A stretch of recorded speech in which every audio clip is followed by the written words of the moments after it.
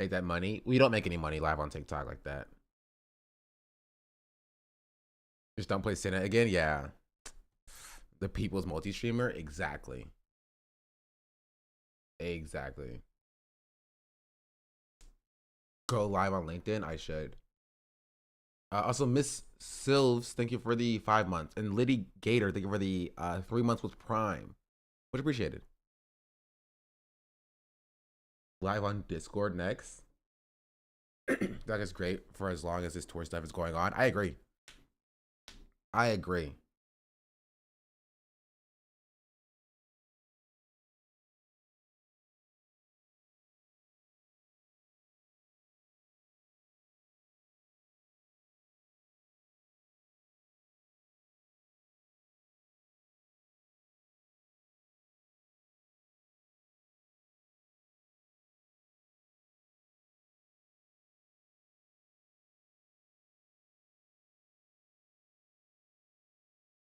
Well, hold on. Okay. We're live on YouTube. We are live on YouTube. W. Now we go live on. We're not going live on OnlyFans. OnlyFans is BDS, apparently. Live on Skype. Isn't Skype dead? Close. Oh, also, what is okay? Is there beef and drama with Streamer University?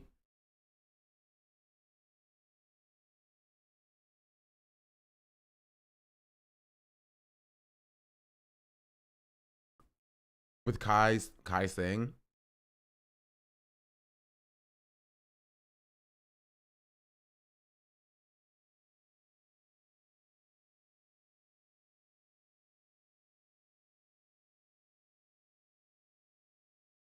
No idea. I saw TikTok of Kai saying he won't have OnlyFans creators. Maybe that is that. Maybe it's that. Maybe.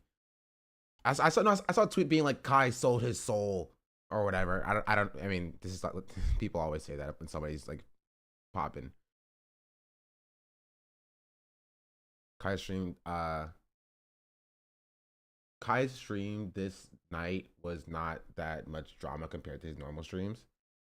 Or Stream University, that sounds like a money grab.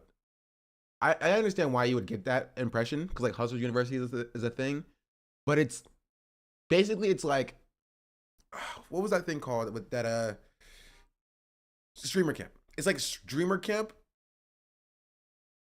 for the WL community, that sort of thing. I saw annoying white people complaining that he's only helping black people. Did Kai say that he was only helping black people? Shit camp? No, shit camp is a different thing. Streamer camp is what I was talking about. It's essentially a way to bolster and platform smaller streamers. And honestly, there should be something for black streamers to help grow, and build and things of that nature. 100%. I have a few questions just about like what are the viewership requirements and like who is it trying to help? Like, is it for people who are at 1K to get up to having 15K? Is it for people who are at like 100 to get up to having 1K? I am curious. I don't think it's a bad thing inherently though. We need a lot more somethings for black streamers. 100%. I agree. 100% I agree. Especially when you realize that the space isn't going to do it for us. You know what I mean? Like the poggers space isn't going to do it for us. It never did. Right? That's the reason why Kai is like Kai is Kai now. Kai had to go out and build on his own because nobody in this space, you feel me, would promote him, would invite him to events, things of that nature, until he was the biggest streamer on the platform. And I would think that would cause some level of self-reflection for the wider streamer space, but I just haven't seen it. Did you apply? I didn't apply. I heard about it like yesterday. Are you in the poggers space? I don't think I'm in the politics space, which is not like that far off. Just because like I am associated with Hassan, and Hassan is a part of the poggers space, you know. But that's just kind of it. I'm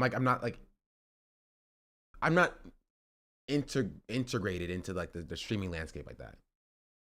Is the Poggers space different than WL space, where there's two different names for the same vague cultural sphere? No, they're different spheres. The Poggers space, think of like OTK, OTV, you know, Ludwig, Cutie, Pokey, those streamers, like the old guard of Twitch. That's like the Poggers space. WL space is like the next evolution of the streaming landscape, where I don't want to include Aiden Ross, but Aiden Ross is technically involved in that. Aiden Ross, AMP, I would even say like RDC, and it's a more predominantly black space than the Poggers community. Barely had any, right? Barely had any black representation, and so black people who were trying to grow and build as streamers left that space, right? And had to build their own space. You feel me?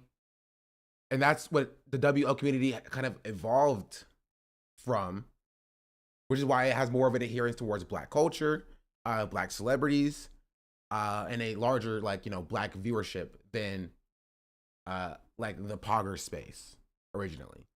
There's still some overlap. But I was watching Ludwig talk about this yesterday. And he was talking about how he went to Jason the Ween and like FaZe are in the WL space as well. So it's not just black creators. Why is it the your expectation that the Poggers space didn't do enough to black creators? I think partially racism. Right? I don't think it's like intentional. You feel me? But I think partially due to racism, due to the fact that as a marginalized streamer, you have to you have to be so much more successful to be taken seriously, and it's so much harder for you to grow in that way in the first place. And so there were instances where in the Poggers space there were black streamers, right? Like Myth is, I would consider a black streamer that was in the Poggers space, right? Who was invited to like things like Jared pointing out, like Shit Camp, right? Nick, another good example, right? The people you see going to these events with XQC and Hassan and Ludwig and Soda and Cutie and Maya. Man, call me. Right?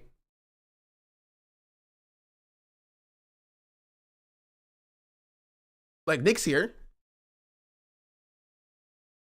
Myth is here. But that's kind of it. Yes, exactly. Right there, boom. Myth and Nick. That's kind of it. Is Cinna WL or Poggers? Cinna is an interesting case because Cinna's initial growth came from the Poggers community up until like 3K-ish, right? Maybe like 1 to 3K-ish. But then Cinna went out and started collaborating. And Cinna was like one of the first people to do this, by the way, right? Went out and started collaborating with like AMP and the WL space. And her growth skyrocketed, right? Her growth skyrocketed. Is Northern considered Poggers? I feel like he's his own thing. I would say Northern's a bit nicher, but he's definitely old guard of Twitch. He wasn't really involved in these like collaborative spaces because like Poggers community only refers to like the collaborations, and yeah, like perfect example. I was gonna say I bring up Germa, right? They didn't do many collaborations in like the like large popular sphere at this point, right? These are a bunch of people that started out at the same time and then grew at the same time and had a very large overlapping audience, right? There was just a severe lack of diversity, right? And it's something that Kai talked about. I tried to find, I couldn't find it. But like when Kai was growing and Kai was going from like, 1 viewer to 3 viewers to 5 viewers to 100 viewers to 1,000 viewers, Kai wasn't invited to events like this. Like Kai, like 3 years ago, Kai was streaming. Kai was streaming September of 2021. Right? But Kai wasn't invited to Shake Camp. Wait, I didn't change my thumbnail. Oh my freaking goodness, bro. I made it a whole thumbnail and I didn't change it. I'm so stupid. Okay, wait, hold on. Change. I knew I forgot something.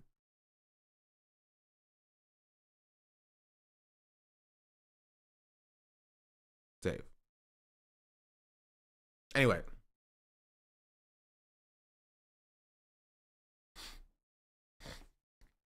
But yeah. And so because, again, I don't think it was a malicious thing. I don't think that like Cutie, when putting on like Chick Cam, was like, we're not gonna have many black people involved or whatever. Right? It's just that like everybody has their own like biases and blind spots. And so this is something that, again, I keep bringing this up. This is something that Ludwig talked about during Fast 50. Kai has spoken on people trying to switch up once he got bigger, including Twitch. Yeah, 100%. 100%. So I pointed out to New Kimber, the relative, the other day, that told them every Iranian I asked, citizen white, I told them that white racists will still not see them as white. Yeah.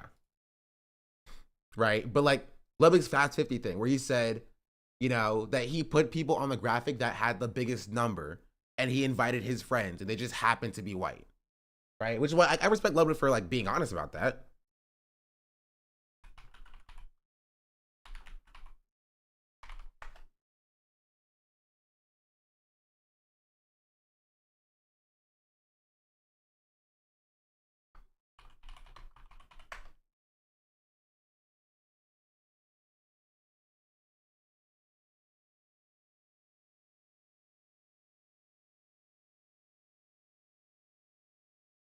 Here.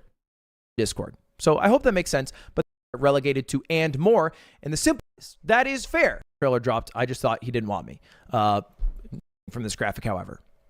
Proud to also now start working with Wings for Life. I think it'll be a fucking killer event.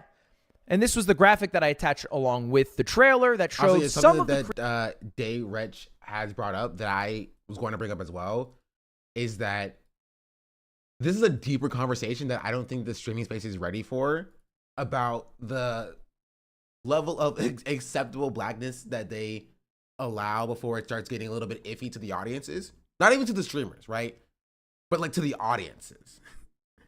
Like they'll have like a certain level of allowed blackness before they start to get uncomfortable with the black people involved. Especially like 3-4 years ago. Which is, I think, is another example for why Kai wasn't on people's radar as much until he was literally the biggest streamer on the platform. Right? People didn't take him seriously until he was literally the biggest streamer on the platform. Creators who are going to be involved, you know, people like Point Crow, Moist Critical, Alfred, people you might recognize as speedrunning or speedrunning adjacent creators. You might notice something that is missing from this graphic, however. People that aren't white. Or dudes. There's a lot of white guys, all right? And I got a bit of heat for that online. How did Ludwig manage to put together 19 white guys and one Asian guy, shout out Liam, for a speedrunning event, not one headlining woman? And then there's even more tweets. And by the way, I should say this right now. I have tried to blur out as best I can everybody's name and identity. I never want people to go for bat for me. Don't defend me, man. All right, all you should do is watch the thing that I put out. If you like it, hell yeah. If you don't, that's okay. Stop watching me, but never feel the need to defend me. I'm okay. I can defend myself. I'm an adult man in this world, and I don't want anyone. I'm not gonna get into the whole like, oh, they don't look black thing, because again, I don't think that Twitch chat should be making this distinction, because like, I'm gonna be real, Twitch chat is overwhelmingly white. So it's deeper than just more like they don't look black, right? And more just about the role that they play in the content, right? Because they could be the darkest skinned person in the world, right? But if they are still the only black person in a predominantly non-black space, the role that they play in the content, right, is the same if they are like, you know, like mixed or whatever. You feel me? They serve as like the butt of the joke. They serve as only being there to be like the I don't want to say like the token black person, right? Because it's like took it as like a word that like reduces them, but more as like a person that they can use as a proxy to excuse potentially anti-black behavior, which we have seen in the streaming space countless times, and I've documented it countless times as well.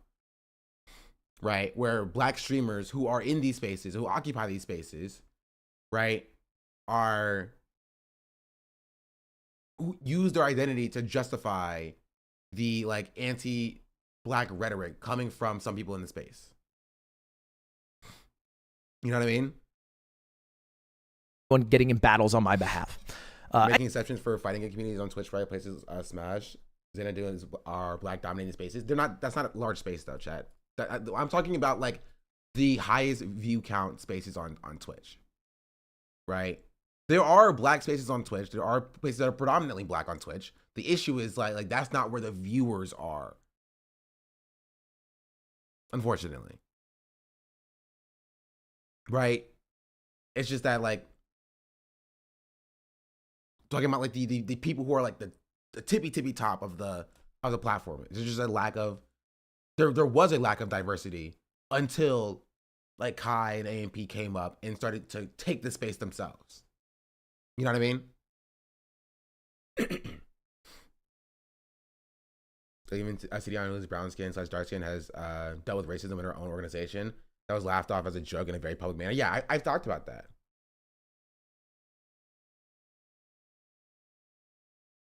Anyway, yeah. This tweet read, why is there not a single woman in Ludwig's speedrun thing? Ain't no way. And then GTM posted briefly that late 2010s. Not sure about how it is now. I feel like the game fell off. It did. But to be fair, like the early adoption of the WL space did start with 2K. A lot of the creators like that started streaming on Twitch that came from the WL space was a 2K space, right? Which there will be like a documentary or some sort of video essay about like how the WL space has grown, and it's a very deep process for that. It's also weird that people have issues with AMP or streamer school being predominantly black, but no issues with OTV and OTK racial makeup. But like, yeah, AMP being predominantly black, like this is a group of friends. Like that's like, sorry, you're gonna get mad at a group of friends for being predominantly black. Like, especially after they were not allowed into the space of like the other organizations. Number one. Number two, did streamer school even happen? I got here by asking the question, but like, it's like there's no indication that streamer school is going to be all black, right? Unless I missed something.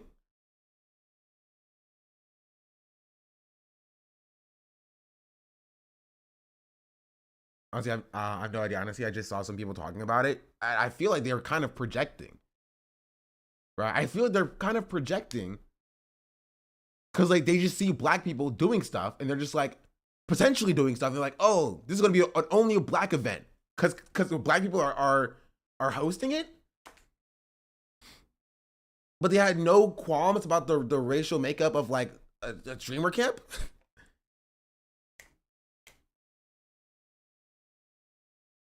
Like I guarantee if you go to any of the other small streamer advice group things that have happened, you're going to see a lack of diversity.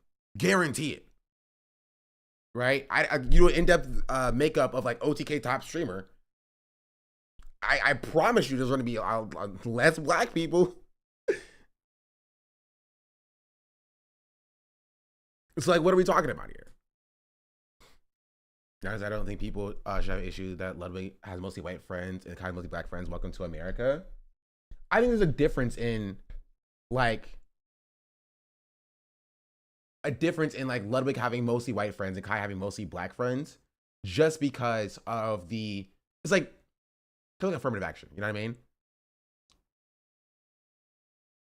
Like in a world where you drop the concept of race and people are accepted based upon like merit into like colleges or whatever, there's still going to be a disproportionality between like black people being accepted into colleges and other groups because of like historical factors like racism.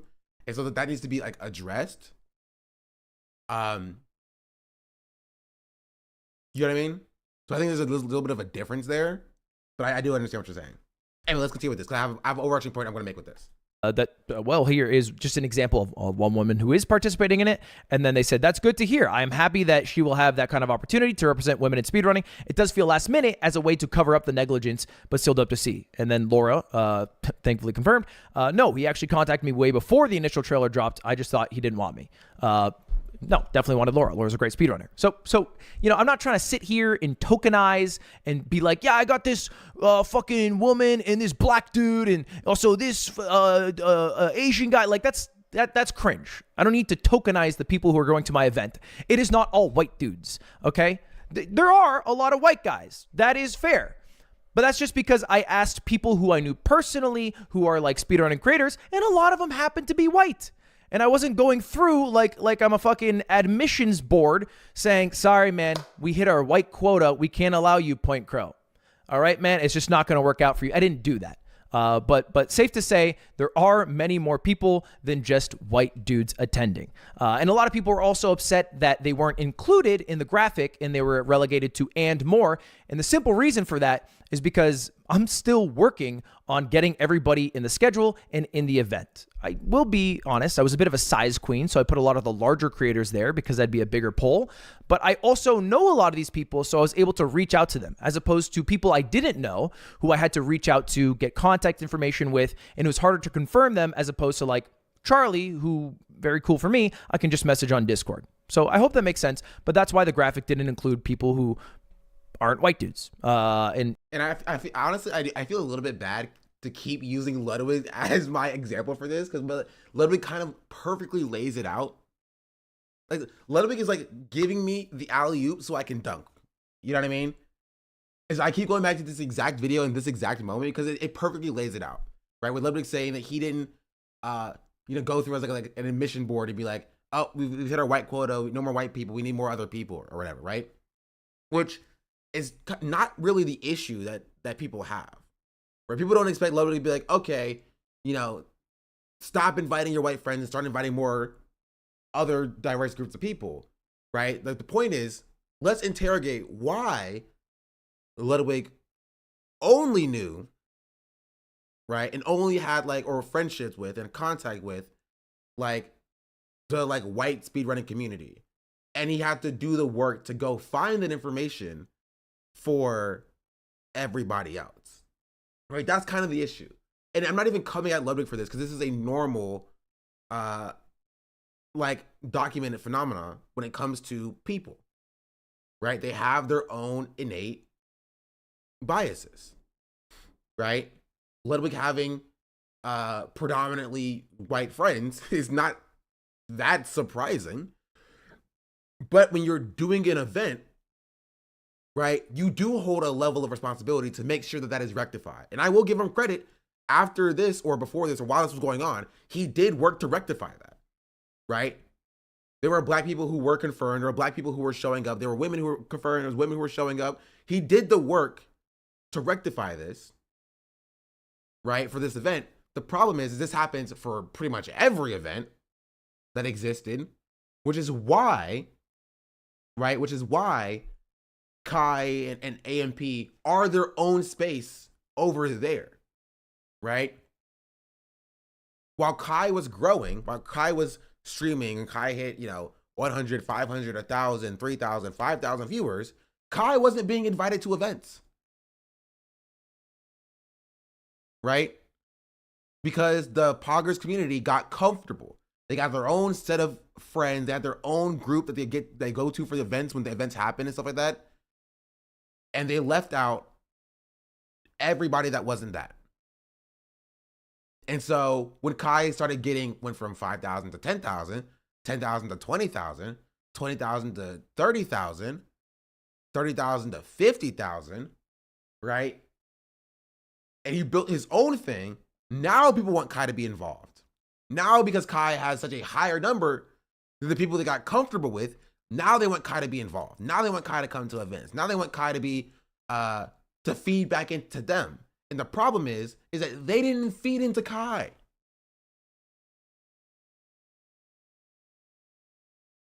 You know what I mean? While Kai was growing, they didn't feed into Kai. And so Kai doesn't want to feed back into them. And I feel like we've gotten a little bit better about this. And Cinna's a good, perfect example of this.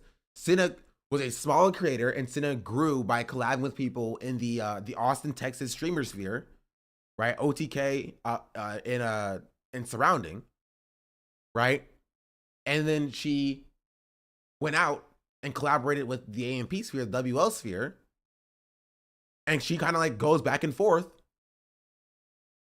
right? Because the OTK streaming space freaking fed into her, and AMP and WL community fed into her, and she feeds back into both of them. And I do think that I'm not Kai, so I can't speak to like why or what Kai's reason to this is, but I do think that that's a part of it, right?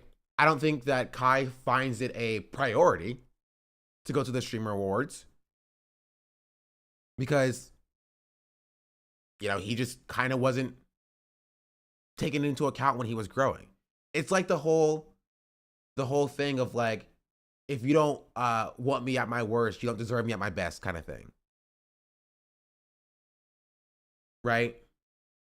And there's some level of truth to it. You feel me?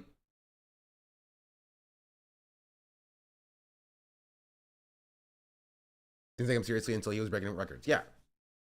And the point that I'm making with this entire thing is that I think the space needs to do some genuine reflection about that.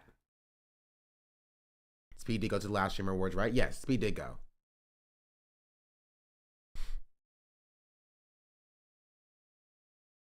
His rise was so fast. Not even particularly. He rose higher faster than normal, right? But like, and we can look up his tracker.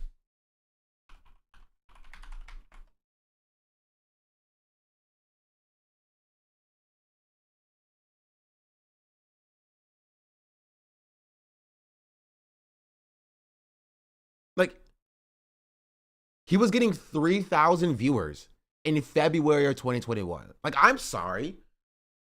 Like, and no offense to the people who are here, that's more than some of these people were getting at shit camp. You know what I mean? In September of 2021. September of 2021, right? Kai was getting 14,000 viewers. You know what I mean? And I didn't hear about Kai going to the shit camp. I didn't see Kai getting invited to some of these other events. You feel me?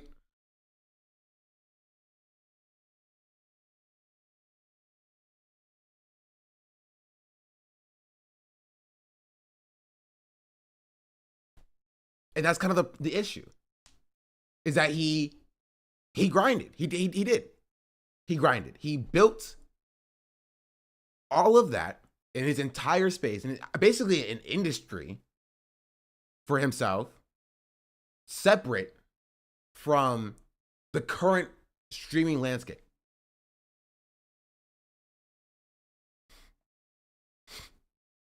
It's because Cutie is racist? No, Cutie is not racist. Right? Because it's not just Cutie. It's not like a Cutie exclusive thing or whatever. It's not a Lubbock exclusive thing. You know what I mean? This is a streaming space in totality. It's not even just about the big scale events, right? It's about the smaller collabs, right? And this is something that like that trigger warning for Miskiff, that Miskiff has talked about, by the way, about how like the poggers community doesn't have any new talents. Anybody have that link? I do think there's a bias, not only against streamers like Kai, but the audience they brought on the platform as well. Yes, 100%. Reggie's topic, glad I tuned in first time here. Welcome in. I was joking because it's a bit from their podcast. You never know. Yeah, I have people who are actually like, oh, Cutie is racist. Let me see. This kid.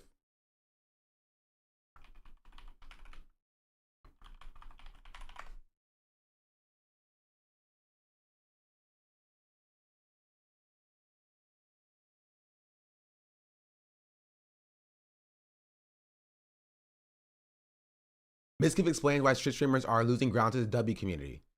Miskiff says that streamers are suffering. Twitch streamer Miskiff claims that traditional Twitch streamers, dubbed the Power community, are actively losing out to the W community due to the rampant factionalism among streamers. What?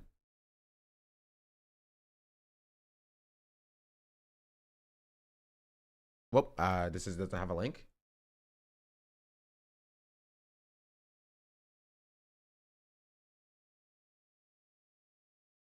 I recognize that bias too. Like 2 years ago, I realized I only follow white streamers and it's so easy to have blind spots. Here. The perfect stereotypes of so many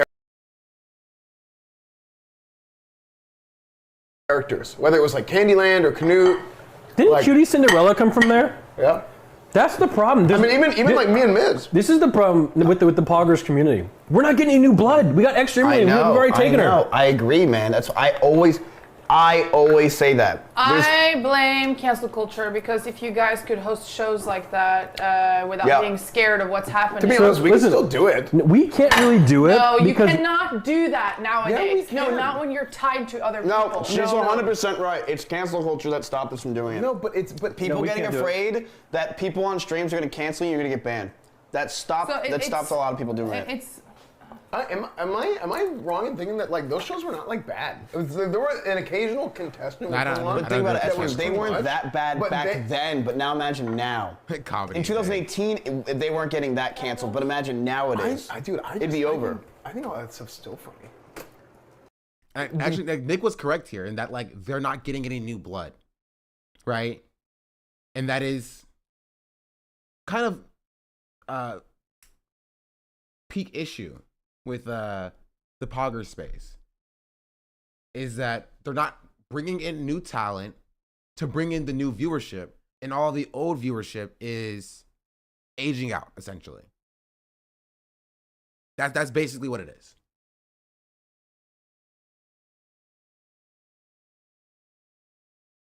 What's the case losing blood to racism / incels? What is the Pogger space? The Pogger space, basically as it's described here, is like it's the old guard of Twitch, right? Before like the new age of like FaZe Clan, you can consider Aiden Ross in there. Aiden Ross, your age, Kai Cenat, Gideon's like not even here anymore. Jason the Ween, the new age of streamers, the people who are currently at the top essentially. Doesn't make me stay up in content. I'm gonna be honest with you. That's definitely a part of it. Older chatters use poggers, and the newer chatters spam W. 100%. Even though now the older chatters are now spamming W because they wanted to be what the cool kids are. Is Dante there? Why? How long has he streamed? Dante is definitely adjacent to like the WL community just because of the people he collaborates with. Like he collaborates with your age. He's like in RDC and he's in that space. But like he's like wasn't considered. And this is the problem. This is the problem. Dante was not considered a part of the large streaming landscape. Dante was streaming to a large audience, mind you, while the Poggers community was a thing before the WL community. But you realize how he wasn't considered a part of the Poggers community? Your Age has been creating content for years, right? You realize how he wasn't part of the Poggers community?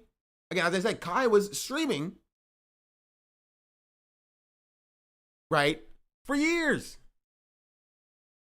ago, to thousands of people, and you realize how he wasn't a part of the Poggers community? That's the issue. That's the problem. Is that there was a culture of like the top streamers that was the Miskiffs and the XQCs and the Pokemains and the Ludwigs, right?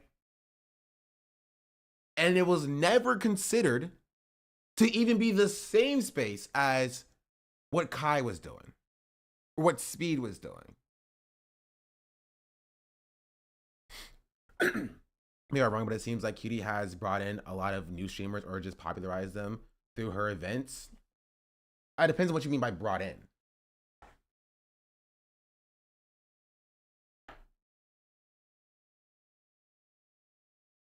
Right?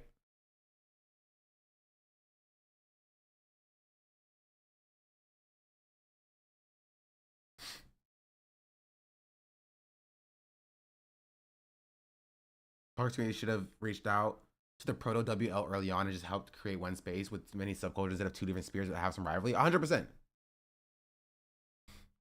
Like giving them some spotlight. That's how I found out about you, for example. Like, sure, 100%. I think there is a usefulness in that, right? But the disparity is still there, and that's what I'm describing. Is that there, even with that happening, there's still a disparity between black faces in this, I won't say in high places, but like in the streaming landscape, right? The streaming space, even like, you know, disregarding the whole kick situation, is fractured. Kai had to basically get co-signed by half of Hollywood before getting the same alteration as XQC. Exactly. Kai had to bring on literal celebrities, like A-list celebrities, before getting the same recognition that XQC got for like eating his toenails. Right? Kai and XQC were pulling in the same numbers essentially in 2022. But like Kai didn't get nearly as much notoriety in the streaming landscape, right? But XQC did. Because XQC was old guard. XQC was old guard of Twitch. Right? He was in the space.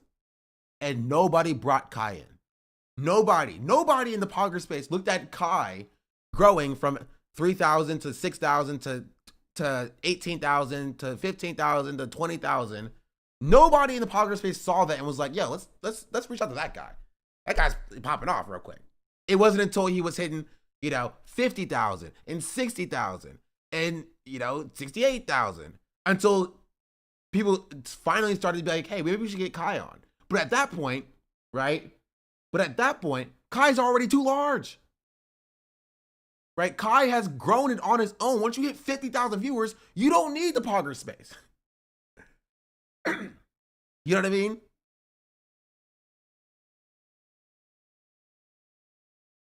Once you hit that level, you don't need them. And so yeah, the Pogger community is I don't want to say dying off, right? But they're definitely not taken as seriously as before because they didn't adapt. And the problem is they got comfortable. That's exactly what OTK is talking about here. They got comfortable. They had their own friend groups. They had their own spaces. They made their own content, and they didn't adapt. Right? At least not fast enough. Not that they didn't try. OTK added new talent. They added extra Emily. I don't know who else was recently added. I don't know when Seer was added. Right? They have their adjacent sphere as well. Wake Wilder. They have Cinna. Peach Jars. You feel me? Kachi. Good point.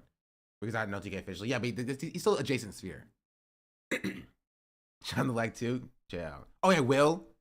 Right? So they did attempt to fix and structure. Same with like OTV. OTV, Pokey graduated, and then John, Jody, and Sydney came in, right, as like the new guard. But the problem is they didn't do it quick enough. They needed more talent, right? They don't need like 2 or 3 other like new streamers to come in and join the organization. They needed more talent. They needed more talent, right?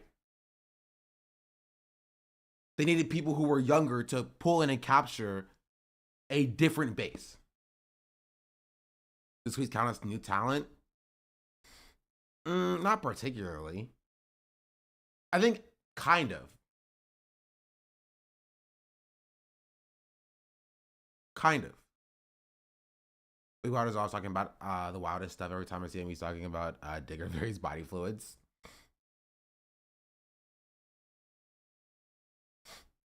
But I mean, by dying off, is there's no sense of community. It's completely fractured. Most of them hate each other. I mean, that's true. Right? And the issue is, this is the problem. The issue is now that, and this is what it was before, okay? You had, excuse me, we're gonna get rid of this, boop. You had, this was WL, and then you had,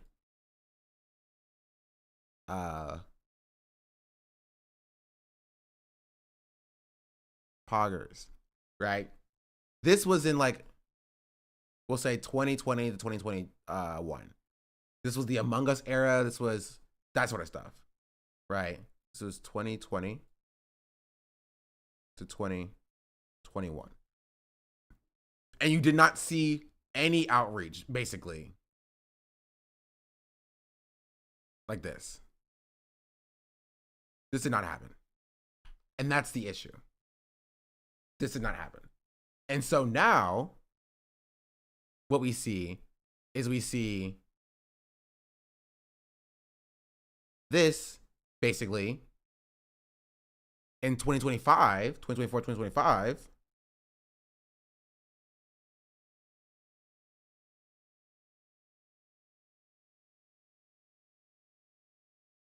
like this.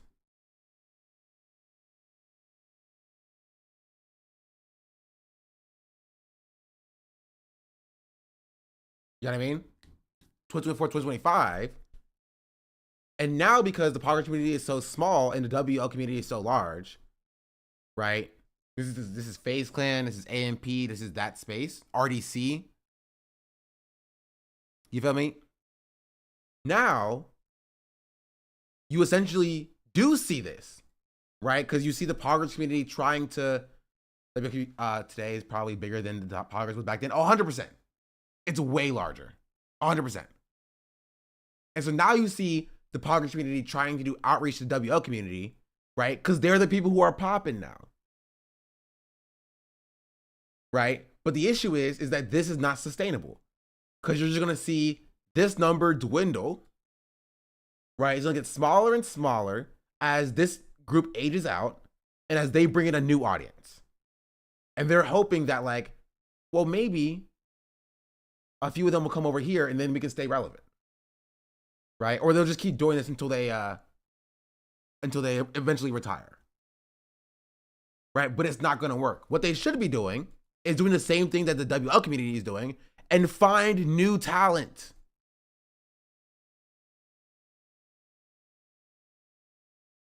Right?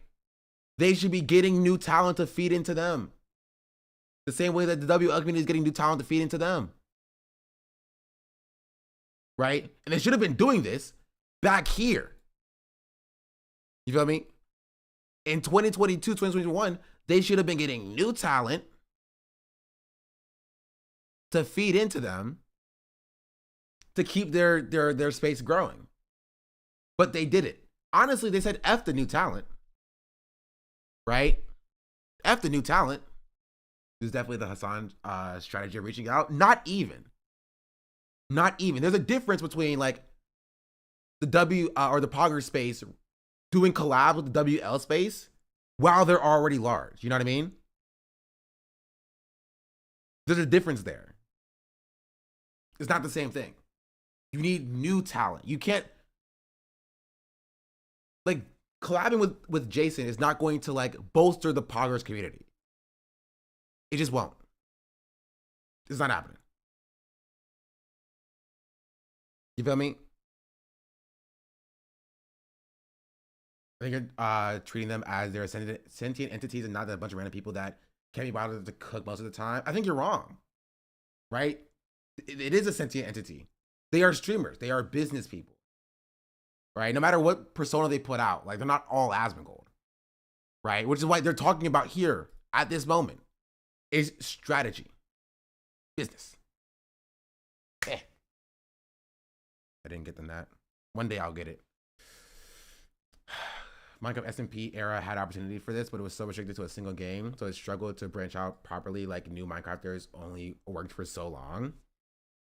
So why foster this space when they're not prepared to look at it from a business perspective?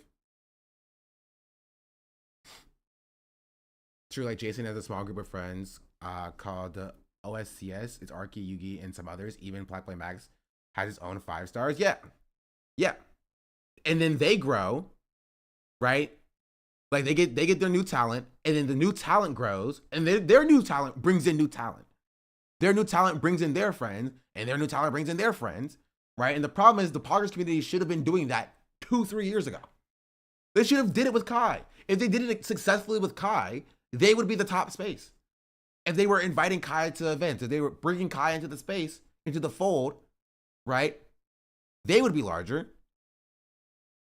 right? Kai would be popping off with more support and didn't have to do it all on his own. And it'll be a more collaborative space. The problem is back in 2020, 2021, they didn't do this outreach, right? OTK signed Bruce and then you didn't use them at all. 100, exactly. Now, I don't know why Bruce went to kick it. That's a different story, right? But like, they do this outreach. Go ahead, Kai went on Wild West or on OTK events, he would look goofy and out of place. Yeah, that's because you're racist, chatter. I'm gonna be real. This idea that like, oh, he just doesn't belong here is stupid and racist. I'm black, doesn't mean you can't be racist, chatter. I'm gonna be real. They had the good opportunity with the Among Us meta.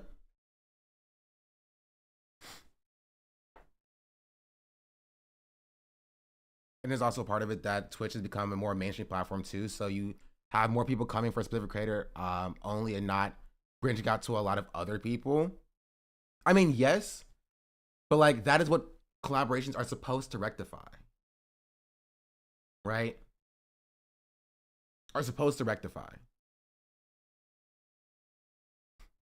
And the Pogger space just did not do it. Did not do it when they were supposed to do it between this time frame here. Right? From 2021 to 2024, they just didn't do it. They got comfortable. And because they got comfortable, the WL space outgrew them. And now they're kind of holding on a little bit. You know what I mean? To the point where like most of them don't even stream anymore. Or like as consistently as they used to. Consistently as they used to. Partially because they're old. No offense, they're old.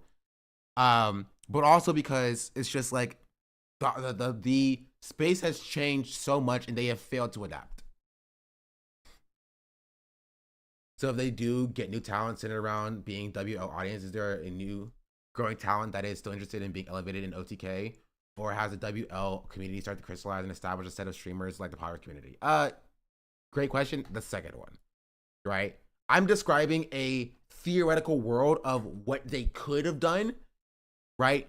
From 2021 to 2024, right? That they didn't do. Who doesn't stream as much? Really, any of them. Like, Nick doesn't stream. I don't know how, like, what ratio Mizkif streams. HQC is doing something, bro. I don't know if you call that streaming, but he's doing something. Like, a lot of the OTK streamers just don't stream as much, or don't even create like collective content as much, right? I guess, and the problem is because they didn't do this, they don't pull the numbers that sponsors want to give them money for, which then means they can't do as high budget events, and it's a self-fulfilling prophecy. You know what I mean? Like, sponsors want to throw money at WL. You feel me? They see Kai numbers and they're like, okay, we'll throw money at Kai. And because the Pogger space is so much smaller, they don't pull that much numbers, which means the events that they try to do just aren't as successful. X has fully joined the WL community.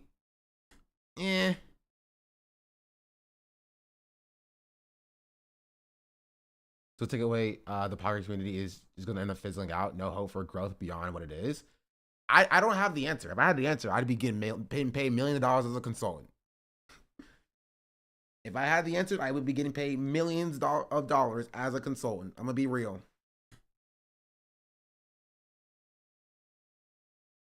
But I don't have the answer.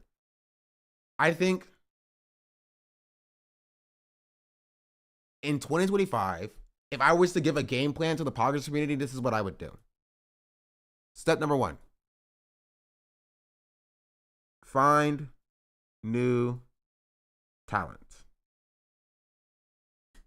Find new talent. They're not going to do this because either 1, they're lazy, or 2, they're old and they're just biding time for retirement. It's a lot, and this is the problem, chat. They're still making millions of dollars, right? They're not making the hundreds of millions of dollars that like Kai is making at averaging 50,000 viewers, but they're sitting pretty at 10 to 15K. They're still millionaires. So there's no reason why they would do this in the first place. They got their bag. If the streaming landscape changes, who cares? They're getting paid. The old guard, the people who still watch Ludwig are going to watch Ludwig. You know what I mean? People who watch Pokey are going to watch Pokey. That's what it's going to, they're fine. So they're not going to do this. But if they did want to stay relevant, step 1 would be to find new talent. I don't know, and I don't care where you get it from, but you need new talent. You need people who are, you know, breaking the mold in the boundary. You can take the Hassan route and solely try to associate with both communities. No, that route is effectively a dead end. That's not going to work to grow the podcast community. At best, it will keep the relevance. Hassan is different because Hassan does politics, and like politics is like is an evergreen thing, right? But like if other members of the podcast community try to just associate with the WL community, they're just holding on for until their hands get tired. Essentially, they're not growing their space. That's what Cutie is low-key trying to do, especially how she's connected with Jason. Like most of the WL see her as a cool auntie. Yeah, but it doesn't. Again, that doesn't grow the space. That's my only point. I'm not saying that's not effective in keeping that individual streamer's viewership. Like I'm sure Hassan's viewership is you know, benefits, and Cutie's viewership benefits, and Ludwig's viewership benefits from being associated with the WL space, but it's not growing the Poggers community. At that point, you're just kind of like, at that point, the advice is just hop on lifeboats and abandon ship. You know what I mean?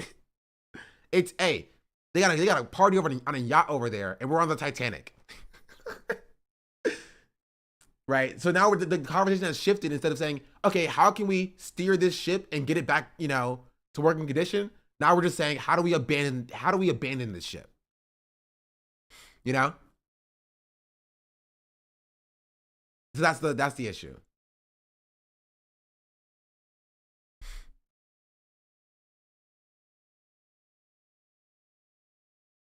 I guarantee somebody talked about me sometime. I'm still getting comments on my YouTube. Maybe it was Aspen. I told you, I just checked my phone. I'm just like, oh, okay, YouTube, not a comment. Maybe it was a nice YouTube comment. I was like, man, you're super awesome and great. And I was like, nope, it's not that. Was it Dean? No, it wasn't Dean. He's like, if I made bank off of Twitch back in 2010, I wouldn't care either and just retire. You say Ethan Klein's Insta stories? I did not. But why would he talk about me, though? I didn't even do anything. I talked about freaking TikTok drama the last 2 days. You know what I mean? What did I do? Also, somebody would tell me. If it was Ethan Klein's Insta story, somebody would tell me. Be like, you're on Ethan Klein's Insta story or whatever. I think it was probably in a drama slop to her video that didn't really, from somebody who's like, you know, thought it was good for their metrics to just talk about the content cop or whatever, and I just had to mention.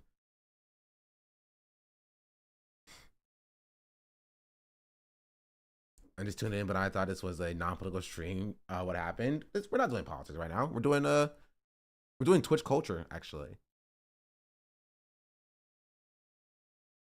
I don't like how every time I reading that. I look at his Insta story, you think I would know it was you who viewed his story. I don't really care. Pillsbury Doughboy, maybe. since like you need to establish contact with new creators as well, even if you don't, you eventually have to because of how big the event is. The Poggers community is kind of the variety gamer community. Dance game, Baru, code dropped from 10 to 20K to like 2 to 7K.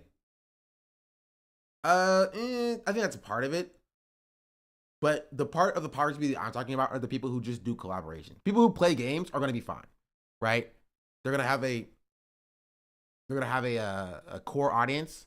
They're not gonna be at their peak, but they're gonna be chill, right? I don't even think that they want to like be at like 50, 60K, right?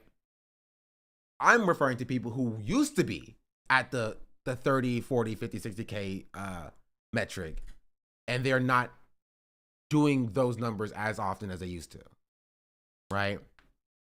Like the upper echelon. People who are doing all the collabs and the events and things of that nature. Now, events and stuff do still happen, right? But just kind of less often because it's less worthwhile.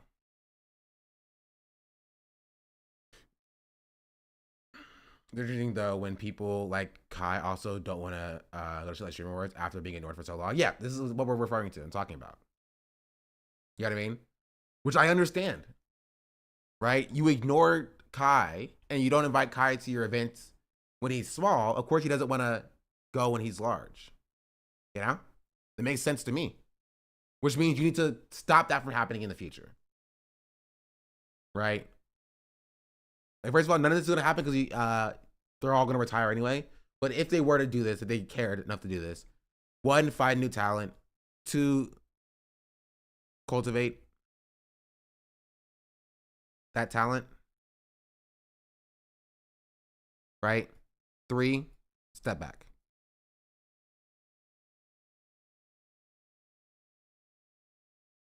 That's it. Find new talent, cultivate the talent, and step back. Right now, we've kind of jumped to 2.5, which is like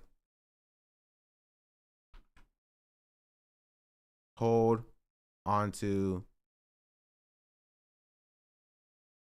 audience.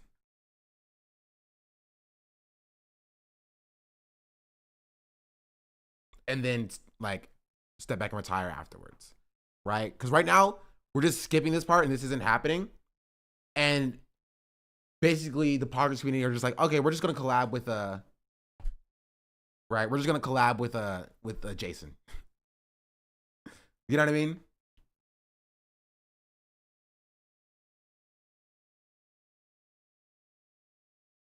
These CWL communities keep promoting new talent or eventually also get comfortable? I don't know.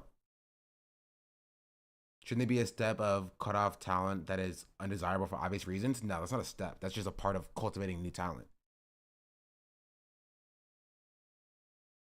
That'd be like step number, 16. Don't get canceled. That's not a step.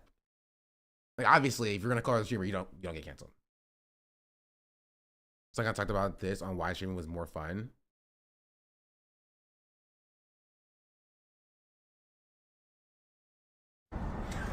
Eat her. Eat her. It's loud. Poggies.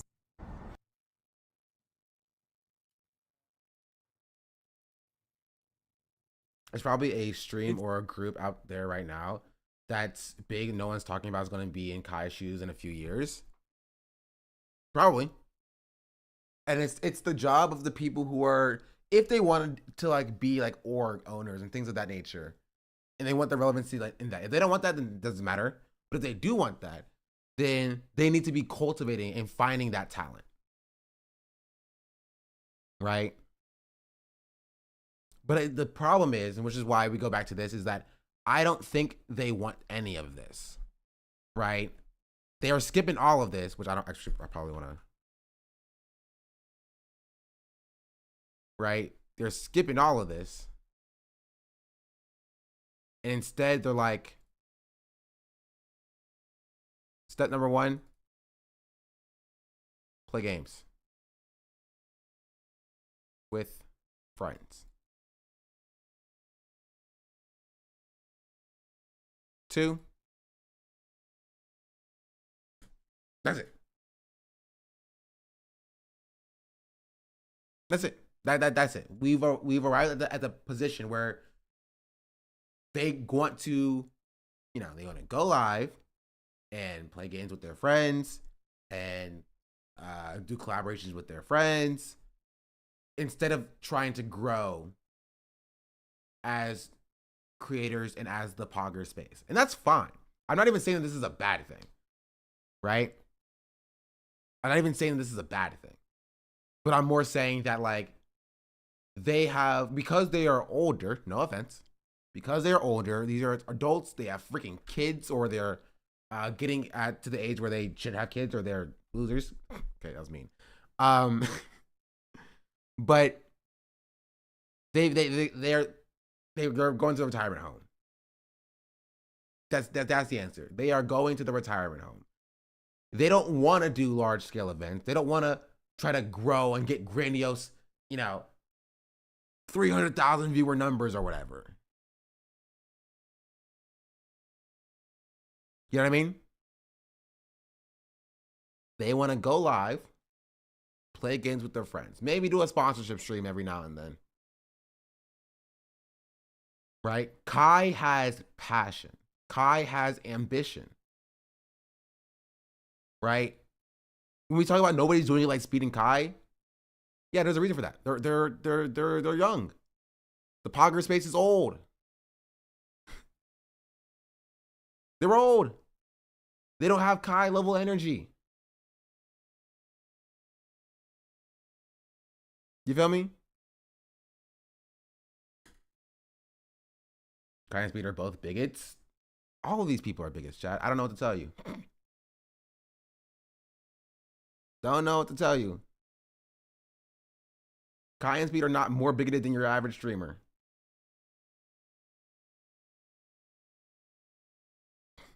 They do what Grey's Anatomy does and keep growing viewership all these years.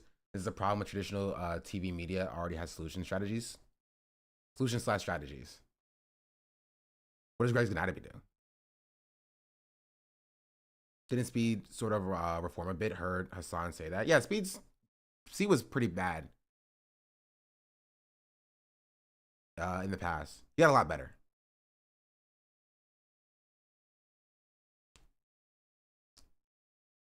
Bigoted streamer tier list. Speed is less bigoted than the average, and Kai is about average. That's fair. I can see that. I think like Speed and Kai are especially bigoted is dumb. I would go as far as say is racist. Right? This is something that you see sometime in like Hassan's chat when Hassan talks about black people, right? They'll be like, black people are like homophobic, right?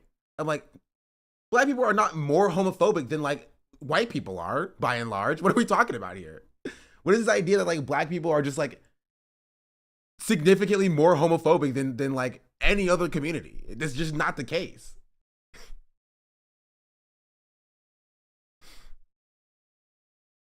Like Asmongold is like one of the largest streamers on the platform, and he's doing Nazism.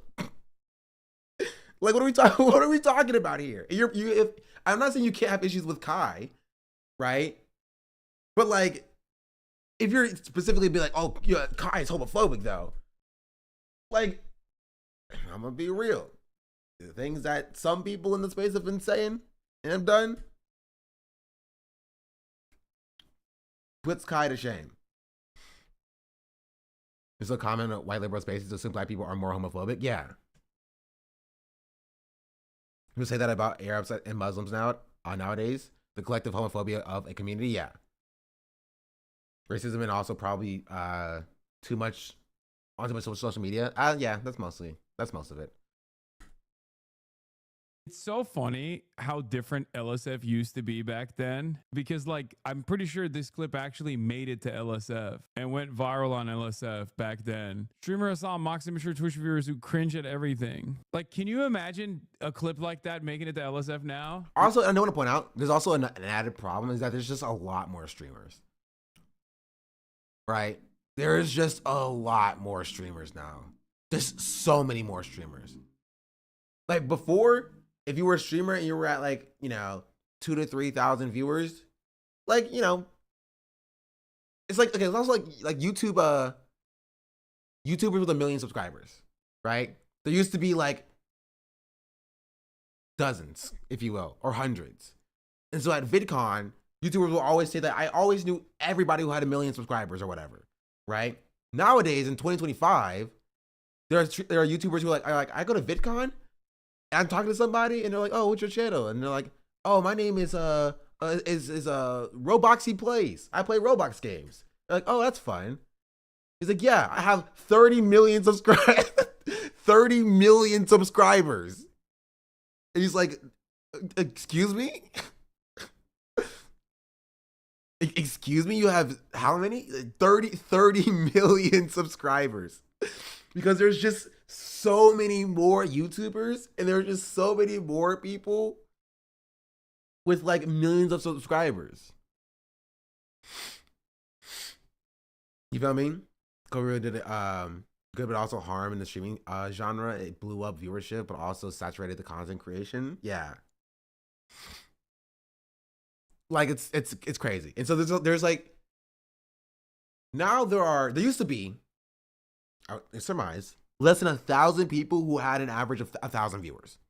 In 2020, there were less than 1,000 people who had an average of 1,000 viewers. Right? Now there's like 3,000, 3 to 5,000.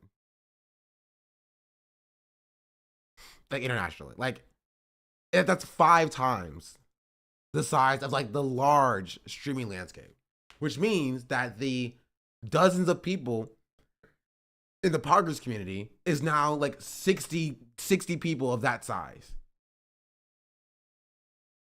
Right? And so it's almost impossible to like collaborate with all of them. Because it's just so much larger than it was before. Your coiffed hair, yeah, it's because I had just gotten a haircut on stream. But oh my god, so many he can't keep getting away with it clips back then. Yeah, the meta. Every streamer had a different meta, and for me it was like girls thirsting over me was the meta. No wonder everybody developed intense resentment towards me. Now that I think about it, that used to be the meta back in the day. Let's look at LSF now. Ethan reflects on items crashing out with his content activity and creator crash imploding. It's like 5%. 5 hours will make you top 1% of Twitch. I don't know if it's 5. 5 seems low.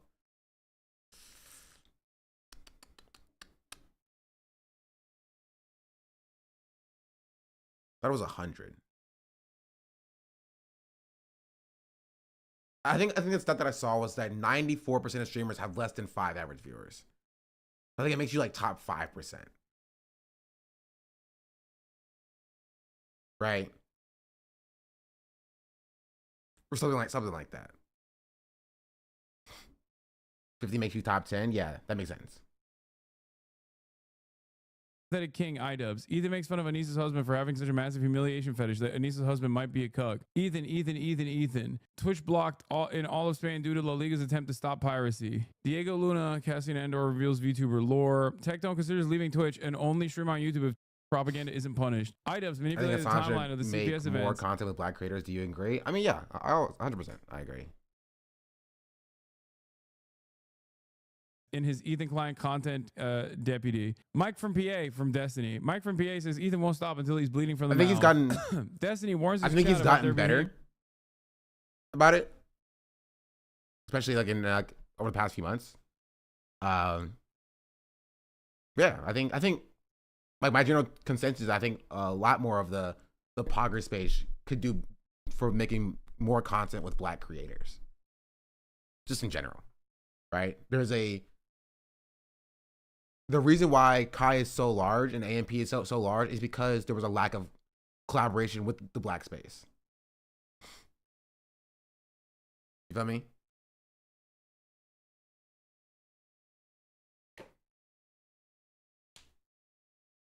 iDubbbz steps away from Creator Clash. What has happened? There used to, if you went back in time, used to 1v1 to 2019, raids, yeah.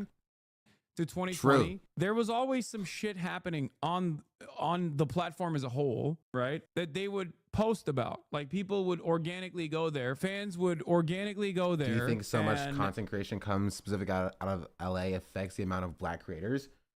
No, there's hella black people in LA. Right? Just not in the parts of LA that these streamers are in. I'm gonna be real. Like there are hella black people in LA, just not in the parts of LA that these streamers are in.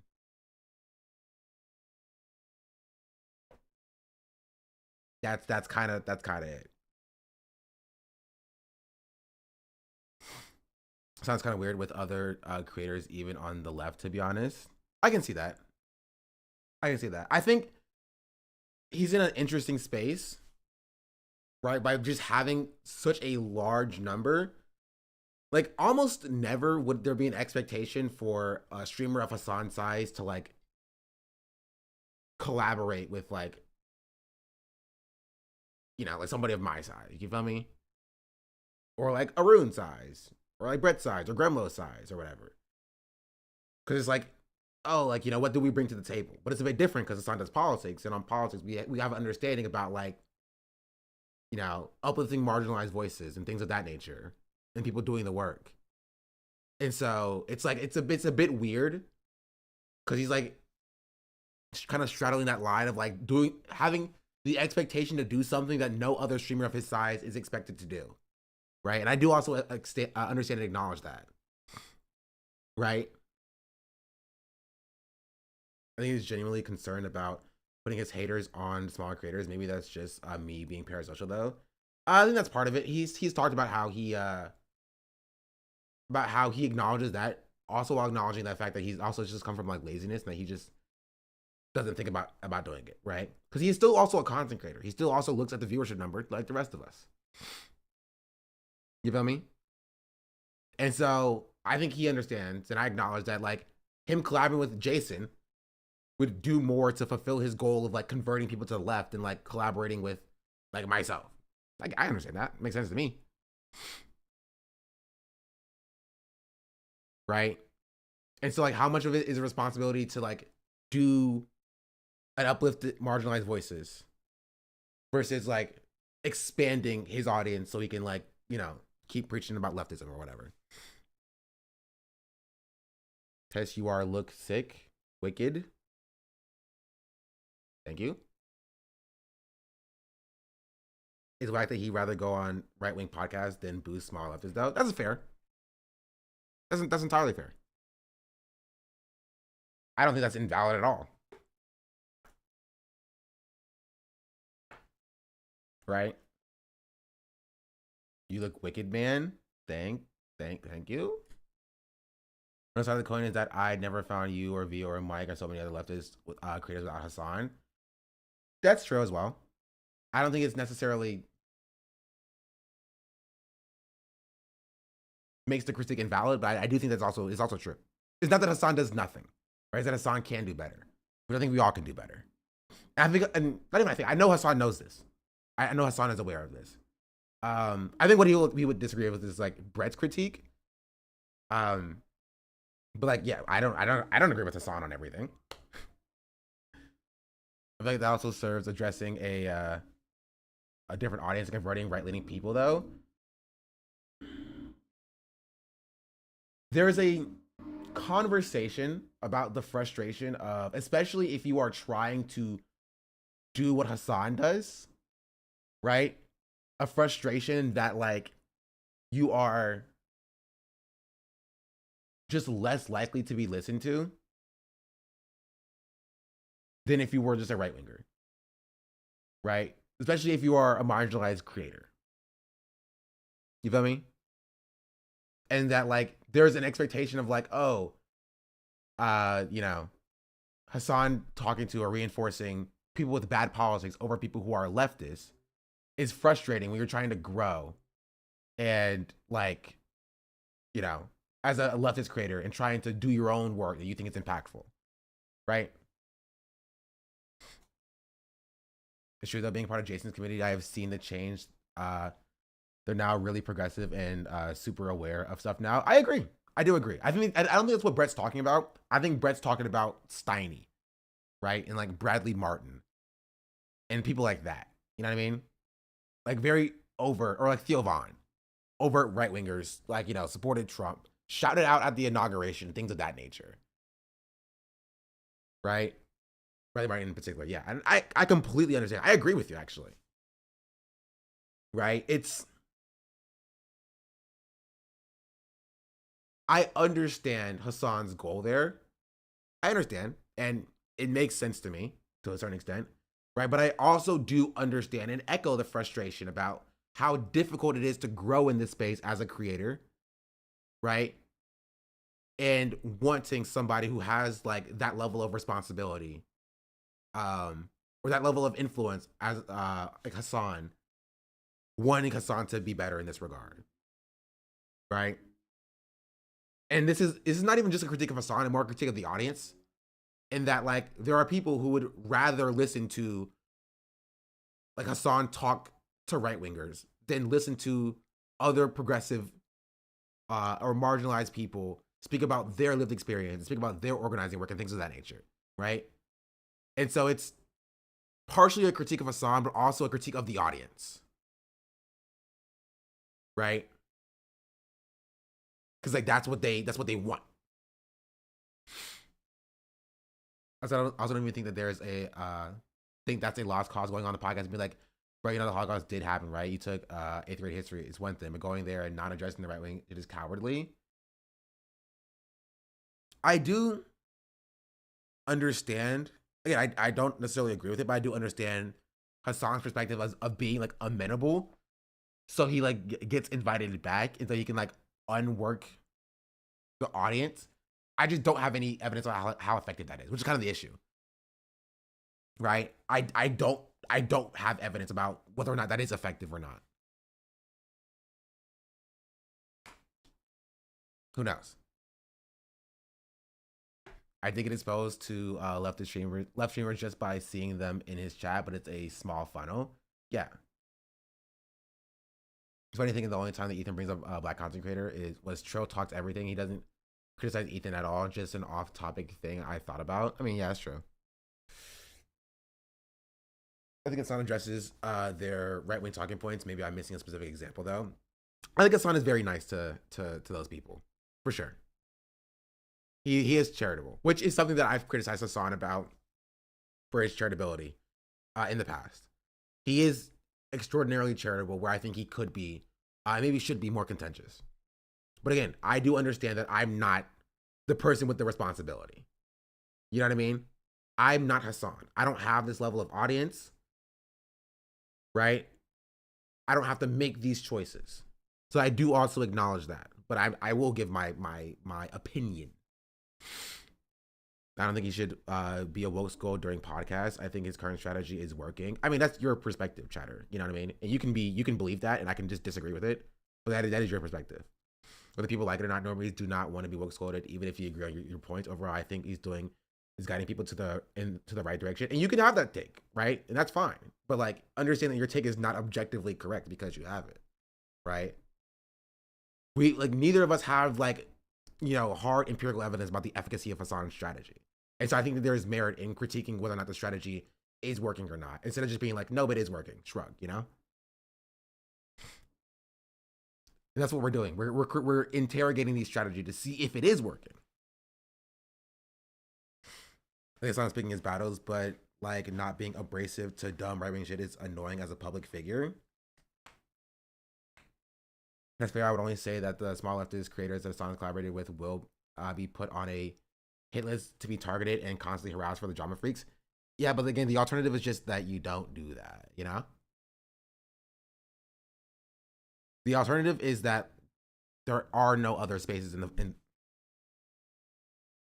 there are no other voices in the space.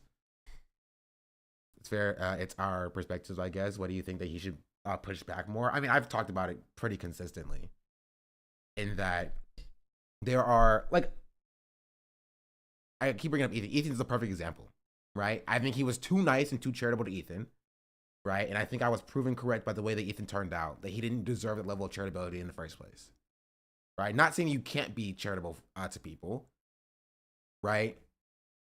But more is that like picking and choosing when to be charitable and when not to be charitable is essential. And I think that Hassan is too charitable to some people sometimes, right? Because I think this is the Charlie Kirk thing, isn't it? Yeah. I saw Brett go crazy with when Hassan. Oh, they tell me you're. I didn't even need to say it. Big. Yeah. Ran in the flesh. What's up, Char? As a small leftist, do you secretly want gross right-wing boneheads to hate you so you can use your voice to combat it? Not particularly. Charlie, how you doing? You gotta send me commission on all the YouTube videos you make about me. Anyway, but yeah, what were we talking about? So, Amy Goodman. Yeah. I will say, and this is my personal thing, and I may disagree with Brett on this. I don't think this is like the biggest thing to look at. I think that there are times where he does this in a way that's not effective. Like going on Bradley Martin's podcast I think that's worse than like Hassan being like, "Yeah, what's up, Charlie?" Whatever, you know, at the DNC. Personally, yeah, I think there are better examples, but I do agree with Brett's overall point. You feel me? I do.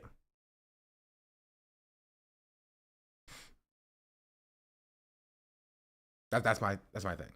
I think it's a bad fit to take this clip and make it seem like he was trying to be nice. I agree with Brett's overall point too.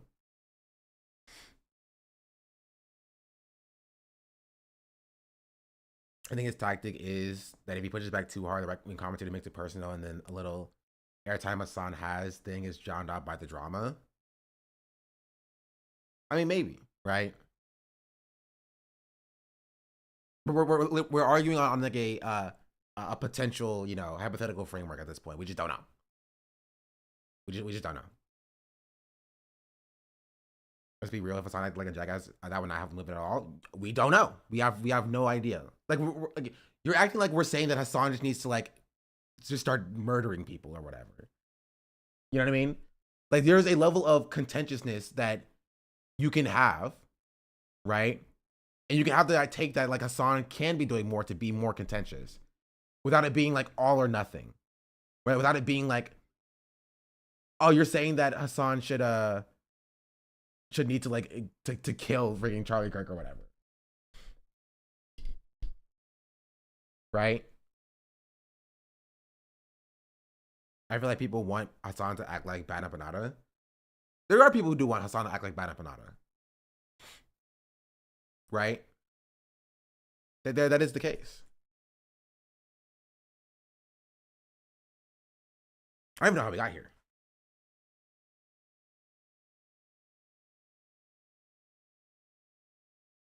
This is who Hassan has been missing out collaborating with. I like Brennan Lee Mulligan. I remember a guy being like, you know, like you're working in a coffee shop somewhere, and you know, like you got to think like that's not a career. You got to do that. And I remember talking to the guy and being like, so do you think no one should work in a coffee shop? And he was like, I wouldn't. And I was like, but I'm asking you, do you think coffee shops shouldn't exist? And he was like, no, I love coffee. And I was like, so you're bad. Yeah. Like, do you see that you are saying it should exist, and if you want it to exist, you should want it to be that anyone who works there, because again, we're agreeing it's good and necessary. Yeah. Coffee shops are actually better than what you do. It's better to pour a cup of coffee than whatever fucking thing you do all day. Right? That's a nice, cool thing to do that's good to do, is to make a good cup of coffee. Matthew Mercer. Mod's been that guy. Mod's ripped that guy's arms off. Brennan is cooler than Matthew Mercer. All right, I'll say it. He's more based. So someone doing that should live in dignity and comfort and safety, right? We all think that is true. And like the idea that he was like, no, it should exist and it should hurt and be bad to do it. I remember a guy being like, you know, like you're working in a car. Yeah. Brennan has some good clips.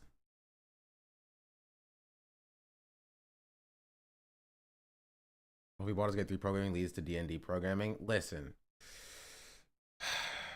D&D with chat programming is just, it's so much more work because there's not a good, valuable freaking D&D API that's easy to work with, okay? I would either have to build it myself or work with the bad one. You know? Work with the bad one that exists.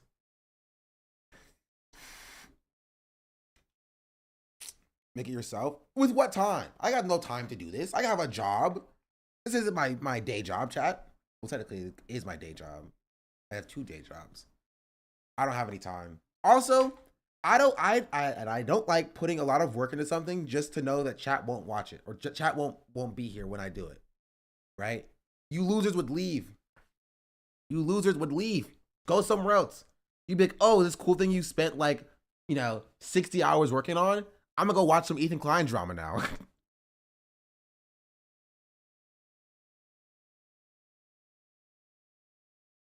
That's it. That's it. I know you. I know what you are. Coffee shop. Anyway, this is a long tangent. But yeah, streaming space is different. It's changed. And I don't know how to fix it. Oh, number one. Actually, no, I don't know how to fix it. Oh, sorry. Excuse me. This is my thumbnail for today. Step 1. Collab with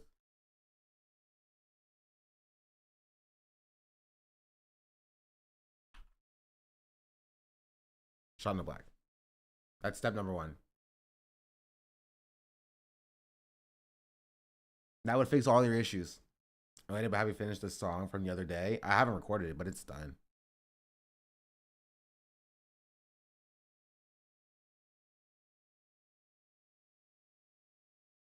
I was thinking, as leftists, we can't expect people to be perfect. I think we're picking apart people's behavior on such a grandeur is a weird look, especially when you're on your side. Just reinforces negative perception about people already lying with the community, in my opinion. Nah, I don't really care about that.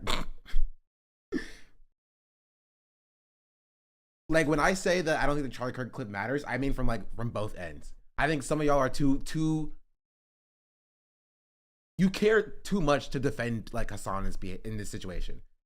Right? My take is the only correct take in that I don't think it's the most important thing in the world, but yeah, Hassan could have not shook his hand. Who cares? You know? That's my take. I think it would have been a better world where Hassan didn't shake Charlie Kirk's hand. It wasn't nice to Charlie Kirk. He should have been like, Charlie Kirk, I don't like you. Get out of my face. Right? Could have just said he did Charlie and then ignored him. I agree. Right? But I don't think it's the most or the biggest deal in the world. You know what I mean? That's my take. I think Hassan going on the Note Boys podcast or Bradley Martin's podcast, and doing that, or Hassan this is what I say. This is my take. I think Hassan being charitable to Ethan Klein significantly worse, and that would be my focus on my critique of Hassan.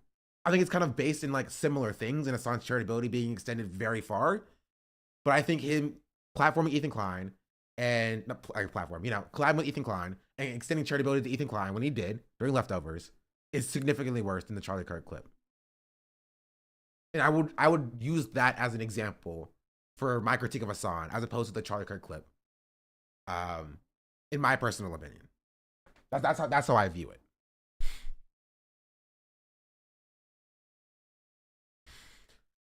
Jeez Louise. It's very fair, but picking apart such a small interaction comes off as way too policy of people's behavior. We're on the internet, chatter. We're all doing that. We're all doing that. I'm not gonna be like, oh, Brett, stop picking apart Hassan's behavior because you're doing the same thing that other chatters are doing, but in a different way. You know what I mean? That's my point by saying that y'all care too much. It doesn't matter. And this is the problem. Hassan doesn't even care this much. Hassan doesn't even care this much. You're defending Hassan to a level of Hassan will just be like, sure, okay. Hassan wouldn't be like, it's actually imperative that I shake Charlie Kirk's hand here. It's essential to my worldview of being charitable to people or whatever. The way that some of you chatters are doing. You know what I mean? Like, come on. Covers also in a context of how Hassan doesn't shout out leftist creators and how he treats the right. I will say Hassan does shout out leftist creators. I do agree that he could be more. Right? He used to be really bad at it. Like, if you've watched Hassan for a while, he used to be really bad at doing that. You know what I mean? So I do think he's gotten better, but obviously I think he can still do better. Right? Hassan's not perfect. He's not infallible. Right? And this is the problem with like the parasocial nature of like Twitch streaming, is that people think that Hassan is infallible, or like people think that people in general are infallible, right?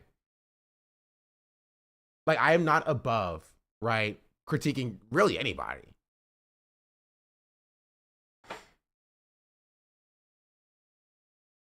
You feel me? But I do try to approach it in a way that I think is fair. And so I will critique Hassan, but I will do it in a way that I think is fair to Hassan. Right? After hearing more, you're right. He should do better and let small streamers decide if they're okay with more attention, whether positive or negative, that is directed towards Hassan. Yeah. Yeah. That is my take. Now, what that looks like, I don't know. I'm not Hassan. I can't make that distinction. I think bringing Arun on to talk about Indian politics, which he's done pretty often actually. Like, I think that's a good thing. That's a good way to like bring in somebody who is a marginalized leftist creator to speak about their own personal issue area. I think doing that more often is important. Right? But again, the issue is that the audience needs to watch. Like, Hassan can bring on Arun as many times as he wants to. The audience needs to watch Arun. And that's something that Twitch chat needs to like work on. And that is being more open to hear from other perspectives. Right? Just in general. Because it won't matter. Hassan can bring on a smaller leftist creator every stream for the next 6 years or whatever. And it doesn't matter if the audience doesn't stick around. Right? It doesn't matter if the audience doesn't go listen to what that person has to say. It falls on deaf ears. Right? And so as a Twitch chat, you have to be more amenable to hearing different perspectives and other perspectives. Audience needs more to be more curious. I pop in a room's chat every time something is going on in South Asia because I know he's an expert on that. That was my main takeaway from all the drama. Chat spends more time watching Asmin and Ethan than anyone they actually would agree with. 100%. 100%. I have chatters who only come in here when I talk about Ethan. Only come in here when I talk about Ethan. Right? There are people who came in here when I talk about Ethan, but then they at least pop in when I'm doing something else to see what's going on. But they're like, oh, you're not talking about Ethan anymore? Fuck you, I'm leaving. Oh, is the Ethan section over? Fuck you, I'm out. Right? Oh, are you talking? Chat, has he talked about Ethan yet? Has he covered Asmin yet? Right? That's the problem. They will spend more time watching Asmongold streams just to clip a moment and send it to Hassan than actually engaging with the leftist creators.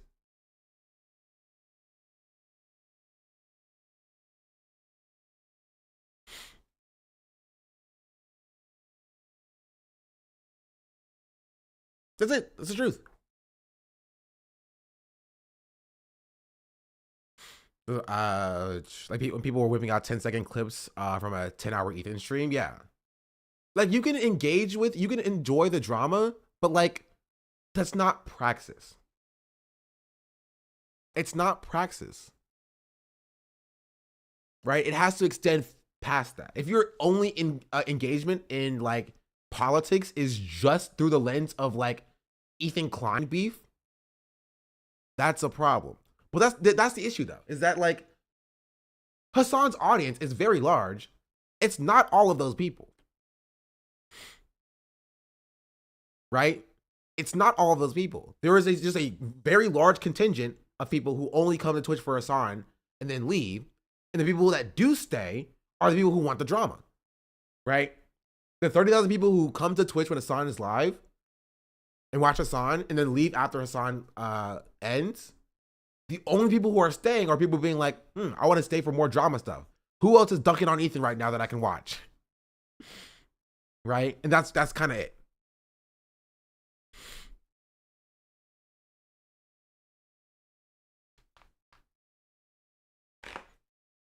Right? And so like as a smaller leftist creator, you kind of just have to balance that, right? You have to be like, do I engage with the drama slop and have a very high viewership number?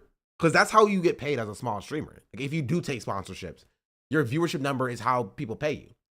And it's dependent on how people offer you. You know what I mean?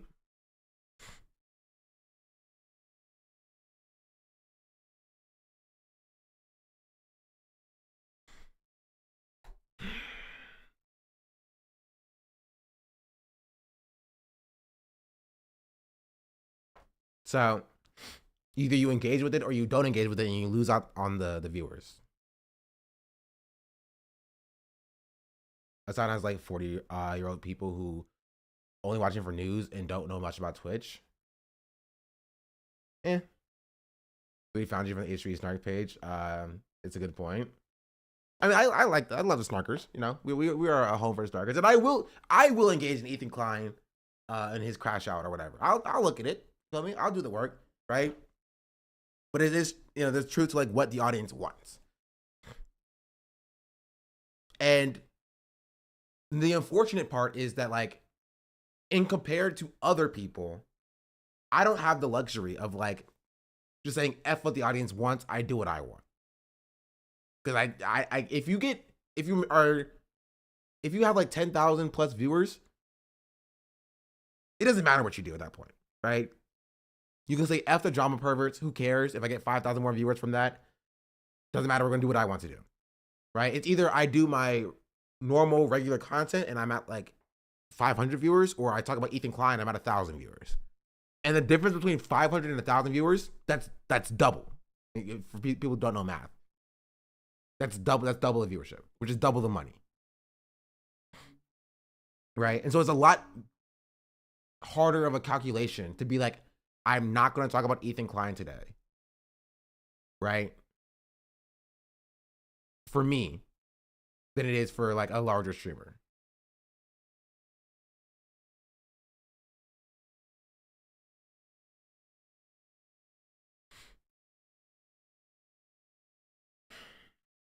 Jeez Louise. But yeah, in conclusion, Hassan could do more. Hassan could do better. Which is what, it kind of was like my root critique of Hassan on my Dean Withers video. It was partially about Dean, but also just about a frustration about like there are people with good politics on Twitch, not even just me. Good politics on Twitch who are grinding, right? Who are grinding to hope to get their voices heard, to share their perspective and talk about leftist politics, especially like marginalized people, right? And it is frustrating to see, cishet white, formerly racist kids or whatever, fall into a measure of success and profit off of that, while marginalized people or content creators don't even get the time of day. You know what I mean? That's my perspective, and I understand.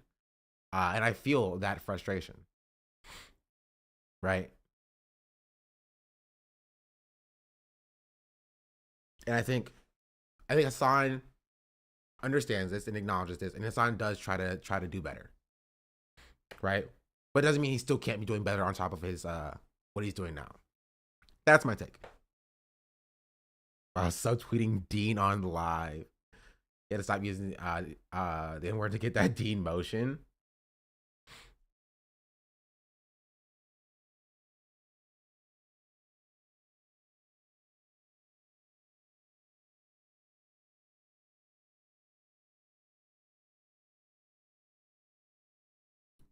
Cam Higby, gross. Wait, this is you, Brett.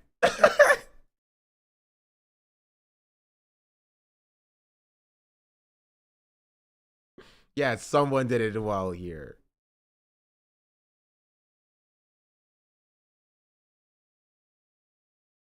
The Nazi. Ah, that's freaking loud.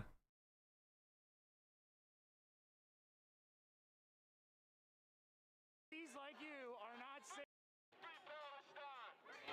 What does that mean? Are you gonna beat me up? It means you're a fucking Nazi, and if there's any justice, people like you would not be allowed in public. The Nazis like you are not safe here. True. What does that mean? Are you gonna beat me up?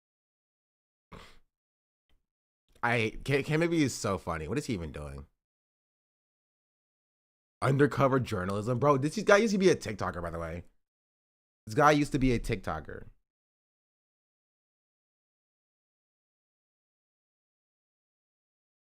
Oh my goodness, chatter. I timed the chatter out for like, you know, posting crazy in the chat. And now they went to my freaking Instagram to leave comments. Please, please stop. Please. Please, I beg of you. I beg of you, chatter. I appreciate your enthusiasm and support. But gosh darn it. I beg of you, please stop. Thank you.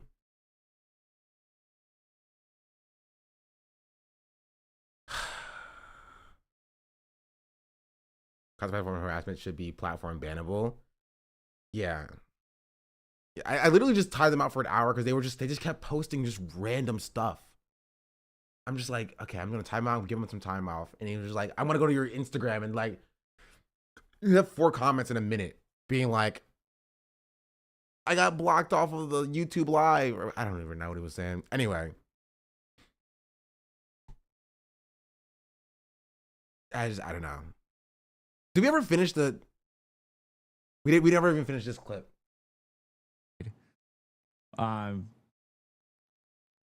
It's just fucking no matter what, no matter where I turn, no matter what I say, no matter what I do.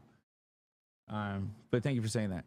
Joey says love to you and Liam. He said okay. That's what I was looking for. He didn't condemn Dan Diddy Saltman.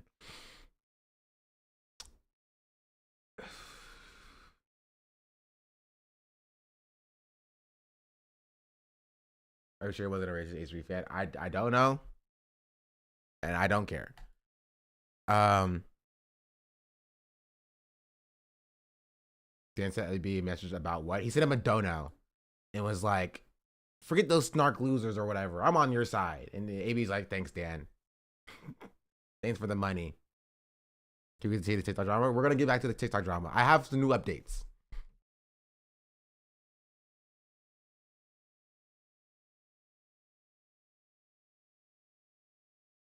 Am I live on TikTok? I don't think I'm live on TikTok. How do I go live on TikTok?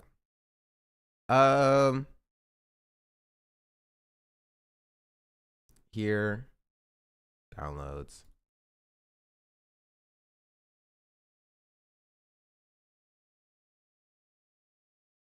I don't want to watch the 8 hours live. We're not going to watch the 8 hour live. Not right now, at least. Same title. The Peyton X Dean Withers situation is wild. Exclamation point, exclamation point, exclamation point. Go live. Perfect. Here. TikTok. And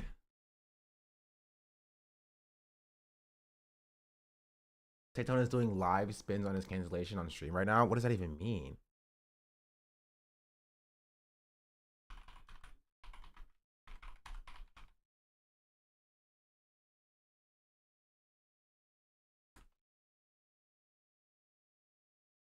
So much it's crazy. But I'm hoping the vindication arc is going to be worth it. That's actually gross. Trust me, I absolutely agree. Now let's keep going here. Let's keep going here. I moved out a bit ago. There's another one? Stop. Stop. Stop. Stop. Stop. Stop. Stop.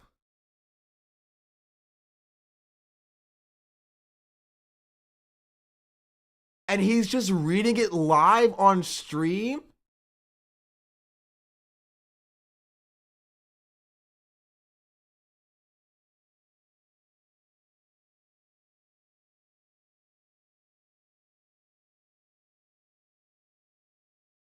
There was this girl maybe like a year and a half ago. What? Why does he have so many allegations?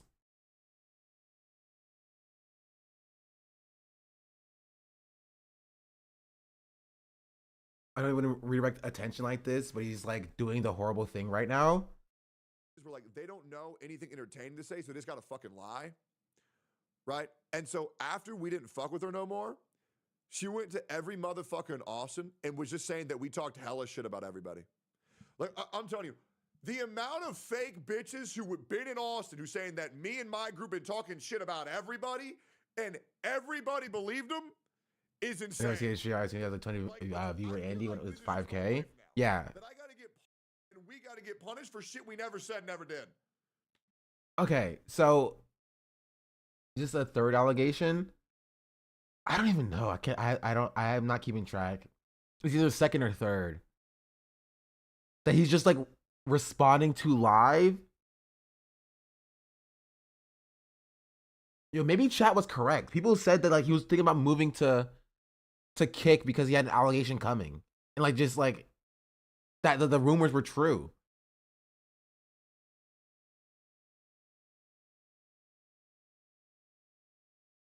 That's crazy. About you on this day. Okay. So here's the footage of us sitting here the entire time and all we're doing is watching fucking Moana. And I went through all of the security footage. The entire time. And I'm like, just like, damn, bro. Like, I mean, Jesus Christ. Like, the fact that I got to do this shit is insane. Bro, how does he keep getting put in these situations?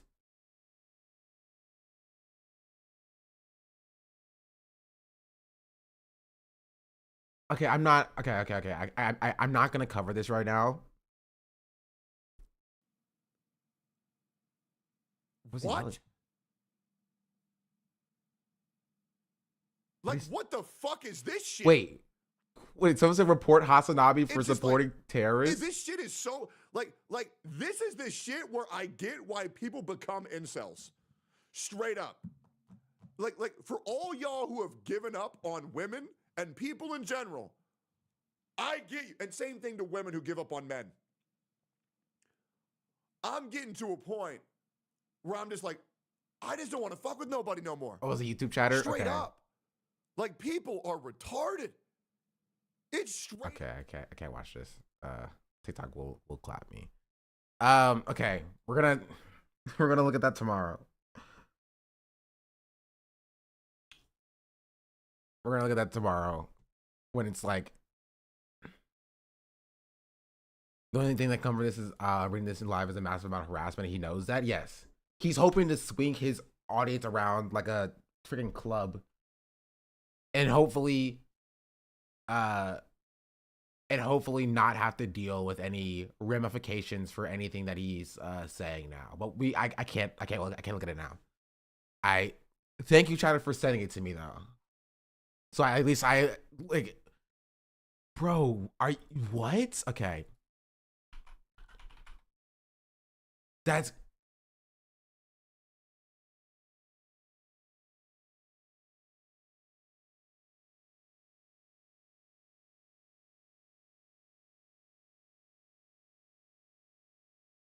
Why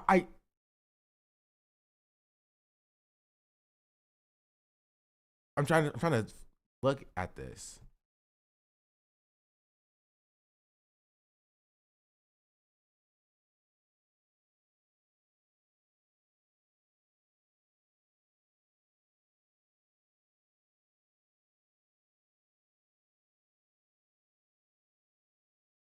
Okay, well, I'll deal with this later.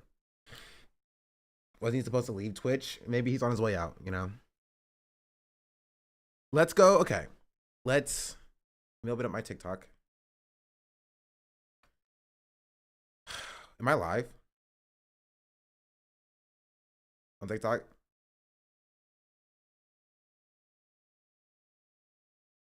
No, I'm not.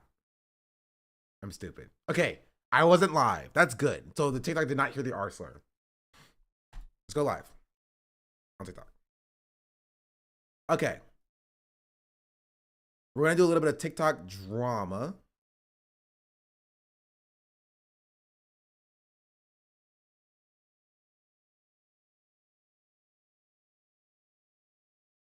Am I live? That was the question.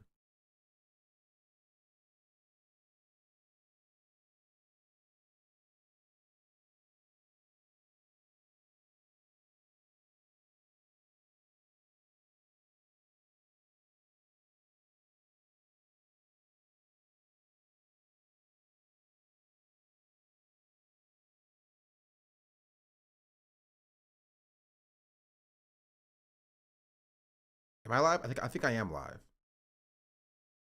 I can't tell. It's just like it's so weird.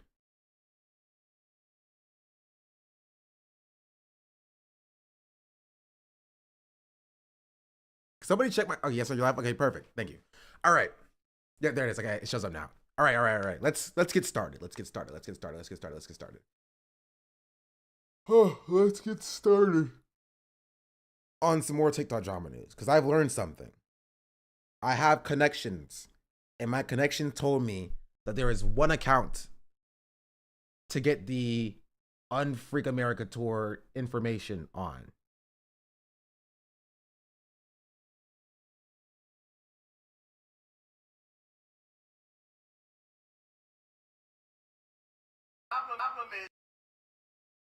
That is, I'm just Xander. What? I did not type that in. I typed in Xander. Why did it autocorrect to that? Did I not just type in? Okay, whatever. All right. So this is a black creator. You might recognize him from when we talked about Ethan Klein. Because this is the black creator that Ethan Klein was sick hiling at. So he was a creator who was on the tour. And so I am curious about what he has to say. Or no news videos. And his perspective.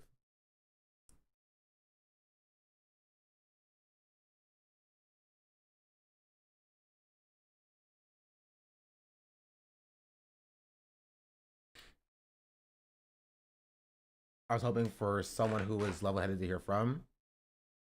Hey, wait, what is that? What is that supposed to mean? I'm level-headed. What do you mean? I am level-headed. Today. Why? Because I was on a live for 3 hours straight with all of the other Unfuck America tour creators, and we all decided as a collective that we do not want to work with Z, the lead organizer, and we are either calling for her direct resignation from her PAC, or we will just simply separate ourselves from the PAC altogether and go search for funding elsewhere, so that way we can continue to follow the tour and we can continue to educate people and break down that red pill misinformation and just genuinely try to help change America. That is the whole part of the tour, and I feel like because of Z being racist on a live, directly disparaging black women, and then not taking accountability for it, saying something behind the scenes, sure, but never directly publicly saying anything. It's just very frustrating. It's very frustrating to be a part of. And instead of just actually hearing our... I'm back for the video on the FYP. It's meant to be, chatters. What's the tea today? We're still figuring out about the situation. That's the tea. I was given from a friend of mine information that Xander was a good source for this information. And so we're going to see what Xander has to say. Dan went live last night to put Alina's live in the background. In the background of what? I'm confused.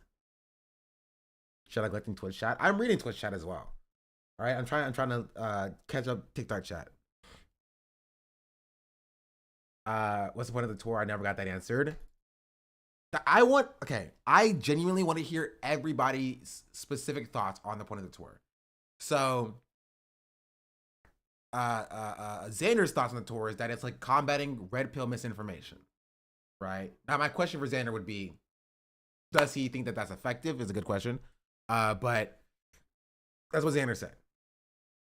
I live like a capitalist every single day, Shank. I live as a capitalist, okay? I live when I believe. Masala_Chai just subscribed. Masala Chai did for the SS. 13 months. It's not 13 years, 13 month resubscription. Much appreciated. So let's see what's happening here. Let's see what Xander has to say. Let's see if Xander changes my mind. our concerns that we would voice over and over and over again. They would lock the chat. They would they tried to force us to sign NDAs. I did not like what was written in the NDA, basically saying that like we would be like poison pilled and that we could not speak about anything. Wait, why? Okay, I'm confused. Why would you sign an NDA after an event has already happened? It's like you're talking to a journalist, you give a journalist an entire interview, like, this is off the record, by the way. You can't do that. That's not how that works. You have to sign the NDA before the thing actually happens. Like, why would you ever even sign an NDA for an event that's already taken place? That's pretty interesting. All I know was Jones signed it. I thought Jones was the person who gave the NDAs out. I'm so confused. Indefinitely, and also that the information that was The NDA is usually in exchange for some kind of payment. That's true. They'll pay you off to sign an NDA. But that's a different situation. Which, I mean, if that's the case, heck yeah, give me $100K. Give me $100K, I'll sign an NDA. Right? But I didn't get that from the way he described it, or the way that it's been described so far. It was described as like oh, here's an NDA, you have to sign this. Right? You can pay somebody to sign an NDA, but you can't stipulate a contract that's already signed after the contract is signed to then add a clause to sign an NDA. Like, if you do work for somebody and they have agreed to pay you, they can't be like, okay, I'm not going to pay you until you sign this NDA. That's illegal. You can't do that. Confidential. It was so broad that on a legal standpoint, it very much frustrated me. So, NDAs aren't always enforceable either. That's true. Dean, Dean and Parker, they are live right now with some of the other creators, and they are going to be breaking down in a lot more detail. Okay, does anybody have that Dean and Parker live? I'm curious about what Dean and Parker have to say. Like, Dean was in the chat yesterday, but I'm curious about like what that live was about, what they have to say, what their thoughts on this is. Like, there are so many players. There's so many players. Of like what our next move is and how we are going to move forward. I am so deeply sorry for no news videos today. Trust me, this was not the plan to be in a call for 3 hours, but it just got to a point to where I was so frustrated. You say they didn't know that Z was racist? They did. Say the same thing. They're holding themselves accountable.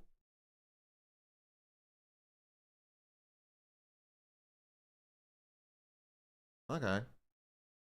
My fellow creators, we were so frustrated with how things were going, we decided to stand up, and then which is now resulting in us just completely separating. Dean, Parker, and Destiny are our party's leaders. I can't tell if you're trolling, chatter. Maybe that's this is me problem. From Z. Dean sells lays to lead. I feel like it's a bit that I'm not privy to. Dixie28 just subscribed. Sure. LETSGO. Sure. And we just want to continue the tour and continue educating people in whatever way we can. So Also, Dixie, thank you for the 12 months. Any questions? Dean is currently live. Dean and Parker currently live. Some of us will be rotating out in there, and you can get a lot of your questions answered just by listening. You don't think they do great work? Well, Chatter, that's not what you said. You said, and I quote, Dean, Parker, and Destiny are our party's leaders. You didn't say that they do great work. You said that they are our party's leaders. And that was pretty funny. Number one. Number two, no. Let's continue. Please listen to the Black women who will also be speaking and who will also be sharing their perspective and who will also be sharing some of their frustrations just with the entire organization as a whole. For no news videos today. This guy wasn't even in the video Johnny posted of the creators when he posted them in the van with them. So was he not on the trip?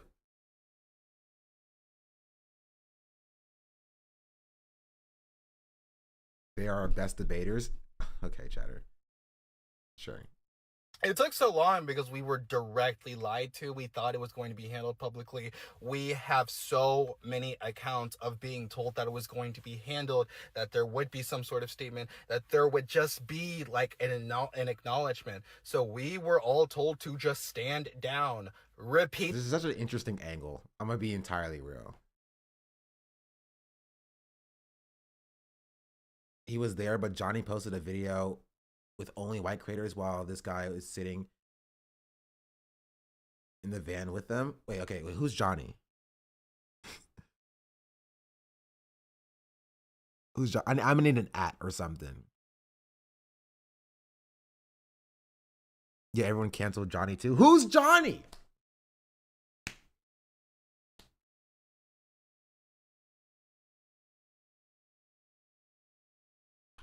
How is Johnny involved? Johnny's a new name in the story to me. Jeez Louise. Jeez Louise. Oh my freaking goodness. It took so long. Oh my freaking goodness. Okay. There. That's what I meant to do.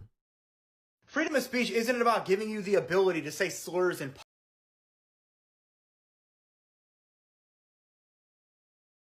Okay, this is a new face. I have not seen this person before.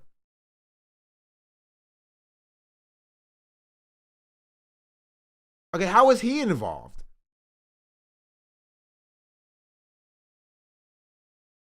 Oh God.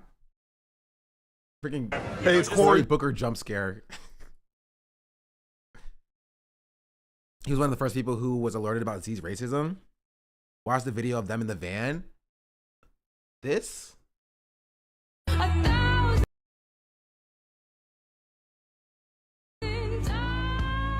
Introducing the debater, Charlie Kirk is too scared to debate club. I've got no roots, but my home was never on the ground. I've got no roots, but my home. Okay. Knowing so much lore about some of these people is kind of funny.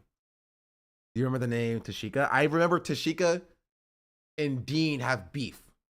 I remember that. Tashika, Dean, beef. No rides, Jones, partners, ex-partner, broke up after beef. Tashika was one of the people that Z was racist to. Yes, that too. Because Peyton brought that up to Dean in a live and said that Dean didn't speak up on behalf of the black women because he has personal beef with one of the black women, who I would assume was Tashika. Okay. I'm learning. I'm connecting the dots. Parker. Okay. Americana Hannah. Check out Peyton. He has receipts. We've seen Peyton's videos. Right? I reached out to Peyton, and Peyton said that he was down to come and chat. Black creator in the van, but Johnny didn't shout him out. That is crazy.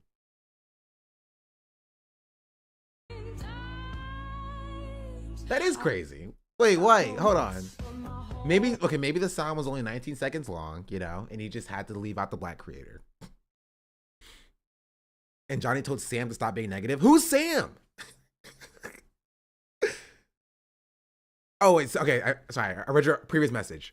So Sam, Tashika's best friend, went up on Mermaid's Live to tell her about the racism. Okay. We're gonna bring up the old chart that we have.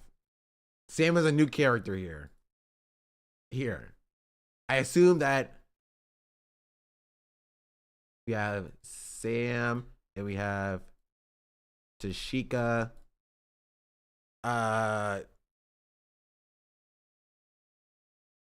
Also, Johnny's over here. Johnny and Hannah. All right. I'm learning. Okay, so where does Xander fit? Is Xander in the blue corner or the red corner? Or is he neutral like me?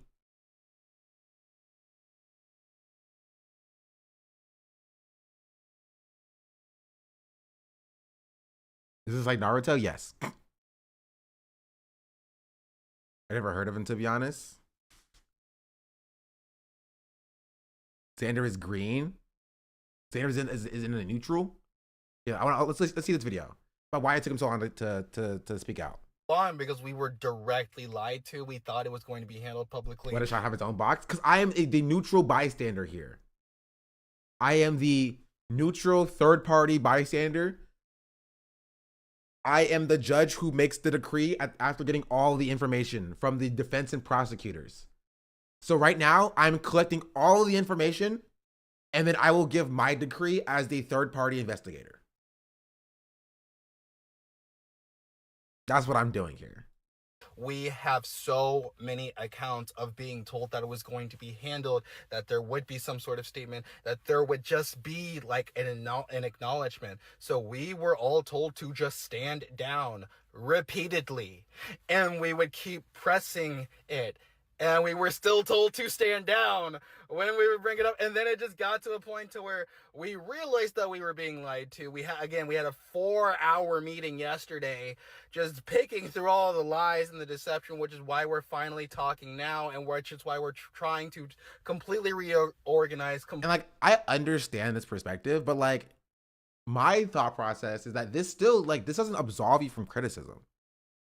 Like, just being told by organizers who legitimately have no power over you. You are creators with your own platforms, right? You making the decision to like stand down and not speak out against the racism of the organizers of the event is still worthy of criticism, right? It may contextualize why you didn't speak up when you at the beginning, but it still doesn't absolve you from the criticism that you didn't speak up. You know? Johnny calls ice on people on live streams. You're lying to me. I don't believe that. I need receipts. That's a bold claim. That's crazy. That's wild. He does that as an act. Have you seen Becca Day's video breaking this down? We did see the video, but I can watch it again for posterity's sake. What is the red team? Happy Sunday, folks.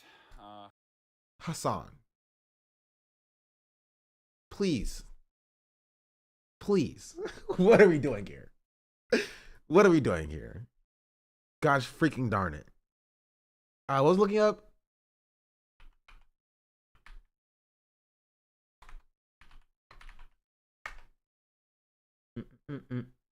Yeah, put a shirt on.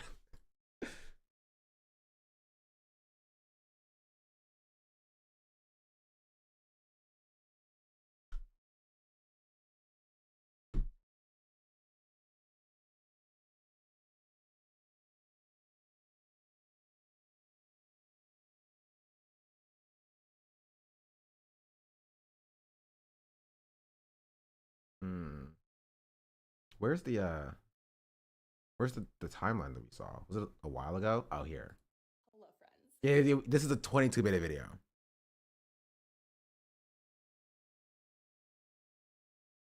Here, we'll put it on deck as we continue with this.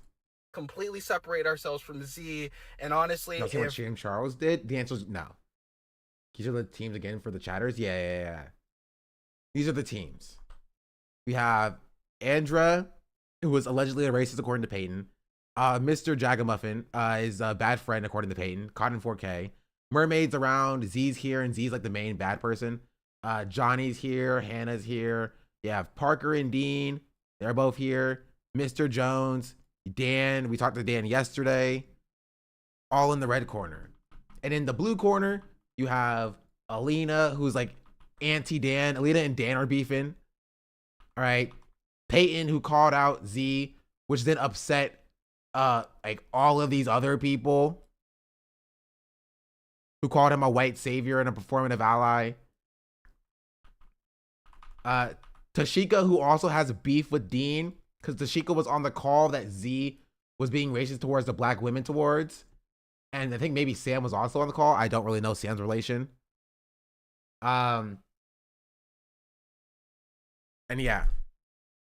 Johnny's like Mr. Jones to me. Lots of accomplishments for someone who sits on TikTok all day. Geek can be on the blue side. Geek was on the panel. Z was racist too. Sure. Sam was also on the call. Okay. Well, I'll put Geek here. I'm not sure who that is, but I'll just take your word for it. Erica Shante. That name sounds familiar. I just don't know what the relation is. I don't know what her relation is. What are your thoughts on Dan after yesterday? Dan is an interesting character. I will say, one thing I can definitely say about Dan is that Dan hates Alina. That's what I got from the conversation I had with Dan. Erica was mentioned by... Oh, you're right. Erica was... I knew that name sounded familiar. Erica was mentioned by Dan. Because Erica... I don't know how do you spell your name? Erica...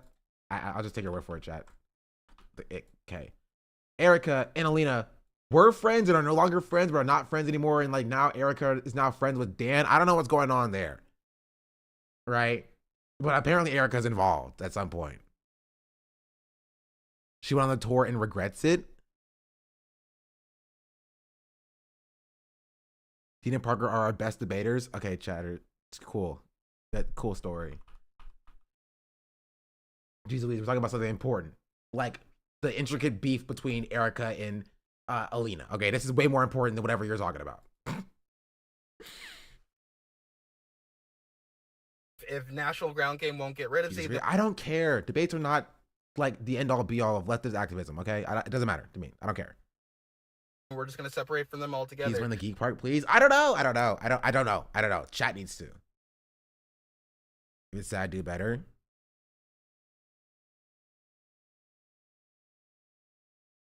I've saved this all.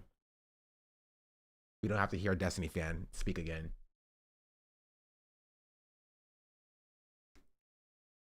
Oh, you did? No, because apparently somebody named Geek was... Apparently all of these people were on the call. I don't know how Erica... I think Erica went on the tour. So I'll put Erica in a different color. How about that?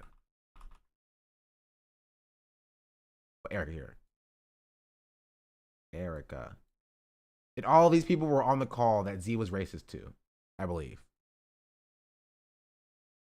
Geek was the host of the live that Z was racist in? Okay. I was following everyone since it happened. I know all the different sides and stuff. That's correct. Okay. We're getting there. What next? Let's listen.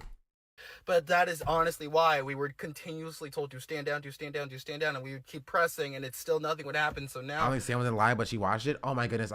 Okay. Now, so Sam was not in the live. So these two people were in the call, and Sam was just a tangential bystander. Okay. We are here, and we are just pushing forward with the movement by ourselves. Okay. So Sam was on live, Geek was hosting it. Oh my goodness. Chat is giving me conflicting information. I'm never getting through this.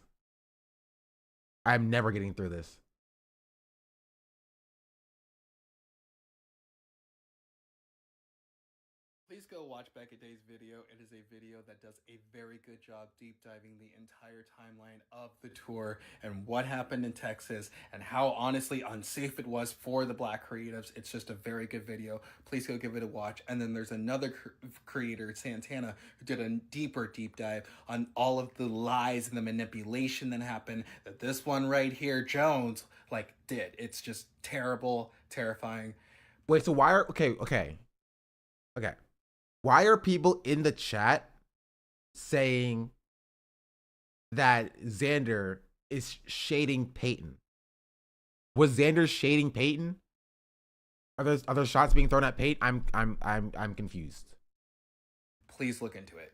I want to say on my end, I am very sorry to all the black women who have been hurt. I have had conversations with some of you in my DMs, and I just understand where you're coming from. It's not the fact that people lied to me. It's not the fact that we were told to stand down. It's the fact that even in all of that, I just didn't stand up even harder. And that is something I completely understand. And that is something I completely take full accountability for. Because if there's one thing I've always been about on my channel, it is accountability. And that is something I do want to uphold here as well.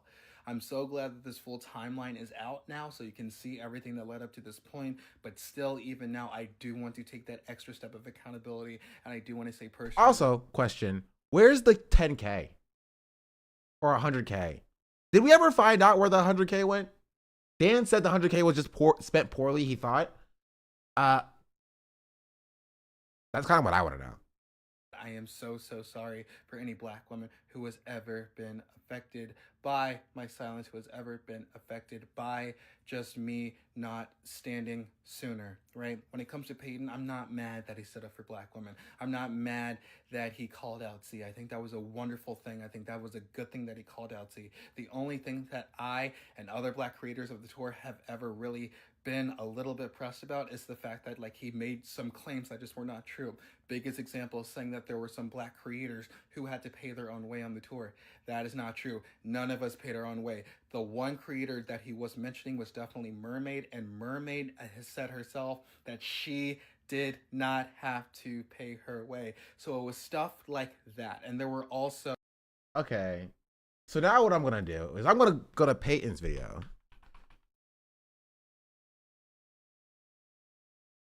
I don't know, it's about Peyton. Oh, there's Peyton. It's Peyton with the E. Where's this one? Feel free to reach out to me because I'm sure you're going to have a lot of questions about this video, and I'm very sorry to tell you this, but I do not care. I received these text messages the morning after I posted that video. The second video making these claims? Yeah, I think it was at the end of the second video or in the middle. Movements. All of the progress your tour, because she can say nothing to help and it's not her place, she still hopped on. She immediately helped getting views. I'm not doing... They paid for their own trashes, right? They rented this behavior and those who perpetuate it out. And he said, "K dude, make your choices." And I fucking am. I promise this isn't something random. This is all relevant. Guess what? Do you see this nice car? Do you see this BMW? Guess who rented that BMW for me? I'll give you a million guesses. It's the Unfuck America tour. So they rented me this car, not for like 2 days, right? They rented this car for me for 2 full weeks. Every other creator was flying out there, right? That's what I heard. Oh, we're booking flights, right? And I was like, hey, what if I rented a car? And they were like, how long do you need it? And I was like, 2 weeks, I guess. Like, you know what I mean? Drove to Colorado. We're here in Colorado. Obviously didn't go to Texas. Now, why is this important? This is important because I know that some black creators who were going on this tour had to pay their own way. They paid for their own travel or lodging or both. That is not okay. I'm getting... Okay. Question that I have. And this question will solve all the issues. Was the black creator that he was referring to reimbursed for these expenses?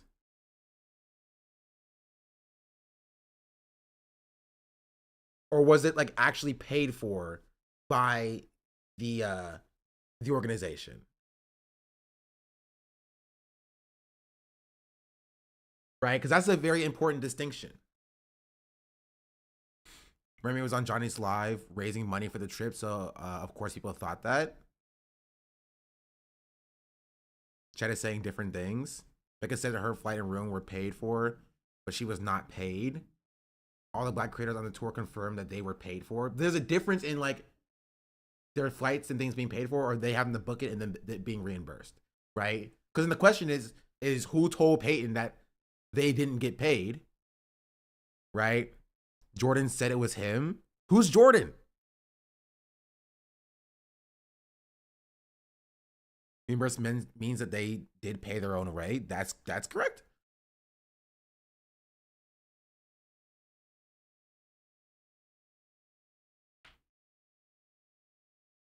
Like it was comped. She later clarified that she was paid for, so still don't know why she was asking for donations. Wait, who's Jordan? If they were reimbursed, does that not mean they were paid for? No, there's a difference, right? And like, they could have been reimbursed after the fact once things came out. That's the important distinction, right? Is what made Peyton believe that there were black creators who were not being paid, or whose travel was not being paid for, right? Jedi Chai, thank you for the 10 gifted subs. Much appreciated. On Twitch, that's a W. That's why you gotta be on Twitch. Who's Jordan? I don't know. I don't know who Jordan is. Right? So talking about this, I want to know the answer. Yeah, much appreciated.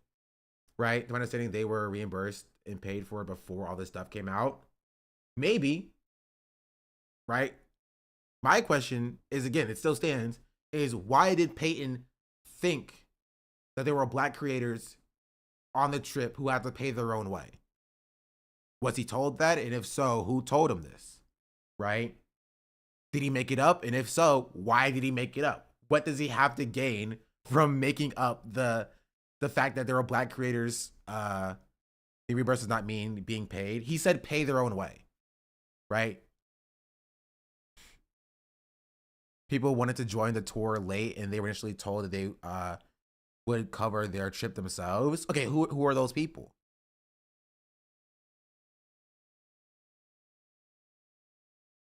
Right? Because I want to know if, all the black creators were like, no, we didn't have to pay our own way there. Mermaid? Okay, so again, I can't. Is there a place where I can look to find this information at? I think Jaden, but he decided not to go. Who is Jaden? Wait. I think I know Jaden. Jaden's the voice actor guy, right? Jaden is the guy who's the voice actor who Dan brought up yesterday. Yes? I'm a genius.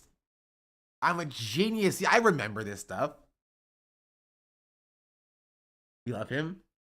Did Jaden have to pay his own way? And then he didn't end up going? Just a live on Santana's YouTube. That live is 3 hours long. Jaden said he wasn't offered to go and would have paid if he decided to go. So, then we're still at an impasse. I just don't know who Peyton is referring to. Right? I just don't know who Peyton is referring to here. So that's the question that I would have for Peyton is, who is Peyton referring to? And did that person tell Peyton that they have to pay their own way there? Right? Because I think that is an important distinction to make, or an important piece of information. Right? Now, even despite all of that, I don't necessarily see why, how that would, put the black creators on the tour in danger. Right? It's a little bit of misinfo, a little bit of accidental misinfo, but it's not dangerous to the black creators.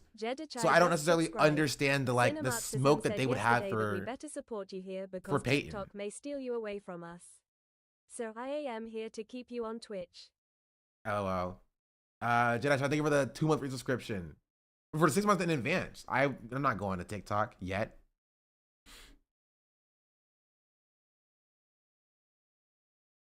But much appreciated.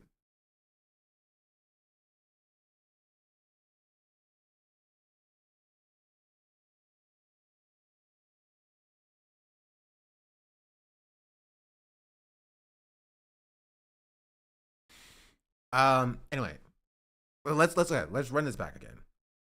Paid our own way. The one creator that he was mentioning was definitely Mermaid, and Mermaid has said herself that she and also Xander's also speaking very confidently he was definitely talking about Mermaid. And if that's the case, how would he know that he's definitely talking about Mermaid? And why would Peyton think that? Is my question. It feels like there's a point of the story that I am missing to connect those dots. Because somebody in chat was saying that Mermaid was crowdfunding for the trip. And so I don't think it's necessarily inaccurate for Peyton to assume that Mermaid had to pay her own way. I think Mermaid had her trip paid for by her and Johnny's fan at first. Yeah, then I don't think that's invalid then. I think that's entirely fair to bring up, if that's the case.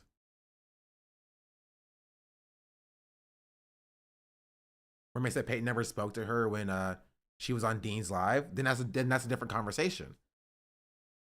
If Peyton is claiming to have his first-hand information. Right. They rented this car for me for 2 full weeks. Every other creator was flying out there, right? That's what I heard. Oh, we're booking flights, right? And I was like, hey, what if I rented a car? And they were like, how long do you need it? And I was like, 2 weeks, I guess. You know what I mean? Drove to Colorado. We're here in Colorado. Obviously didn't go to Texas. Now, why is this important? This is important because I know that some black creators who were going on this tour had to pay their own way. They paid for their own travel, the question is, or both. Right? Because if Peyton is talking about Mermaid and Xander is talking about Mermaid here, My question is now the timeline, right? Was Mermaid always going to be paid? One sub to Paige isn't right? stoned. They Or have given have 300 her gift subs in the channel. trip comped and paid for? Did she first initially raise money and then they decided to pay for her trip afterwards? Like, this is kind of an important information. You know what I mean? Own way on the tour. That is not true. None of us paid our own way. The one creator that he was mentioning was definitely Mermaid, and Mermaid has said herself that she did not have to pay her way. So like, okay. Question. So Xander's not making the claim that Mermaid had her trip comped by or reimbursed by the organization, just that she didn't need to pay her own way. Did a tier 1 sub to So, Maverick Bap.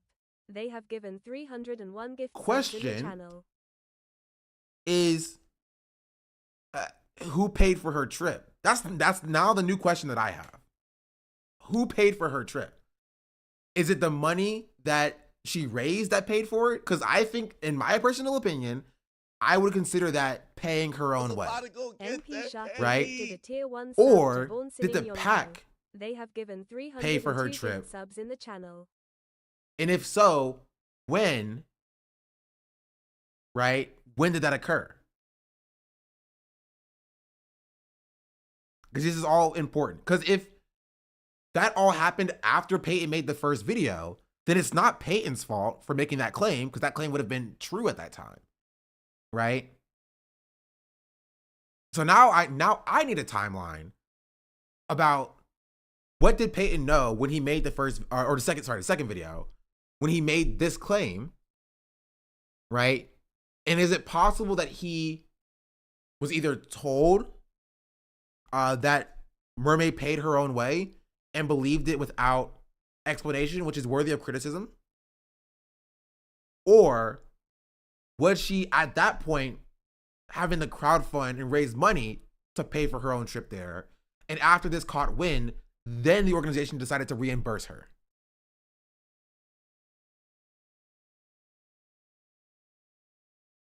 You know what I mean? Because that is a important distinction to make.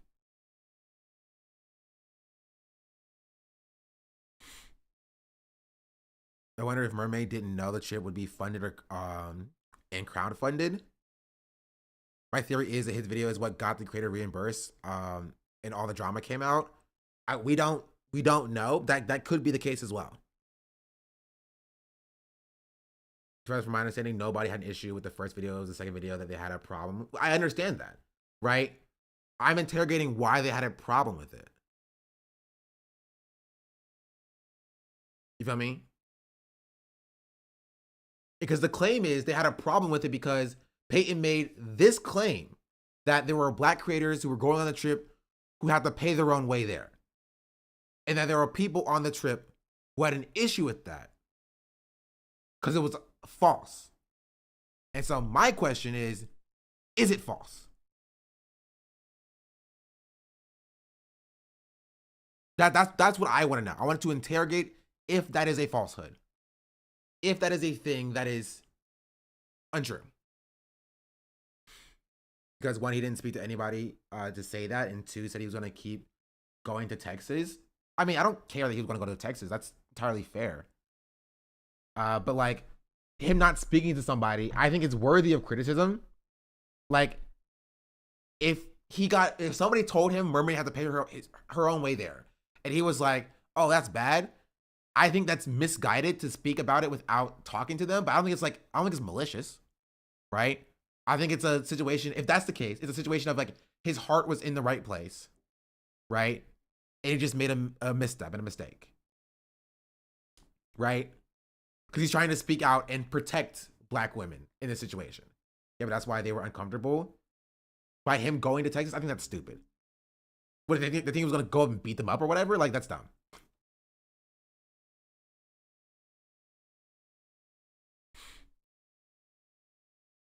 Like, yeah. So if Peyton made this claim without getting verification that the claim is true, I think that is definitely worthy of criticism, right? But I do think it's come from a space of like him trying to speak out and protect Black women and maybe doing so in a way that wasn't perfect.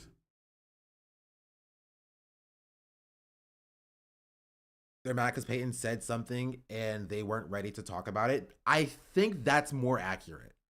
In my personal third-party objective opinion, right? I think that is a more accurate characterization about why people were mad at Peyton. Because Peyton made them look bad. That's what I get from this. Peyton made them look bad as a swagged up white boy who came out and defend black women before the black creators who were on the tour did so, and it makes them look bad. Is what I get from why people are so mad at Peyton. And now there are white creators using those black creators to dog on Peyton because of their own personal vendetta, like Jagamuffin. That's where it came from, but he didn't speak to them, and he didn't like that. The issue, again, from my understanding, was that they were going on lives and talking about it where he didn't have any info. But like, again, that's what I said yesterday. I'll say it again today. I don't really care about what the black people on the tour have to say. If I'm being entirely real, like the victims here are not the black people on the tour. It's the black women who were being harassed by Z, the organizer of the tour. And I have more smoke for the black people who kept their mouths shut because they had a connection with Z than I do for Peyton making a misstep in this way by not speaking or reaching out to the black creators on the tour. That's my personal perspective. Is that they put their own personal clout and their own opportunities ahead of speaking out against black women. I don't disagree, but why wouldn't he give them the opportunity instead of rushing for breaking news? Because the creators that he's defending are just infinitely smaller, right? He's a person with such a large platform, right? Defending creators who are infinitely smaller than he is, right? The black people on the tour have a large platform. They have a large platform, right? They can defend themselves. They're big boys, big girls, big NBs, right? And so it makes sense that he's coming from the perspective of like, I'm going to address something that for people who don't have a voice. That's how I took the first video.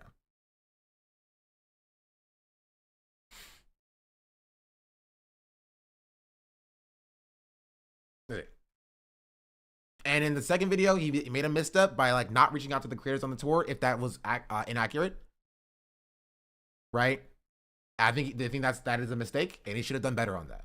But I don't think it's. I think him doing that is definitely not the worst thing done in the situation. You know what I mean? Do you feel like Mermaid let herself be tokenized? I don't even know what Mermaid has done or said. I haven't seen really anything about her. No clue. So I can't speak to that.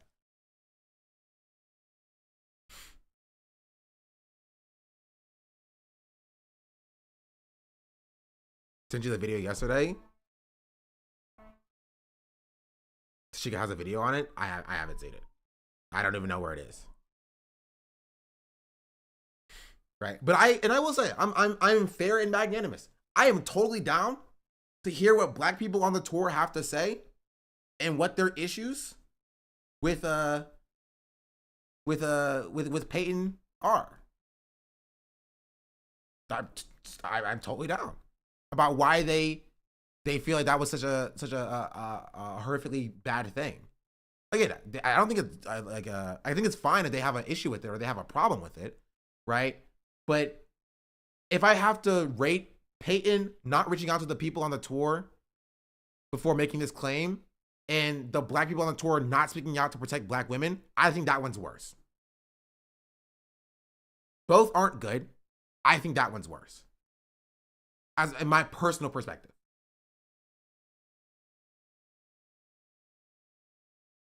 Personal perspective. That is how I view the situation. Right? I'm not saying Peyton acted perfectly here. Do you think it would have came out if Peyton didn't speak on it? Definitely not. Definitely not. I do not think it would have I don't think any of them would have spoken out about it. They all would have went to the tour, did their little thing, bolstered their own little platforms, right? And then let it rock, let it ride. Until somebody with a large platform came out and spoke about it. That being Peyton. As a fellow black man, I agree. I got more smoke for other black creators for not protecting black women than Peyton. Yeah.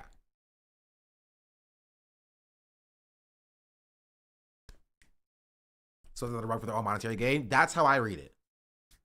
From my unbiased third-party perspective. But I'm down to hear what they have to say.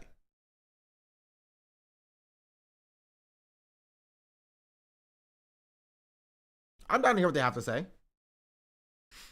But let's continue this. It was stuff like that, and there were also play games with Andra. Straight up not a good person. Jeez Louise, this is like everybody knows everyone's situation. Apparently they were dealing with it internally. I don't have anything to prove that because I wasn't there, but everyone said they were dealing with it internally because Z separated it behind the scenes too. I don't care about that. You come out and you speak on behalf of black women. You have a large platform. They are on this tour because they have a large platform. You speak to defend black women. You don't let the white people tell you, "Hey, we're gonna handle this," right? And you keep quiet because you want to stay in line. I think that's gross, and I think that's also worthy of criticism.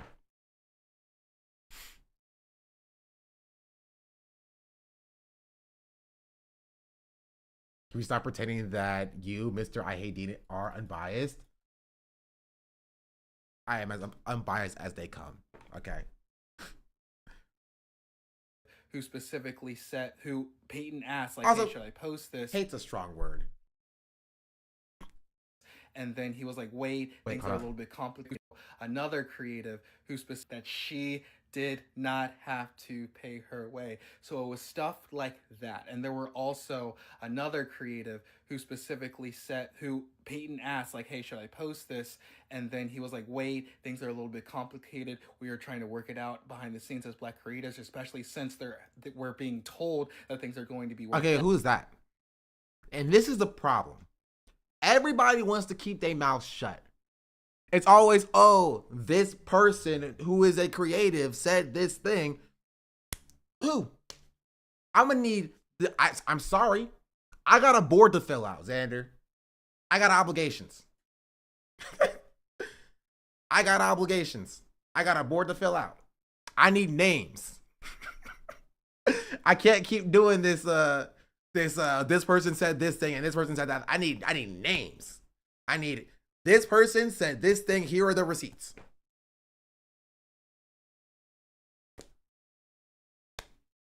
I'm sorry. I can't do that. I can't work off of, hearsay, essentially. I am an investigator. I have my ledger open. I have writing down. I am an investigator. Out, and he posted it anyway. And you know what? Dean literally complaining about not getting fully paid 2 days ago. Okay, send me that. Just because that's funny. That's like that cool drama. They did it on Santana's Live. I know it's 3 hours, but he names names and provides receipts. Ugh, bro, it's 3 freaking hours, dog. Choice that he made, and that's totally fine. Again, they're a little bit complicated. We are trying to work it out. Who specifically said, who Peyton asked, hey, should I post this? And then he was like, wait, things are a little bit complicated. We are trying to work it out behind the scenes as black creators. Okay. In my personal opinion, this is how I view this. You can't do this while simultaneously talking about how them telling you that they're handling it behind the scenes were lies, right? I think those are incoherent positions. So which is it? Were the handling behind the scenes stuff lies and not true and falsehoods to keep you silent? Or was that accurate? So Peyton should have listened to it. You know what I mean? Because if it was all a lie in the first place, then Peyton was right to not listen to whoever said it. Whoever it was who said we're handling it behind the scenes, right? Because I've heard specifically from Xander that they were not handling it from behind the scenes. That was not the case. I've heard that pretty extensively. That nobody was handling it behind the scenes. So, like, legitimately, and from my perspective, Peyton was totally right to not listen to whoever said that. Because it wasn't true. Nothing was being handled behind the scenes. Apparently, they were being told it was being handled, which was a lie. 100%, right? And I understand that. Which means that which means that Peyton was totally correct to disregard it. You're the reason slavery existed. I'm just passing on the message. Wait, what's the message? Where'd the message come from? You can't say that and not give me the messenger.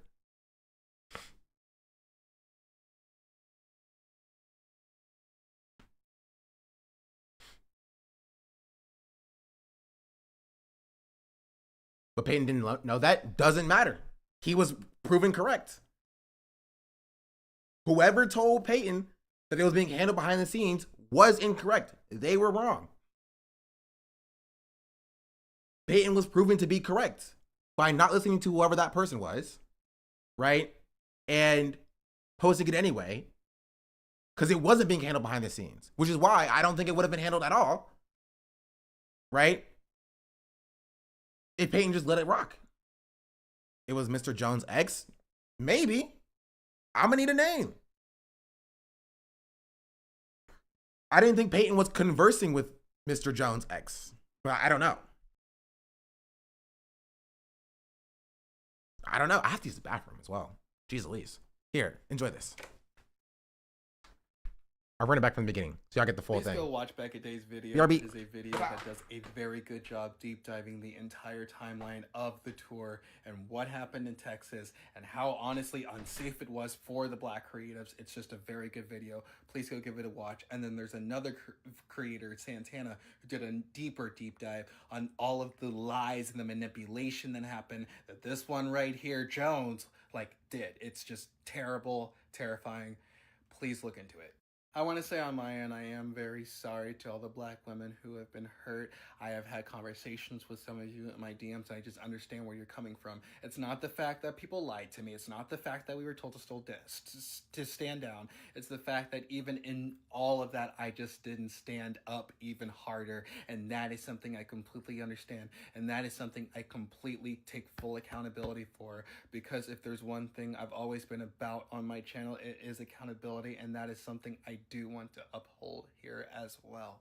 I'm so glad that this full timeline is out now so you can see everything that led up to this point, but still, even now, I do want to take that extra step of accountability, and I do want to say personally that I am so sorry for any black woman who has ever been affected by my silence, who has ever been affected by just me not standing sooner, right? When it comes to Peyton, I'm not mad that he stood up for black women. I'm not mad that he called out Z. I think that was a wonderful thing. I think that was a good thing that he called out Z. The only thing that I and other black creators of the tour have ever really been a little bit pressed about is... Wait, did the chatter respond? No, chatter just dropped that and then dipped. Respect. Chatter dropped the message and then just dipped. I respect that. All right, let's continue. Is the fact that he made some claims that just were not true. Biggest example is saying that there were some black creators who had to pay their own way on the tour. That is not true. None of us paid our own way. The one creator that he was mentioning was definitely Mermaid, and Mermaid has said herself that she did not have to pay her way. So it was stuff like that. And there were also another creative who specifically said, who Peyton asked, hey, should I post this? And then he was like, wait, things are a little bit complicated. We are trying to work it out behind the scenes as black creators, especially since we're being told that things are going to be worked out. And he posted it anyway. And you know what? That's a choice that he made, and that's totally fine. Again, I'm not mad that he called out racism. There's just a few things like that and spreading a little bit of misinformation that just made it a little bit harder for some of us. Now, I will say as well, I am very sorry for any black woman that was affected, and we do want to do better moving forward. As far as the movement as a whole, again, we are still pressing forward with the movement. That's why I haven't been posting many news videos. I've been in meetings, trying to figure out how to keep this thing going and trying to just figure out a whole bunch of stuff. You know what? I can face this. Just give me all the money. Give me the money. I'll use it way more effectively than whatever these people are doing. Just give me the money. Just y'all don't need it. Y'all don't need it.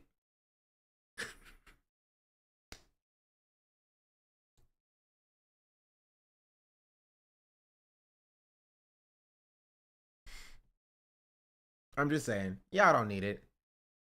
Yeah, I think there's another layer. I guess they weren't mad that he did it. It's just the way that he did it.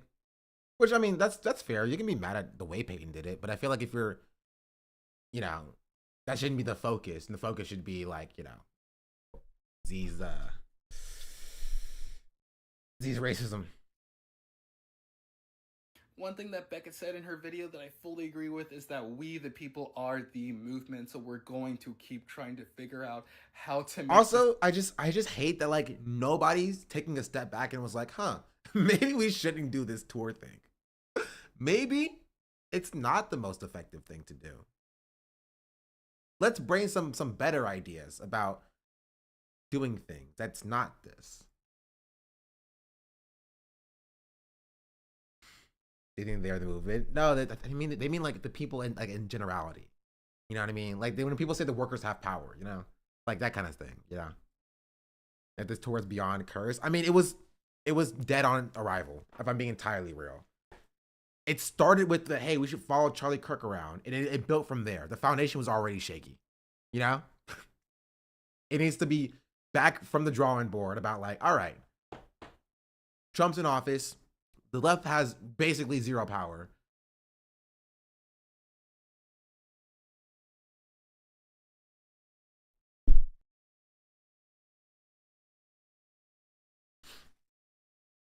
Yeah, the left has basically zero power. Let's fix things. What you thinking? this thing work so that way we can get It would be back fine on if the they only had you. That's what I'm saying. When can we move on from this? When I figure out what's going on. That's it. That's the answer. When I figure out what's going on, and I make my my ruling as the arbitrator. Ground and back at fighting against that misinformation. So I'm so sorry, guys, that I have been so absent. I hate being this absent. You can talk to college kids without Charlie Kirk. That's an option. For sure. Going on. I have just been truly so bogged down and just trying to figure this thing out with everybody. Every single last person that I've been working with has been absolutely wonderful. All of these creators, we are just buckling down as hard as we can to figure out how do we keep going? How do we keep educating? Because that's just how important it is to us. These people, this next generation, it's so important that we reach them, and we are working tirelessly to try to figure out how do we keep this tour going.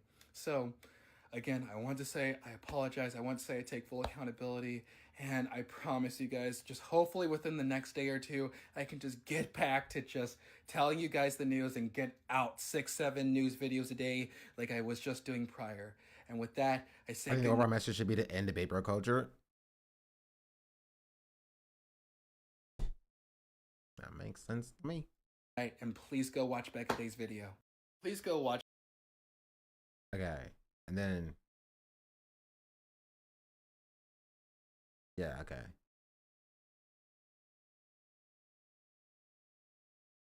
All right, that was it. I don't feel like I'm any closer to the truth. We can watch Becca Day's 20-minute video just to see what's going on. 22 freaking... Okay, can we 2x speed it, huh? Oh, it's Cat Black.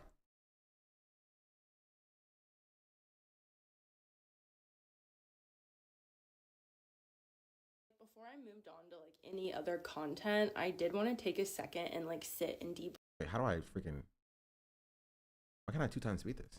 Hello, friends. So like before I moved on to like any other content, I did want to take a second and like sit and debrief with you guys about the Unfuck America tour that I was just on. I know I posted a statement on my story, but I also did want to make a video kind of like just chatting with you guys about it. I know a lot of people have talked about this already. I just wanted to say a couple of things.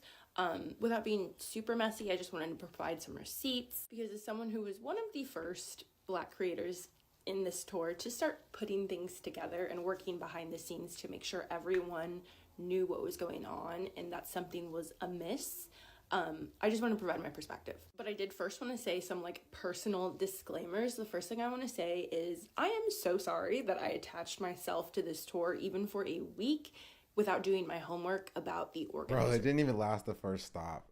Like honestly, like legitimately, I'm not one to laugh at an event's downfall. Well, that's a lie. I am one to laugh at an event's downfall. Bro, it lasted a week. It lasted a week, dog. That's crazy. And this is kind of the issue is that like, it goes deeper than just this one thing. They didn't even have a second day planned. They didn't even have a second day planned. They had nothing planned. Like, it would make sense if it was like, oh, no, they did. Not that I saw. Not that I saw. It was like, oh, okay, we're going back home. We're going back home. All right, goodbye, everybody. Then another stop in May. Wait. Oh, okay. Let me get this straight. So their totally sustainable, financially responsible plan was to fly a bunch of creators once a month to different stops consistently.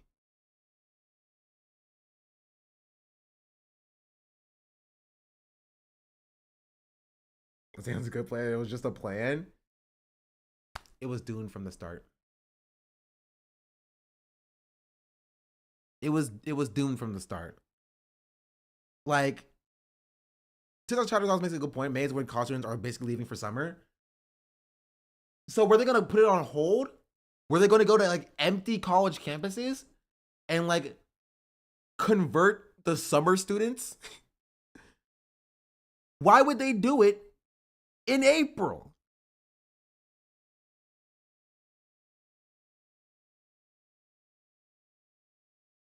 Man, I just give me the money.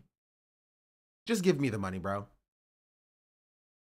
Of this tour and being far too trusting. I didn't do my homework. That's my fault. They are replacing the creators. But to do what? I'm so confused. This is not sustainable. They lost $100,000. Just lost it. Not even, it's just missing. And they're like, yeah, we're going to do it again. Yeah, we're doing it again.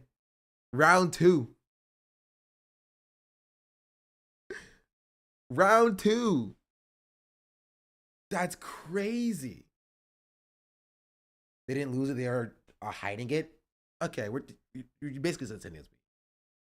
I didn't think like, and they're like, oh, they tripped it and like, oh, they dropped it out of their pocket. No, I mean like they're like financially, they are not doing very well with the money. That's the point I'm making. They're not very financially responsible. He posted receipts of the 100K and it was just an Excel sheet. Like, I'm going to share some of the things that I have found about the organizers since this has all happened. Because at the end of the day, I don't think any creators should be working with these specific political organizers because I don't think their best interests will be held at the forefront. I also want to apologize for as long as it took me to get to the bottom of what exactly was going on with Z, what she said, who she said it to, what was actually happening to remedy the situation, etc., etc. I should have done my due diligence instead of trusting a specific creator that said things were being taken care of. That's on me. I was not paying attention to that group chat the way I should have been. I am aware that two creators, Erica and Mermaid, both told Z, get off this panel. Do not talk to these women like this. This is unacceptable. You need to change your tone. A lot of us were popping in there trying to figure out what in the world was going on. And the group chat was shut down. And the group chat was shut down by the admins. be sure to give her the gifted sub. Appreciate it. And Z. But ultimately, that's not an excuse. I should have gotten to the bottom of it. I should have recognized that it was more serious than what was being said. And I should have made sure that certain conversations had happened and not just trusted that they had. And I'll touch more on that in a second. NP Shocking did a I tier did 1 not sub. Mermaid told Z to GTM get with off, but marks. didn't think she was being They have given racist. 303 gift subs in the channel. Okay. Any money going on this tour whatsoever. I was not paid. I volunteered my time. Yes, my flight and hotels were comped, but I did not get paid anything. I was not compensated, and I did not fundraise through their crowdfunding link either. The only people who were paid to be on the tour were Dean and Parker, and the only reason that we were even privy to the information of Dean and Parker being paid and how much they were being paid was because one of the organizers, Brandon. How much were they being paid, Becca? Just curious. Just curious. Just how much were they being paid? Cause I've heard 30K thrown around, but Dean has denied that specifically to me in the chat. So I'm just curious. I just want to know. Was speaking poorly about Dean to one of the creators when we all arrived in Texas. So yes, glad we got that information, but the means in which we got that information just reflect even poorer on the organizers and how unprofessionally this entire thing was handled. So now that we've spent time like getting to the bottom of things and getting to the truth of the matter and doing our homework on these people, I want to share with you guys things that we have learned and things that we have found the truth out about. That also, and I want to point out, none of these creators are blameless for not doing their homework. It's not like they didn't know that Z was sued for defrauding a campaign before they went on the tour and worked with her. And I feel like we're kind of skipping over that part. All of the creators involved with the tour. That's pretty interesting. I'm so confused. Why did they not look into her? Not one of them. That's my question. That is my question. I don't know. I don't know. Just doing a little bit of look-sees. have shook all of us to our core, and it goes so much deeper than what happened on the live stream with Z. As unacceptable as that was, there are also things that happen that compound on top of that that just make the situation even worse. And I don't think I need to tell you guys, but please do not send any of these people hate. I'm doing this for educational purposes. I don't want to see any other creators mixed up in any organizations that these people might be running, because they will not be looking out for your best interest as a creator, and I can guarantee that. And I don't want to see that happen to anyone else. So I made like a little bit of like a PowerPoint slide so that I could stay on track and make sure everything I'm saying is correct. And I do also recommend that if you have not seen Santana's live stream from last night, absolutely watch that. Everything he and Erica said. Dog, it's 3 hours long. Why does everybody want me to watch a 3-hour-long live stream? Jeez, the freaking wheeze, bro. It's 3 hours. I thought TikTokers were supposed to be concise. Is 100% factual. So this tour was pulled together in about 4 weeks' time. And we were under the impression that this organization had been running and operating for a very, very long time. In fact, we were explicitly assured that this organization had been running for a very long time, and they knew what they were doing, and they were well organized. And we didn't check? Every time. Every time. Every time. Every time I get reached out to for a sponsor. You know what the first thing I do is chat? I Google their names. Every time. You wanna know why? Because you don't attach yourself at the hip with something that doesn't align with you morally, ethically, things of that nature. Nobody. Or maybe they did, actually. I won't say nobody. Nobody who ended up going on the tour ended up doing that, apparently. Realistically, we know now the infrastructure within Unfuck America is non-existent. It does not exist. Like most of the creators on the trip, we had not had any experience with Brandon or Z. We were not familiar with them. We had no idea who they were. I was invited by one of my mutuals. I hadn't met Z. I didn't know anything about these people. And I'll put all these slides on my story too, in case anyone doesn't want to watch this long video. But many concerns were brought up before, during, and after the trip. The Black creators even went directly to Jones, who had kind of like organically placed himself as like the spokesperson for the Black creators, even though he was never elected to do that. We never asked him to do that. We were told to put our feelings on ice. We were told that it was a legal matter, that the board was involved, that PR was involved, that there were so many things moving at once, and the worst thing that Z could do was have accountability, make a statement. And we were assured that he had spoken to the panel of women whom were offended by Z's rhetoric, and things had been sorted out. Like, I would buy this if, you know, and no offense to this person, she seems lovely. She didn't have 1.1 million followers. Like, you are a creator. You are a very prominent creator in your own right. You have some level of agency and autonomy. And I mean, you can choose to not speak up, which they chose to not speak up until it became a point where, like, well, Peyton actually did speak up. So of everybody involved in the tour, which I was told was like 30 people, 10 Black people, 3 Black women, of everybody involved in the tour, the one person to actually speak up against Z's racism was Peyton. Am I misunderstanding that? Did I get that correct?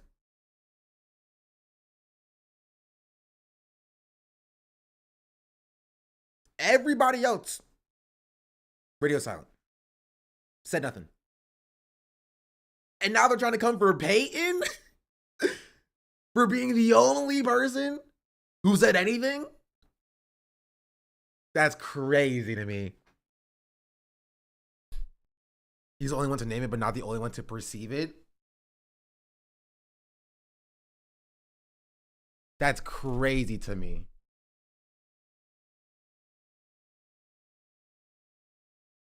Peyton the people's champ. That's just the way that I approach the beginning of the situation. Is that for whatever reason, Peyton felt moved and pulled to speak up on behalf of the Black women, and nobody else did. No, I can't speak to why they didn't. Maybe it was like, oh, you know, they were told it was being handled and they believed them, and they were naive in that sense, but that's the reality. What does it mean the only one who thinks Z is racist is the white guy? Do you think the only people that matter, Kevin, are the people on the tour? Do you think that the audience did not perceive what Z said as racist? Kevin?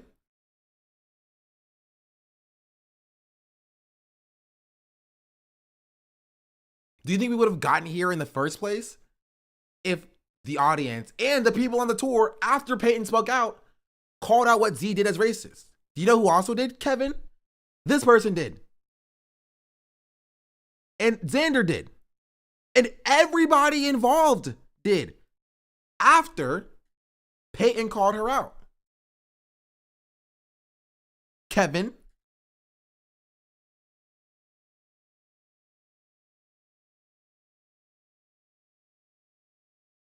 So I don't know what you're talking about.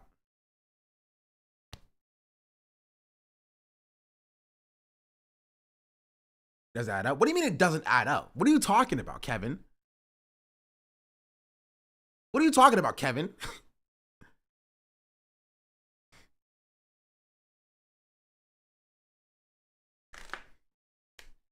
Payne went on Dean's stream and no joke kept dropping how many views his video on the topic at the time. God is really off-putting. Great that he called himself out, but I don't trust him completely. Well, okay. Even in what you're saying is true, Chatter, still the best person in the situation so far. Again, I'm not saying that Payton's perfect. Not even saying that Payton's good. By and large, the best person in the situation so far. And that's kind of crazy considering, you know, the things that Payton did incorrect.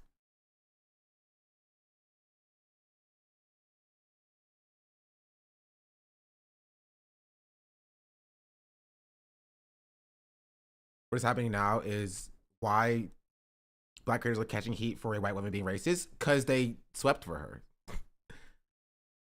That's why. They didn't call her out. For whatever reason, they didn't call her out. I cannot change reality for you. I can't shift into a different world line, into things, right? Into a different way. They didn't call her out. I'm sorry. Mr. Jones is the reason why they didn't call her out. Sure. That doesn't change the fact that they still didn't call her out. These are creators in their own right. As a creator, I understand I have a level of responsibility, right? If my friend does something shitty and I'm like, I'm gonna talk about it, and they're like, no, don't talk about it, I'm handling it. And I'm like, okay, I'm not handling it. I'm sweeping for that person. Oh, excuse me. I'm sweeping for that person, right? My silence means that I am okay with what they're doing, or at least I, am on their side. If I truly cared about whatever they did, and if that was wrong, I would have been like, I disagree with that. They are creators. If these were employees, I would feel differently, right? If these were employees, I would feel differently. If they were employed, right, without an audience of themselves, I would feel differently. But they're not, right? They're not. They are creators in their own right who have large platforms who can speak about these issues.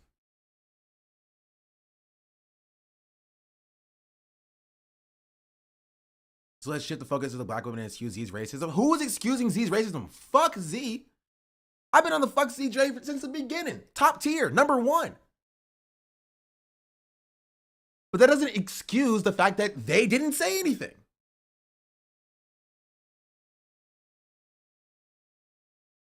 And that is a concern. I'm not going to ignore that as a concern, because that is a concern. That is definitely a part of it. They didn't say anything.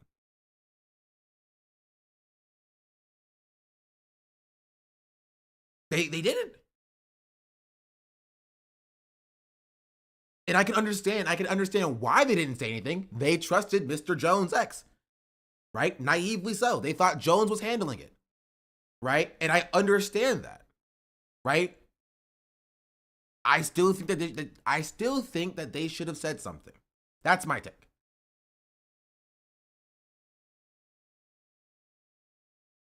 I still think that they should have said something. Yeah, Z is like issue #1, top tier. First problem. Right? Her racism is bad. Bad. Right? But the only person, the first person to call that out was Payton. That is objective reality. And you're right, and that's something that they apologize afterwards for not speaking up sooner. Sure, they can apologize for it, right? But it's still important to acknowledge that it's there, right?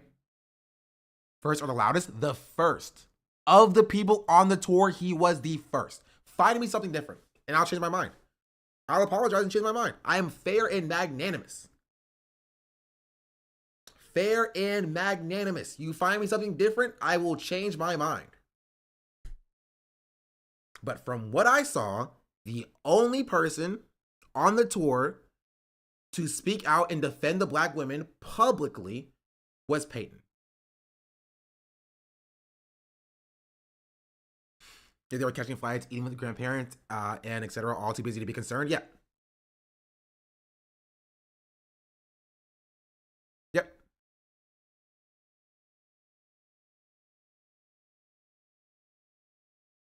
He correct all the people on the tour. He was the first to call it out, and that's all I'm saying. And I forget, Sean is the Hagaromo in this situation. I am. Got it. That I agree with. I haven't followed it closely though. I'm just giving you what I've gotten. Right? I could be wrong and incorrect. Right? I could be wrong and incorrect, and I'm able to be swayed and shifted. But I need some receipts. Right? Because Hagaromo, don't worry about it. It's anime stuff. Chat's just weebs. And that was not true. You can pause to read. I just wanted to like give a. Okay, well, what was he even talking about? Had not had any experience with Brandon or Z. We were not familiar with them. We had no idea who they were. I was invited by one of my mutuals. I hadn't met Z. I didn't know anything about these people. And I'll put all these slides on my story too, in case anyone doesn't want to watch this long video. But many Jeez Louise, I think we're the 4 gifted subs that I missed. Apologies. Brought up before, during, and after the trip. Black creators even went directly to Jones, who had kind of like organically placed himself as like the. Tashika is here. Wait, I know Tashika. Wait, hold on. Tashika's on the board. What say you, Tashika? I don't know what your role in this is. For those of you who don't know, I am completely out of the loop on this. I'm learning about this for the first time. How is Tashika involved? Wait, Tashika was on the call, the live. Black woman on the live. Wrong, right? Yes. Also has beef with Dean.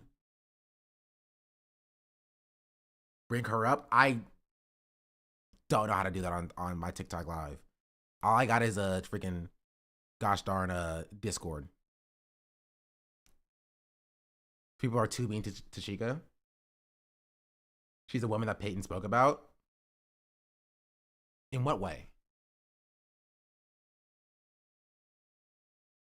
Tashika called for the death of white creators.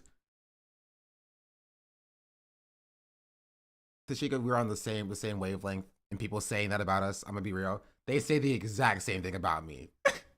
And I'm not even joking. They say the exact same thing about me. Like, they do. I have had creators who've said the exact same thing about me. I'm not even joking. She fully admitted to it, but okay. I'm just telling you what people say about me. People said that, you know what, I won't even repeat it. I won't even repeat it.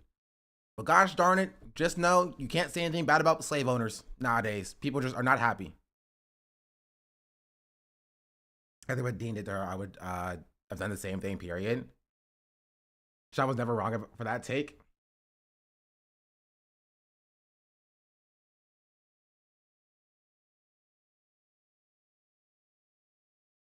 You said it about Dean. Again, I don't know the interpersonal relationship about what Tashika and Dean went through.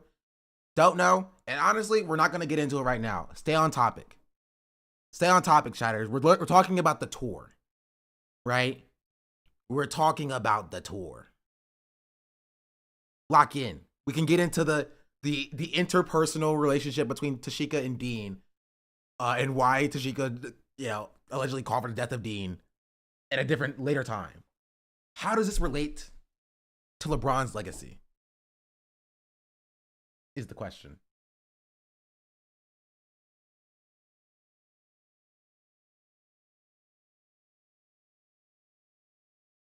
About honestly, lock in, chatters.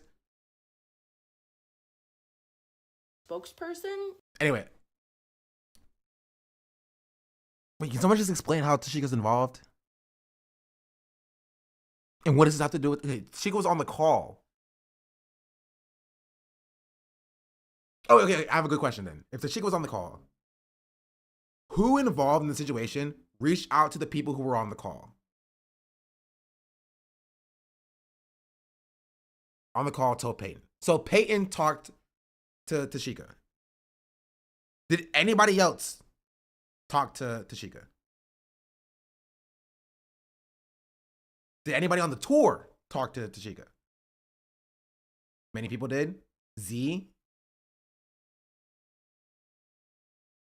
Okay, when? No one. I know Peyton personally. I told him what happened. Okay. Dean did it live later.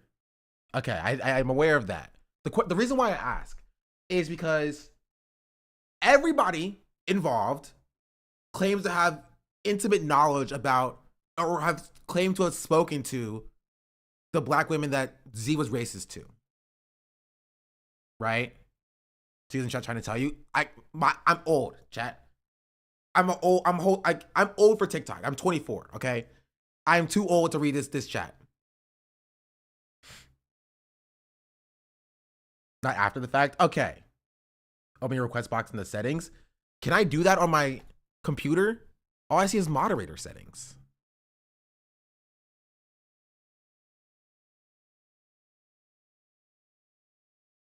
$24.80 on 23. Listen, Unc, I don't know what to tell you. We're on TikTok. We are old. Let me see. How do I do this? What if I go here? Nope, that's not useful. What if I go here? You know, I'm gonna play this video while I go searching. For the black creators, even though he was never elected to do that, we never asked him to do that. We were told to put our feelings on ice. We were told that it was a legal matter, that the board was involved, that PR was involved, that there were so many things moving at once, and the worst thing that Z could do was have accountability, make a statement. And we were assured that he had spoken to the panel of women whom were offended by Z's rhetoric, and things had been sorted out. And that was not true. You can pause to read. I just wanted to give a couple different examples. Please don't say you're old. Listen, I'm on TikTok. 24 is like 80. I have too many freaking tabs open. There's so much stuff going on. Oh my goodness, I was not prepared for this today. Our group chat, these aren't in any particular order of just us saying, hey, we're having some issues, we're having some concerns, something needs to happen. You can pause to read. We were basically told on multiple. How many times have you been live on TikTok? You need 3 lives before you can bring on guests? This is my 3rd live. I don't know if that changes anything. Fronts multiple times by Jones to stand down. Don't say anything. I did watch all of Peyton's videos. And except, wait, no, we did watch the 14-minute one. Which, can I say? This is completely separate. TikTok, why are we doing 20-minute long videos, please? Can we not do that, please? Thank you. That's it. That's all I have to say. Don't give it any more attention. You need at least 30 minutes on the 3rd day, and the boxes will be an option. Than it already is getting. I know if someone commented or DM'd asking me about the situation specifically, and then we start to get the feature. I was upfront and honest. This is what happened. This is what she Why did. is it so confusing? We're under the impression that everything's working out. It's all good. It's being worked out. All the while, it was not being worked out. And as I'm looking at this, I did not send it through spell check before I saved it. My apologies. So everyone can better understand what the problems are, what exactly happened. I'm just going to do a bullet point list of 3 of the main figures who have caused this to go awry. What happened, what we found out, and why we are not ever going to work with them again. Z used microaggressions towards black women on a panel to defend a political PAC that she created, and it was unacceptable. We found out yesterday that the $100,000 that was raised is gone. It's been spent on a 72-hour tour at Texas A&M, and for us that doesn't add up. So Santana has been leading the charge in ensuring that we get receipts on what this money was spent on, and since Z has asked Santana to cease communication. Can you run an ad? I want to see something. I can run an ad. Do you think Z was being racist? Yes.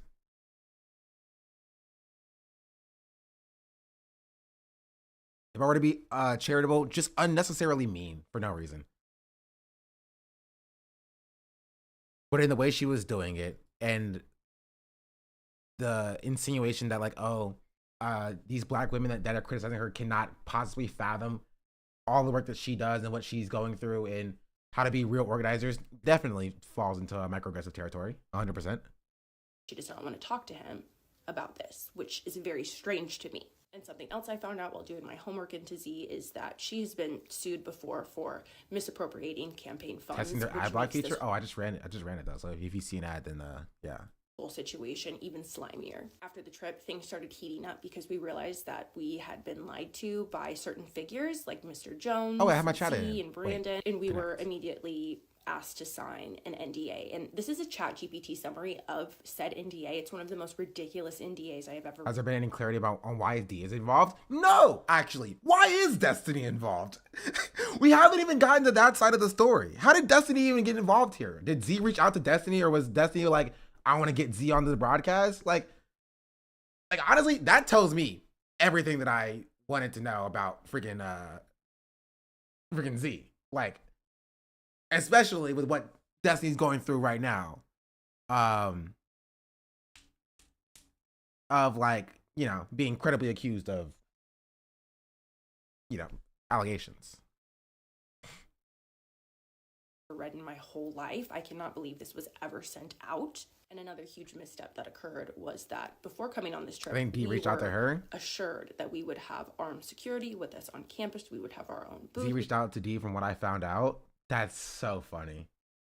That's so funny to have like allegations of racism and be like, you know who I need to talk to? Destiny.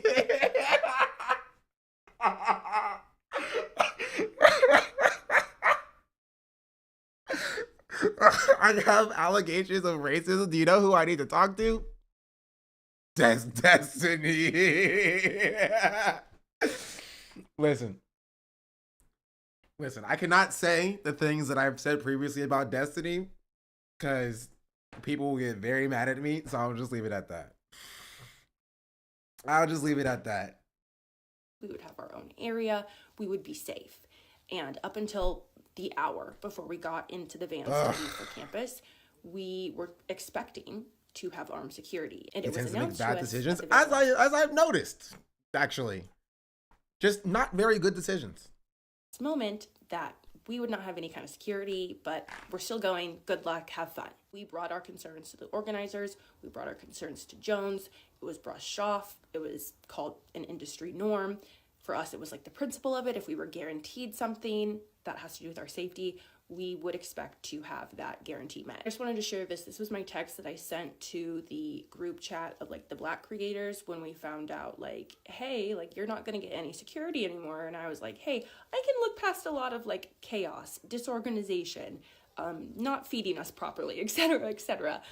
But I don't want to put my name and my credibility behind Dean Parker didn't do it with good intentions. They never do. Wait, your name is Dean. Dean, is that you? Dean, is that you? That doesn't even care about my safety. When concerns like about our safety were being brushed off, that's when we started to realize that, hey, you know, that's what Dean would say. Interesting. Mr. Jones might not be looking out for our best interests. Just reiterating. Okay, wait. Okay. I've also learned Starbucks was a thing as well. Dean was in chat yesterday. And oh God, if Dean comes in here today, it's going to be insane. It's going to turn into a war. I can see a civil war breaking out in my chat if Dean shows up today. Can I get a recap? No. I'm also not a liberal. W. I have words. Question is, who you ride for in that civil war? I don't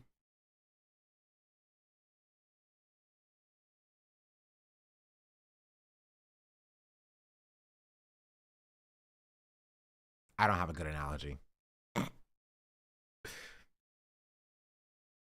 Say Dean 3 times in the dark.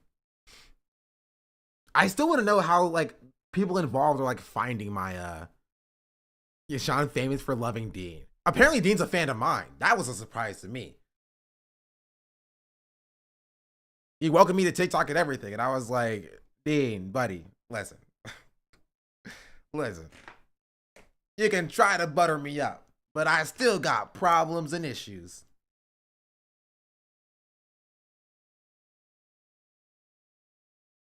Dean is a fan of yours because he wants you on his side. Hey, I can be swayed. Someone posted your live in my Discord. W instigators, honestly. W instigators. I've learned that TikTok chat instigators full through and through. Full through and through. I can be swayed is so real. I am fair and magnanimous. I am a third-party investigator. I can be swayed. So I'm gonna push Dean into being racist again. Stop. No. You think Dean should have walked the metaphorical plank and never been allowed in public without facing intense scrutiny for his transgressions? Yes. Just because that's funny. Just because I think it would be funny. 100%. He must walk the plank. Indeed. Because Discord likes you. Thank you. I try. I try. You might recognize me from such hits like or things like I don't know, what else did I do, chat? I lost the Hidden Gem Award 2 years ago. That was a thing that happened. I was in the Content Cop. That was a thing. Probably my my biggest call to frame.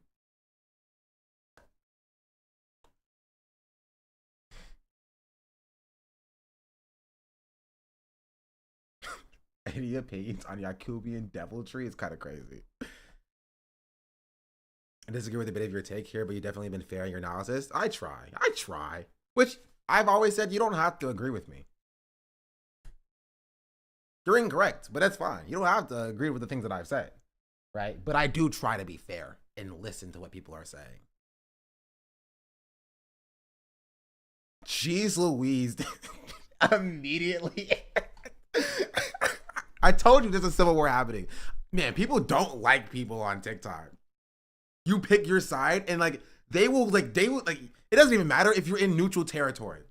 Gosh darn it, we're in the the demilitarized zone. You feel me? We're literally sitting in the demilitarized zone and people are fighting in the demilitarized zone.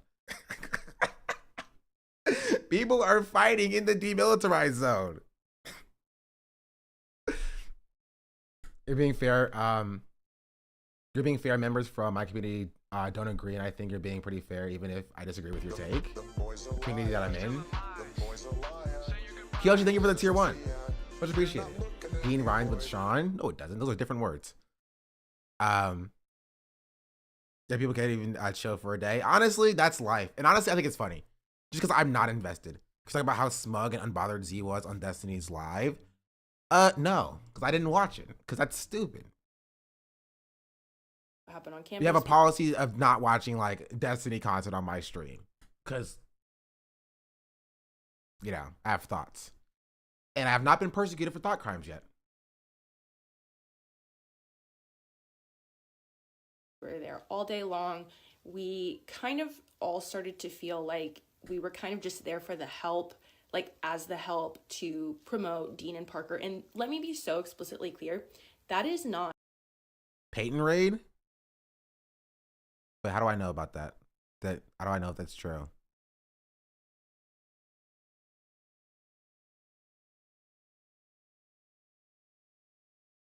Dean and Parker's fault. Dean and Parker were immensely kind and immensely gracious. Quite literally, everyone was misled about Destiny can be insensitive. what exactly we would. No, he can be a fucking racist. That's what Destiny can be. He's a racist sex pest. Like, let's not reduce Destiny down to being insensitive. Like, come on now. He's a racist, pro-genocide sex pest with credible allegations. Ah, gosh darn it. Would be on campus doing, and it was Is very your benchmark for clear me? in Yeah, the like, bro, hours going up to campus that there was currently being sued. no plan. There was no organization. Don't forget mediocre I personally StarCraft player. I question don't play if StarCraft, so I can't speak to his StarCraft abilities. private security was ever even hired. There's just a lot of questions I have. Bro, this chatter's insane. But honestly, it's kind of funny. Do they defaked his crimes as part of an intricate plot to infiltrate the American criminal justice system? Honestly, maybe. Destiny also thinks it's fine to slur. Don't get me started. Don't get me started. Because you're going to get me started. And y'all aren't going to like me when I get finished. You're going to get me pulled out of character.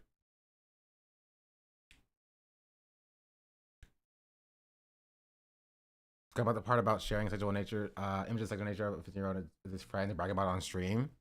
Yeah. A point in the event where another creator, TC, who I absolutely love and adore, Wanna a get lot yourself of the banned people again? on this trip Chill. are genuinely just like wonderful people, good people down to the core, great intentions. And that's why I specifically want to talk about this, because it's really unfortunate that everyone's integrity and credibility. I'm sorry. I'm not even listening to this anymore. I gotta back it up. We would have our own booth. We would have our own area. We would be safe. Listen, focus And up, chat. Up until the hour before we got into the vans to leave for campus, we were expecting to have armed security. And it was announced to us at the very last moment that we would not have any kind of security, but we're still going. Good luck. Have fun. We brought our concerns to the organizers. We brought our concerns to Jones. It was brushed off. It was called an industry norm. For us, it was like the principle of it. If we were guaranteed something that has to do with our safety, we would expect to have that guarantee met. I just wanted to share this. This was my text that I sent to the group chat of like the Black creators when we found out, like, hey, like you're not Also, getting any security. I said it yesterday, and I'll say it again. Racist that I wasn't invited.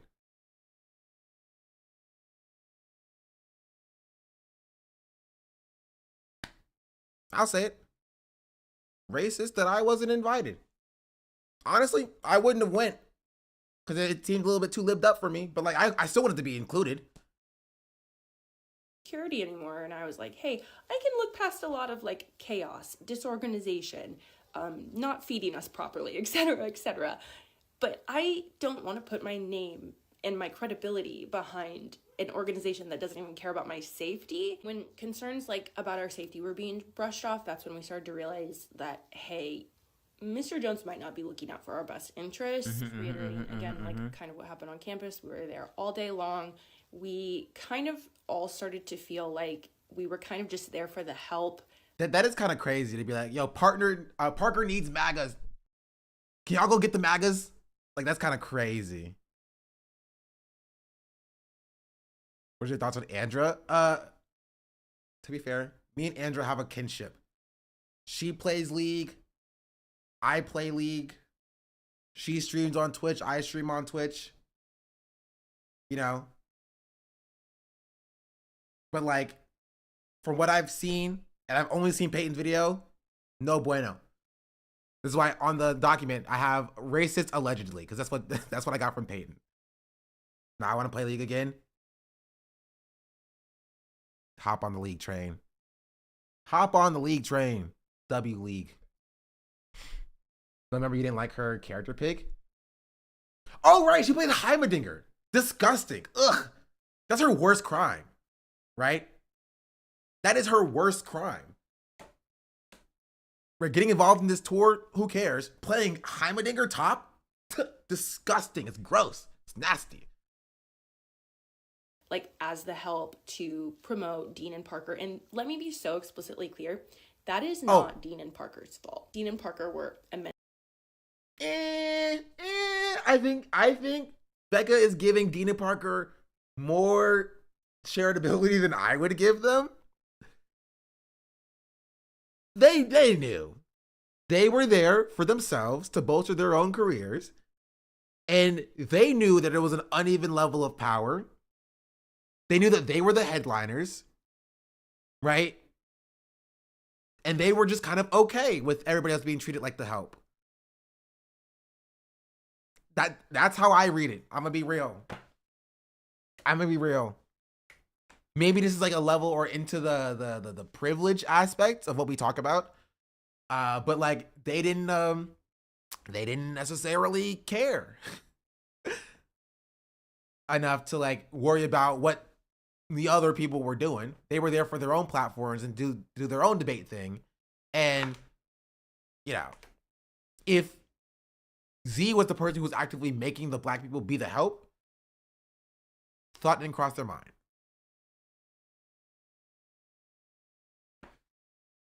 Thought didn't cross their mind. Immensely kind and immensely gracious. Quite literally, everyone was misled about what exactly we would be on campus doing, and it was very clear in the hours going up to campus that there was no plan, there was no organization. How do I explain this? Okay, so there was a tour called the Unfuck America tour. I don't know why they were anti-chocolate. I'm pro fudge, right? They were unfudging America. And in the tour, it was headlined by two liberal debate personalities. You got Dean Withers and Parker Get a Job. You might recognize them as liberal Spider-Man and an other white dude who debates.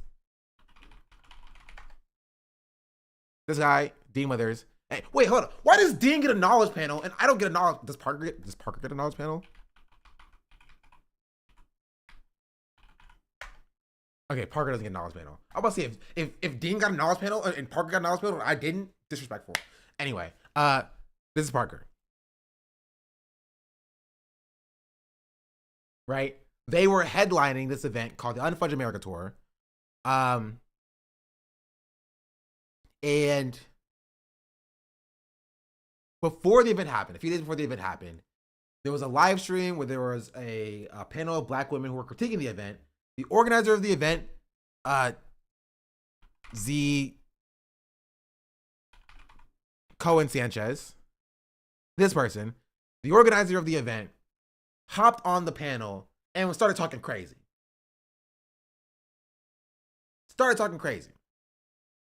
Used to work for Z. It's very fascinating to watch this drama. Really? That's crazy.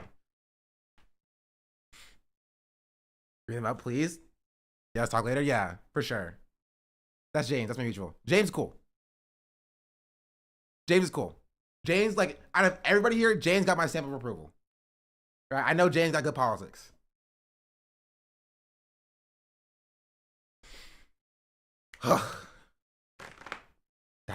That's interesting. Appreciate stamp of approval, 100%. I'll go start working if I was given 30K. You know what? You kind of spending a little bit. My Google would also stop working if I got 30K. Is there any way you could put a funny hat on or something that has some levity to otherwise intense situation? Be right back. Here, watch this. I personally question if private security was ever even hired.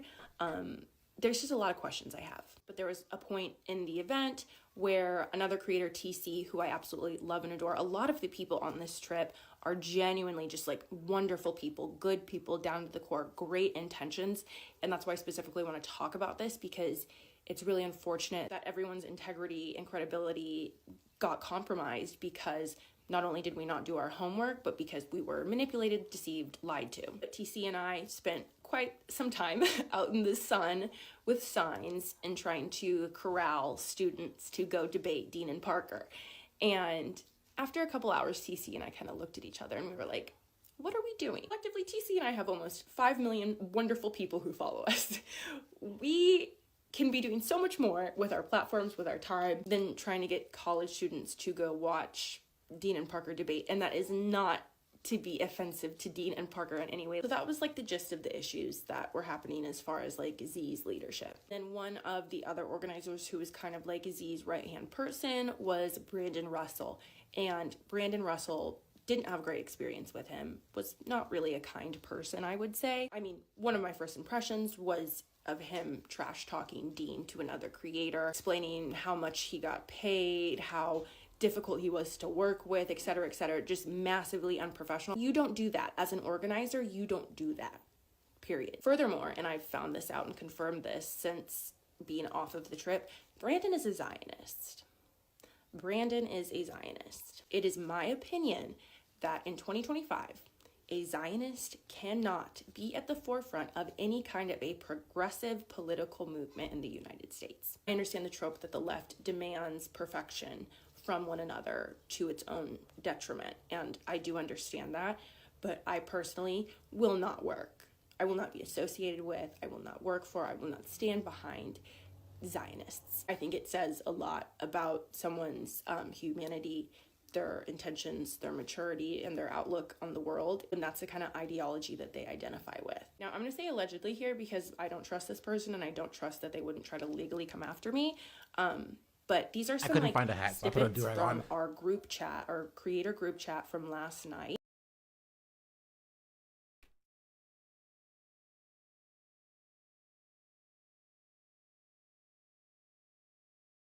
Oh my goodness. There's a civil war happening in chat. You know what? Fight, fight, fight, fight, fight, fight, fight.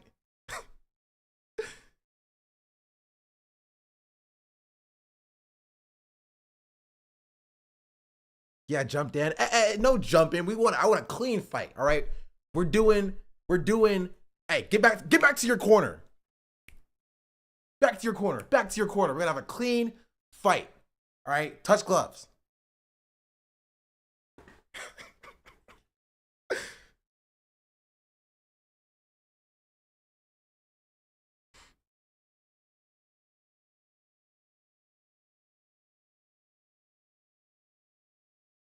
Which chat is having a civil war? TikTok chat is having a civil war. Here, I'll put them on the screen so you can see them. Wait, your live was flagged for harassment and bullying? Who did I harass and bully? I didn't even do anything. I literally wasn't even here, by the way.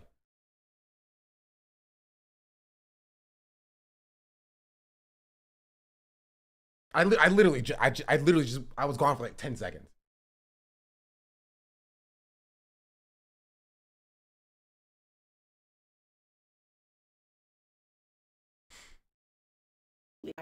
Sorry, run it back. About our safety were being brushed off. That's when we started to realize that, hey, Mr. Jones might not be looking out for our best interests. Sure. Reiterating again, like kind of what happened on campus. We were there all day long. We kind of all started to feel like we were kind of just there for the help, like as the help to promote Dean and Parker. And let me be so explicitly clear. That is not Dean and Parker's fault. Dean and Parker were immensely kind and immensely gracious. Quite literally. Also, keep in mind, this is so behind. It's so insanely behind. Wait, can I actually pop this back out? Can I close it and pop it out again?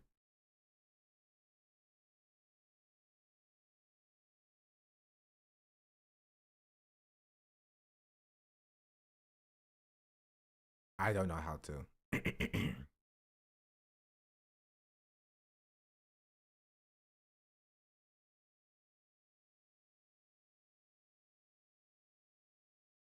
Oh, that was from 9/18. That was 2 hours ago. Okay, I think I caught up. Cool. Everyone was misled about what exactly we would be on campus doing, and it was very clear in the hours. Also, Anonymous, thank you for the 5 gifted subs, by the way. I acknowledge you. Up to campus that there was no plan, there was no organization. I personally question if private security was ever even hired. There's just a lot of questions I have. But there was a point in the event where another creator, TC, who I absolutely love and adore, a lot of the people on this trip are genuinely just like wonderful people, good people down to the core, great intentions. And that's why I specifically want to talk about this, because it's really unfortunate that everyone's integrity and credibility got compromised because not only did we not do our homework, but because we were manipulated, deceived, lied to. But TC and I spent quite some time out in Who's TC?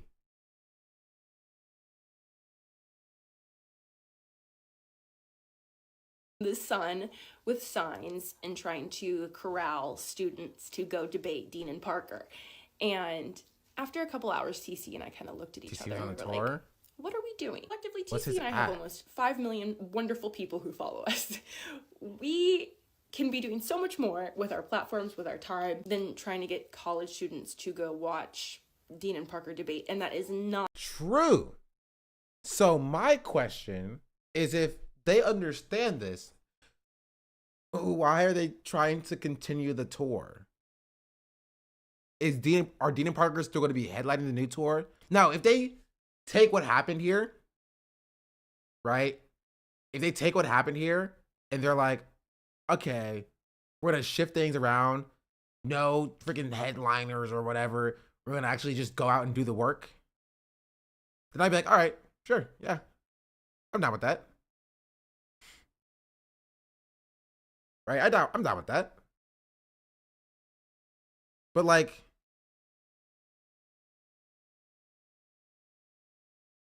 they need a headline tour now? You're joking. That's a joke. That's a meme. I don't believe it.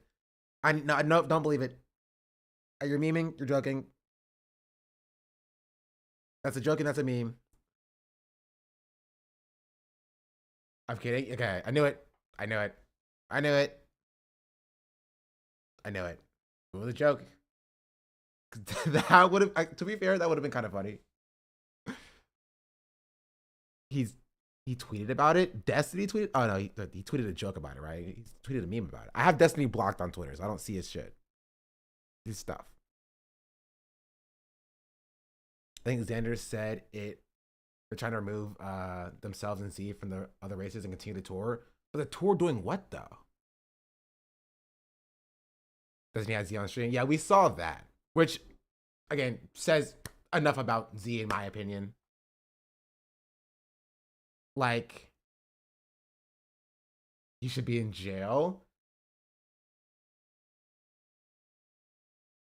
I'm not going to talk about Destiny anymore before I get out of character.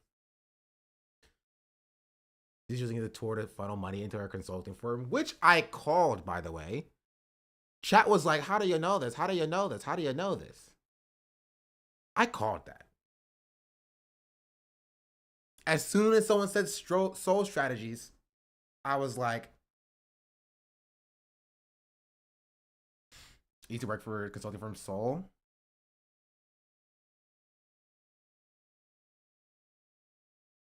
W Destiny's mods, rip that guy. I can't say that on TikTok. Mods, take that guy out back and serve him a nice plate of steak and dinner. And just go over 2 minutes, I can answer that question. After this video, because we only have a lot more left to go. Not to be offensive Jeez, Louise, to where did it Dean go? and Parker in any way. So that was like the gist of the issues that were happening as far as like Z's leadership. Then one of the other organizers who was kind of like Z's right-hand person was Brandon Russell. And Brandon Russell didn't have a great experience with him, was not really a kind person, I would say. I mean, one of my first impressions was of him trash talking Dean to another creator, explaining how much he got paid, how... Okay, well, to be fair, right? I need a little bit more context than just he was trash talking Dean. Lots of people trash talk Dean. You know what I mean? It's about what the trash talking means. And like what they're saying, I find is impactful.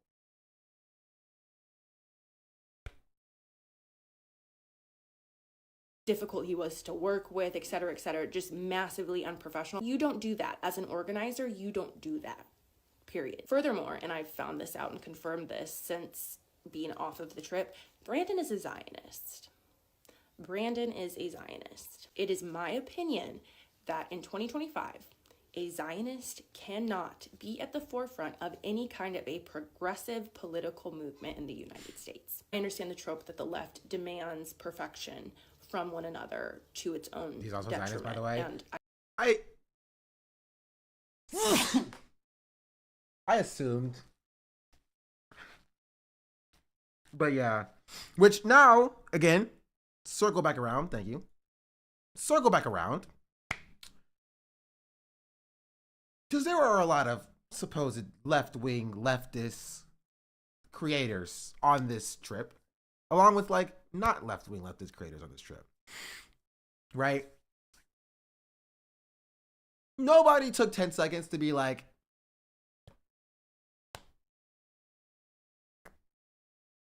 maybe we shouldn't attach ourselves in a big 2025 to this. Really funny story how we figured that out at Seoul.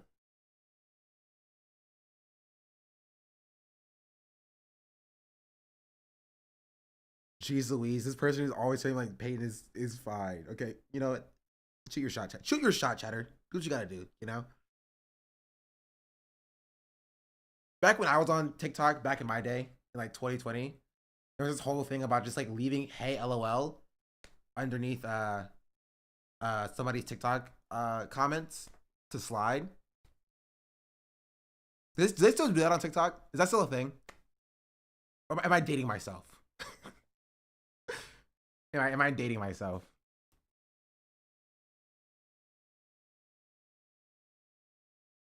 Yeah, hey LOL. I do understand that, but I personally will not work. I will not be associated with, I will not work for, I will not stand behind Zionists. I think it says a lot about someone's humanity, their intentions, their maturity. Why is Becca the mixed girl the cover of the situation? That's super shady to me. What do you mean? What do you mean the cover? And their outlook on the world, and that's the kind of ideology that they identify with. Now, I'm going to say allegedly here because I don't trust this person and I don't trust that they wouldn't try to legally come after me. But these are some like snippets from our group chat, our creator group chat from last night, because we found out some really insane information about an. Do a lot of them saw mess with Charlie Kirk and get a free trip and then hit sign up immediately? Probably. But then I'm still like a little side eye. Just a little side eye. Just a little side eye. To Tad. Incident that occurred on the trip. So allegedly. Not saying that's inherently bad, I would be but saying like. this unless I had very good evidence. The night Is that that we arrived in Texas, in my after opinion? dinner, Yeah. when we got back to our hotel room, this is the day before we're going to campus to go debate Charlie Kirk. We're sitting in the lobby chatting about the next day, and some of Charlie Kirk's Turning Point employees walk in. We thought they just found out where we were, and they showed up unannounced just to cause chaos. We weren't with it. We saw them, and we just retreated up to our hotel rooms. We weren't going to deal with it. But last night, we discovered that these Turning Point employees were invited to our hotel. Our location was given to them. They were invited to our hotel by Brandon, allegedly, so that some viral, confrontational, messy content could be filmed between the Unfuck America tour members and Turning Point USA employees. Like, I'm to go about 90% of liberal content creators, though. I agree. And my numbers may be, closer to like all of them.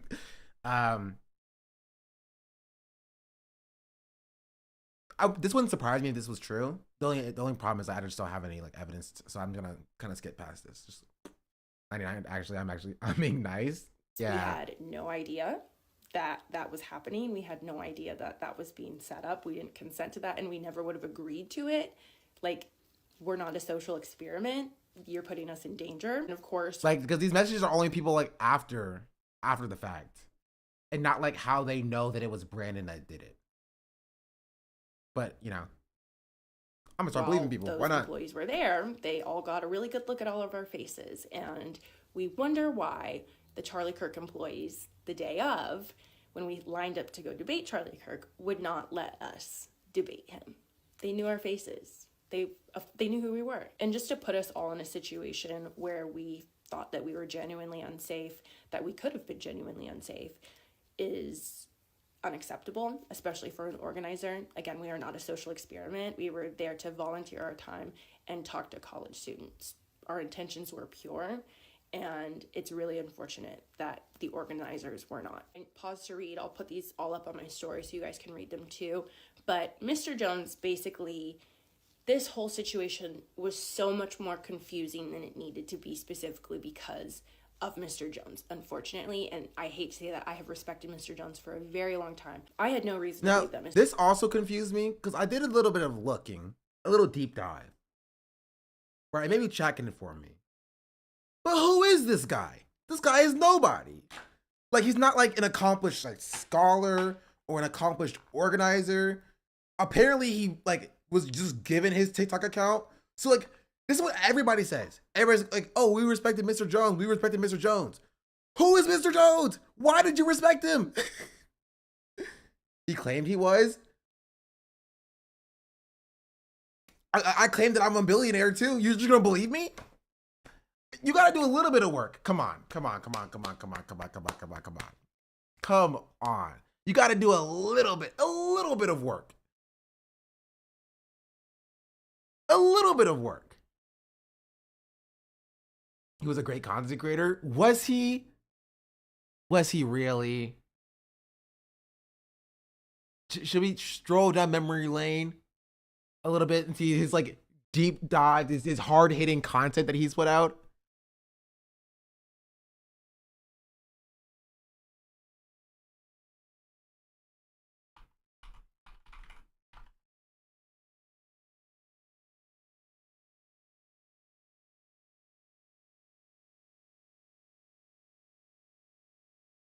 Where's the video we saw yesterday, chat?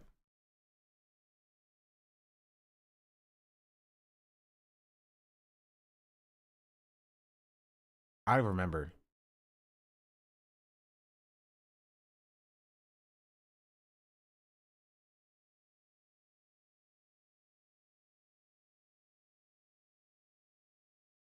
This one? My first question to you was, because somebody is oppressed worse somewhere else, does that mean that the person that's being oppressed, oppression doesn't matter? I think this is... If somebody came up to you and said, hey man, I just found out I had pancreatic cancer.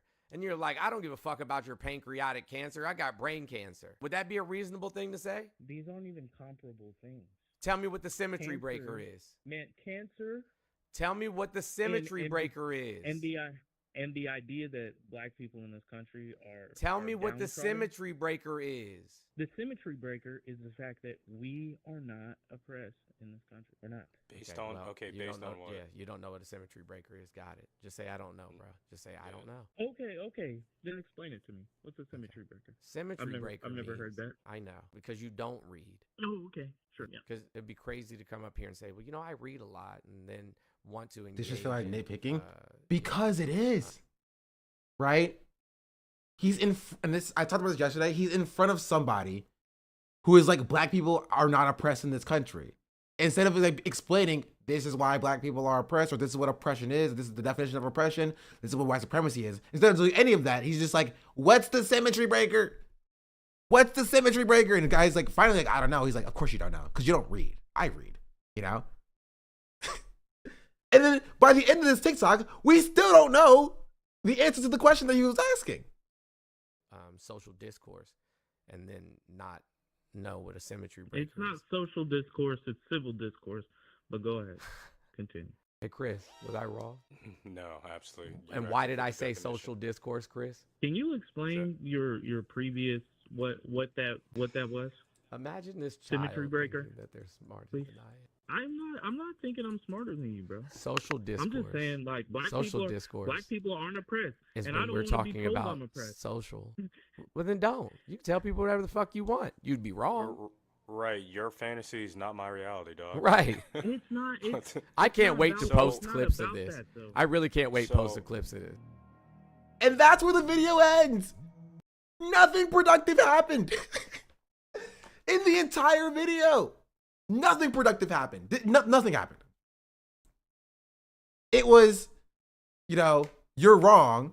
And the other guy been like, no, you're wrong. He's like, no, explain the symmetry breaker. I don't know what that is. Of course you don't, because you're stupid. I know better. TikTok ends. We still don't have an explanation for why this guy was incorrect about his position about black people not being oppressed. I feel like that's kind of important. I feel like that's what we should be focusing on, instead of just being like, oh, you're a child, you're stupid, you don't understand. Like, and this is my gripe with debate content in general, in totality, is that it's not about changing people's minds, but it's instead about being smarter or appearing smarter or coming across as smarter. Have you seen his sister TikToks on him? No, I have not. I have not seen his sister's TikToks about him.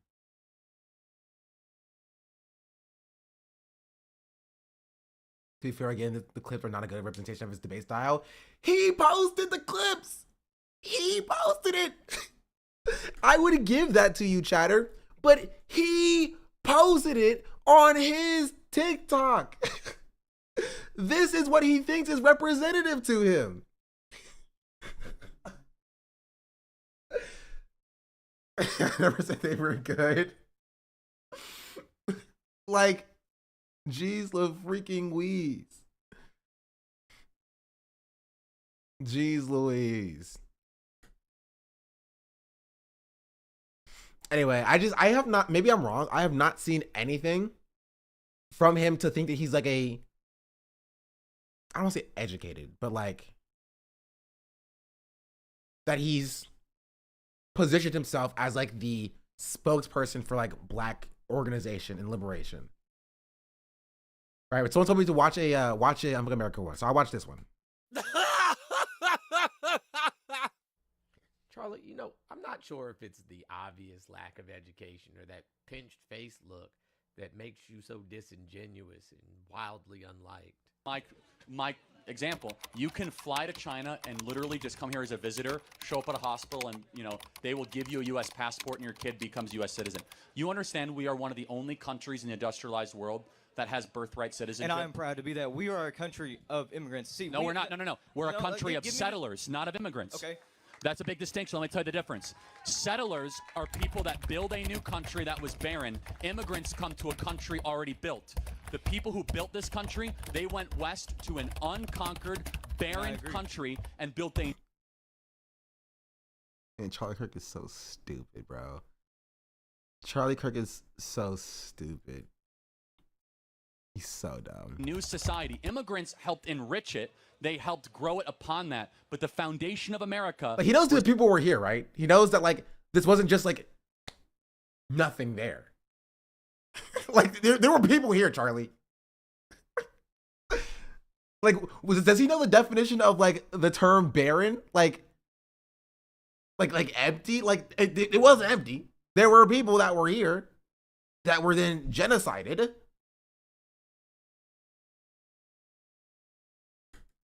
We're settlers, not immigrants. That is a talking... This guy can't be serious right now. They say knowledge is power. I say truth is a weapon. So lock in. Let's get dangerous. First of all, there was nothing barren about this land. This continent was home to over 600 distinct indigenous nations with their own languages, spiritual systems, trade networks, governance, and cultures that spanned thousands of Charlie Kirk wants to make the desert bloom so bad. Settlers, they were colonizers, invaders, who committed genocide on a scale the world had rarely seen. They were also settlers. I think it's like, I don't want to be like bad faith and say that he's interpreting like they're not settlers, they were colonizers, as though like implying settlers were like good, or they were settlers and they were bad for doing that. Disease, fire, war, and slavery. They mass murdered over 50 million indigenous people, stole their land, and then turned around and said they built a country from nothing. From nothing? You didn't build a damn thing. You stole it. While doing this, like, he's not wrong. Something brand new. Thank you. He's not incorrect, but like he's also not saying anything like transformative. I don't know, this is his words.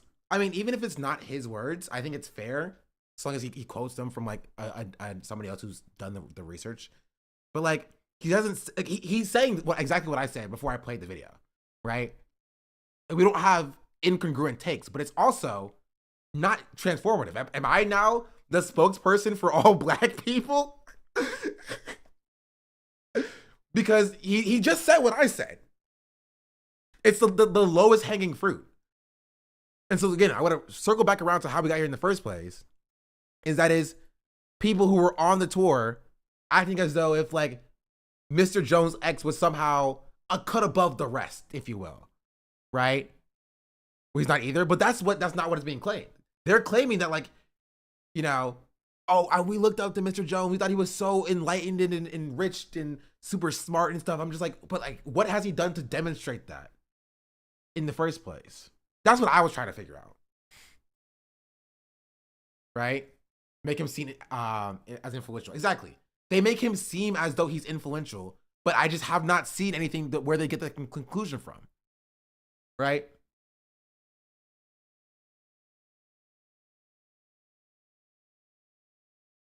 The viewers did, not the creators. That's different. No. Becca's literally said that the creators viewed him like that. And it's really unfortunate that the organizers were not. Pause to read. I'll put these all up on my story so you guys can read them too.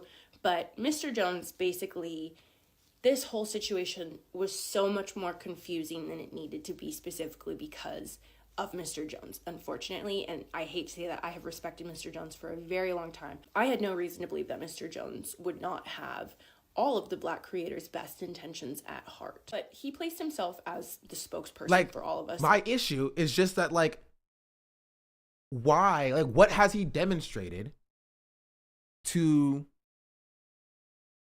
gain that respect? That's why I think I might be confused. Because he's a character dropped in mid-story who we're just supposed to know, but we don't. Exactly. Did you hear about his fake charities? No, I did not hear about his fake charities. Show him the community garden. What community garden? Oh my goodness. If there's so much about him being fraudulent, then why did everybody assume that he was super good and awesome and amazing? And why did no one do any research? No one, nobody involved did any research into this person and just oh, I support this guy.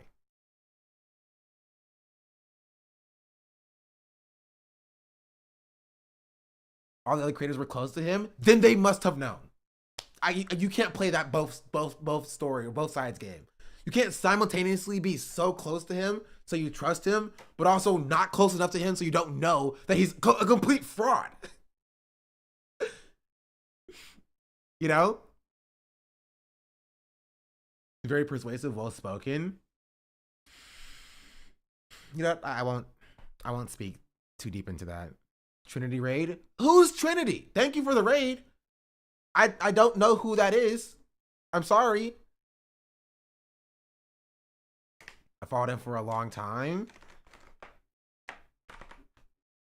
Because he does good debates, knowledge as far as debate talk goes. He's just a grifter person. That was a troll comment. I don't freaking know. How am I supposed to know this? I'm getting too much information. I'm getting mental overload. He's good at what he does. For what I've seen, he's passable at what he does. If I'm being entirely real. If I'm being entirely real. There's so much lore. I just learned that he existed 10 minutes ago. Yeah. Unless again, I can keep going. I can go deeper into his rhetoric and to see just he may be a cut above the rest.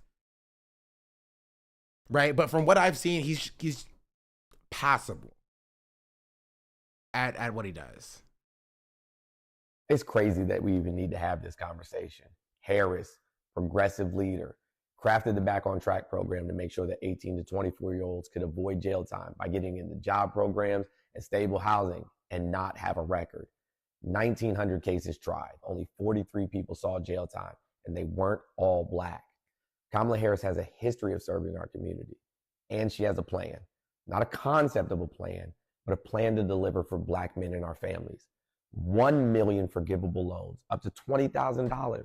There's nothing more. It's crazy that this is what I want to say. Down payment. This is what I want to say. And this is where I see they weren't all Black, but they were all in prison. Listen, he didn't say that. He didn't say that. He just said that they weren't all Black. You know, you're not supposed to look at the other side of it. This is why I'm curious, right? And why TikTok confuses me. And so I need my TikTok chatters to explain this to me. Is there a difference on TikTok between a leftist and a liberal? Is there a difference on TikTok between a liberal and a leftist? Because on Twitch and on YouTube, very clear difference. There's no overlap. Yes, there is. Not really, yes. Okay, I get a lot of yeses. Generally know people use them interchangeably. TikTok doesn't do nuance. Okay, follow-up question for the people that said yeses. All the liberals call themselves leftists because of the negative connotation, in my opinion. Follow-up question. Is this person a leftist?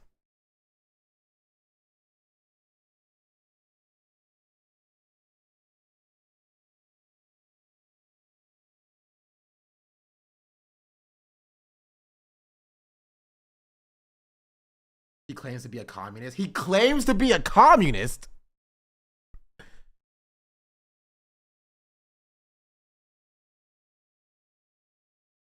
He claims to be a communist. No, okay. Now I am invested. Now I am invested. Now I'm invested. Please, I need to see where he does his communism. Where he talks about communism, where he talks about capitalism, where he talks about workers, where he talks about dialectical materialism. Where is the theory? Please tell me where the theory is. I need to see the theory. I need to see it. It has to be somewhere, right? Because the reason why I ask, right? He talked about the Red Scare here. It's time to talk about America's favorite boogeyman. So I'm curious. But the reason why I ask is because from all of this, he's part of the DCP, the Democratic Communist Party. He's a landlord. Stop. No. Don't believe that. No. No, he is not. No, he is not a black Kamala Harris supporting communist who's a landlord. No, I don't believe it. You are telling me lies. You are telling me lies. Like literally you're telling me, like,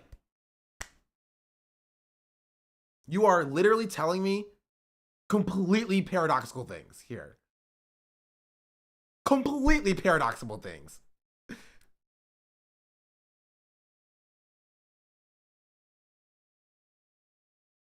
And the reason why I ask is because out of everybody that we've seen involved in the tour so far, I've seen exactly 0 people talk about Palestine.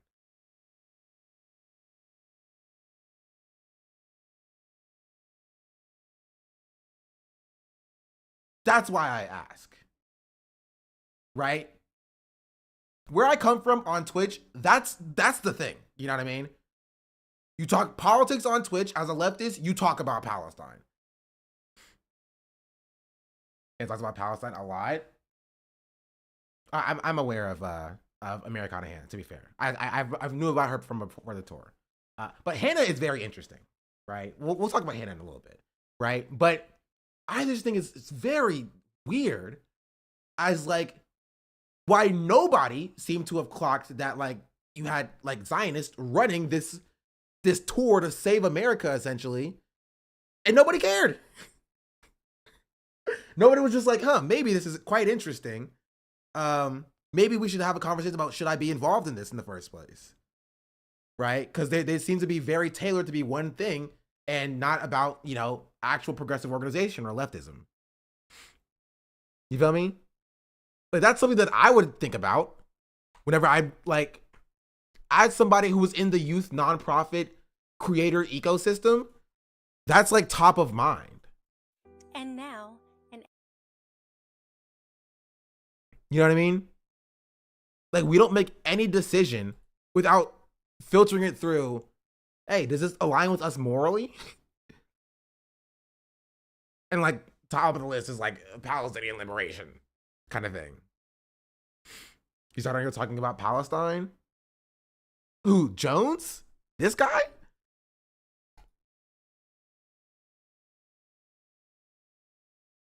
I'm down to look and see. educational moment with Mr. Jones X. We need to talk about something. So leaving MAGA is trending, and suddenly y'all are realizing that Trump wasn't the fight. This is funded by the DNC. This could be a joke, though. He could be wearing a funded by the DNC shirt as a joke, to be fair. Yes, years ago. I mean, we can search by oldest.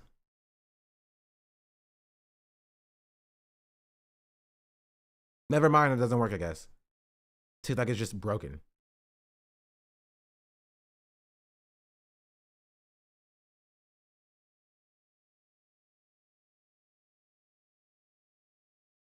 I just want to, okay, I need to figure out his politics.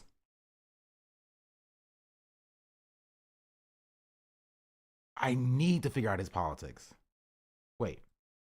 Once upon a time on TikTok, a woman told me and my buddy Jovan that women had one less rib, and that it was science. We remember how that one ended. Well, here's another science expert for you. Roll the tape. You don't need men, huh? Well, then who's gonna keep you safe? You have daughters? Yeah, I got. Y'all think you can just make up new genders.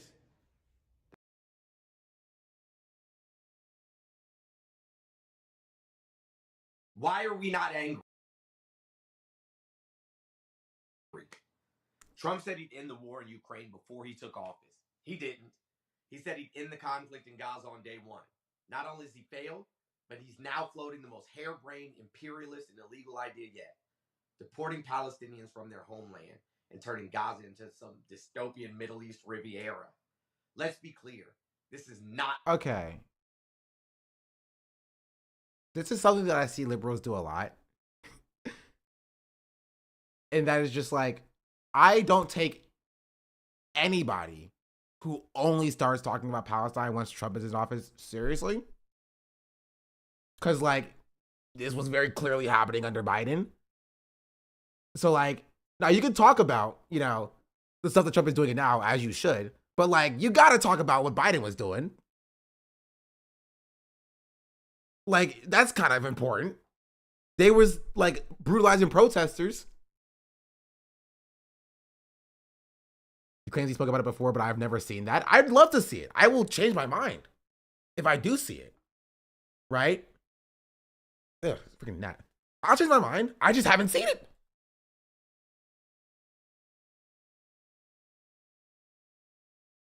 I haven't seen it.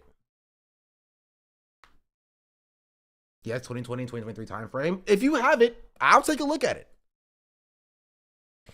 Anyway, because I love the stream, man. I'm gonna start tuning in. This is fun. Of course.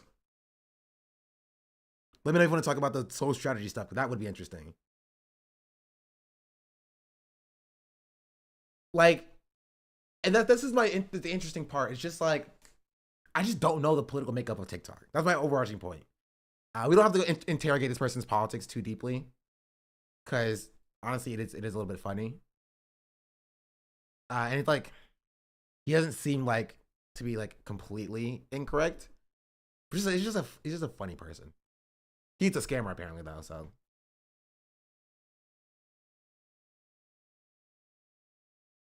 Wait, Patrick Jones, aka Mr. Jones, ex-advocate via social media. So we had an article written about him in BLK.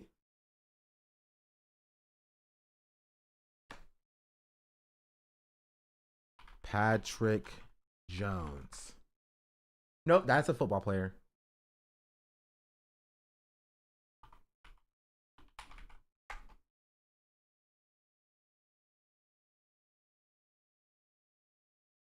Okay, he has a Medium article. There's a Substack article.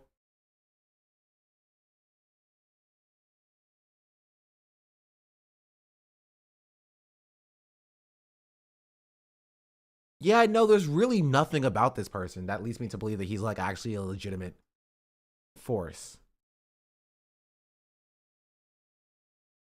I'm gonna be entirely real. Which is why it just confuses me. People were like, yeah, no, I followed his work for years. He was actually like a enlightened, well-read, respected person. I'm just like, where? No, he wiped his online presence and changed his last name? From what? From what? What was his old last name then? His name is fake? I feel like y'all are trolling me.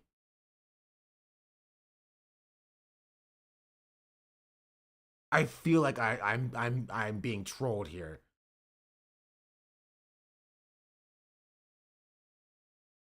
It's on his sister's TikTok.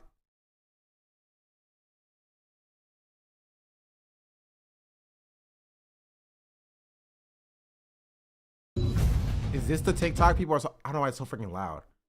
Is this the I'm so confused.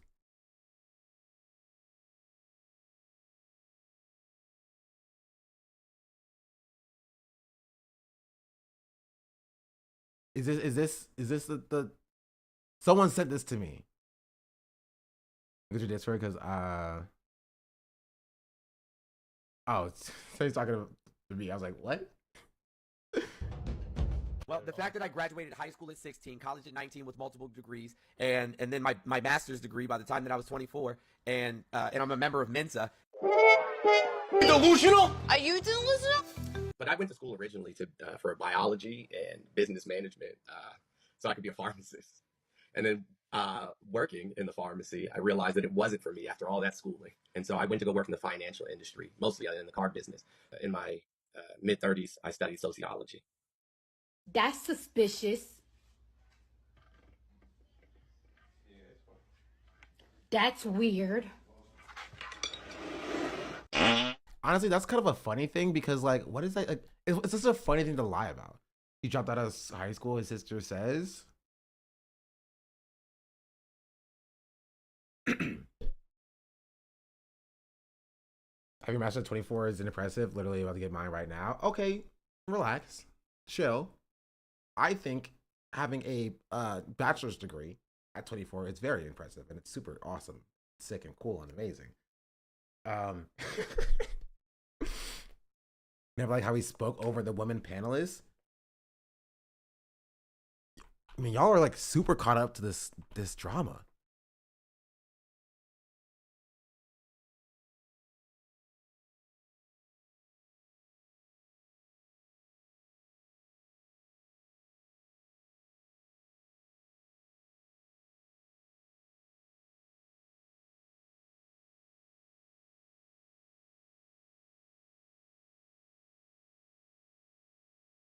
Why there's so many parts?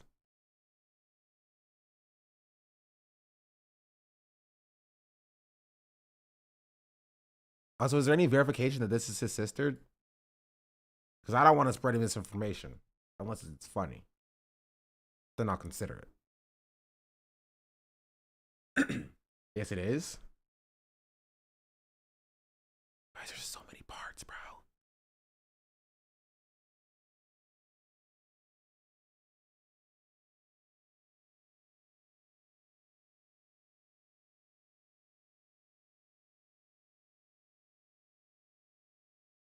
Watch the video, they are identical. I need more than circumstantial evidence, you know? My child walked up behind me, so let's... Jones's allegations of misappropriating donations. Does it everybody at this point, you know? try this again. I can personally confirm that she is his sister. You know, I appreciate your personal confirmation, chatter, but like, I don't know how helpful that is to me. Because that means instead of taking her word, now I'll take your word for it. So... But I do appreciate the personal confirmation there. Just kidding. I'm a goofball. Anyways, so I want to do this in like one shot.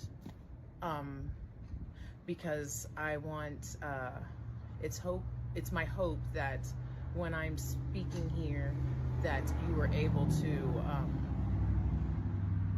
feel me being honest and genuine. I've never really done anything like this before, so who is this? I feel like when I'm looking TikTok chat says this is the Mr. Jones's guy's sister, I think. Right?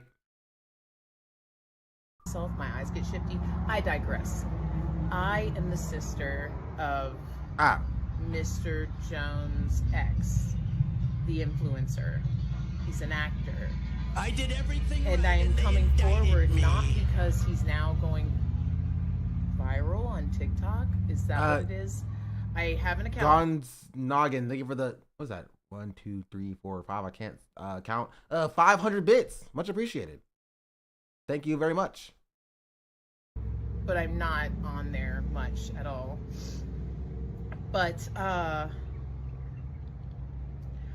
stumbled upon the podcast by the name of, or with a creator by the name of Dad's Got Bars. I just had an aneurysm.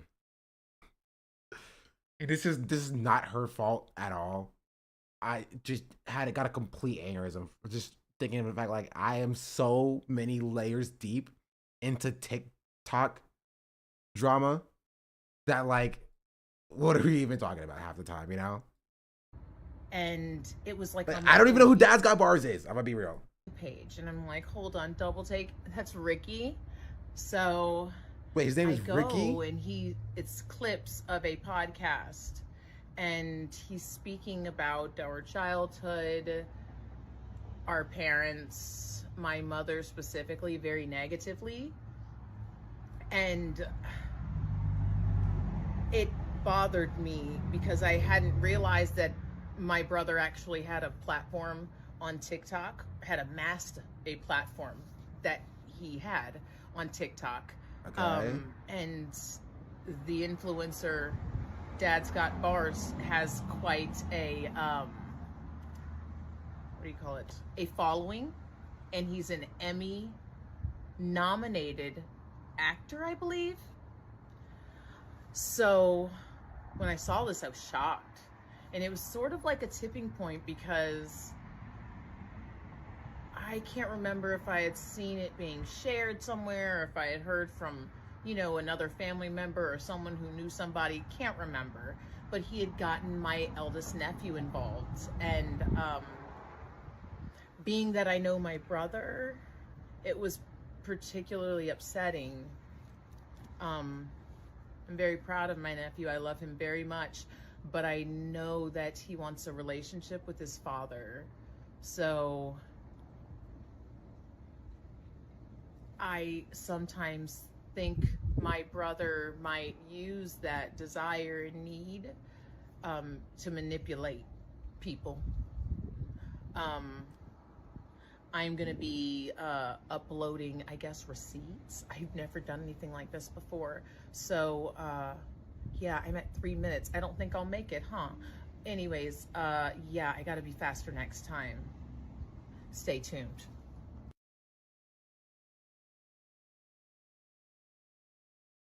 Okay.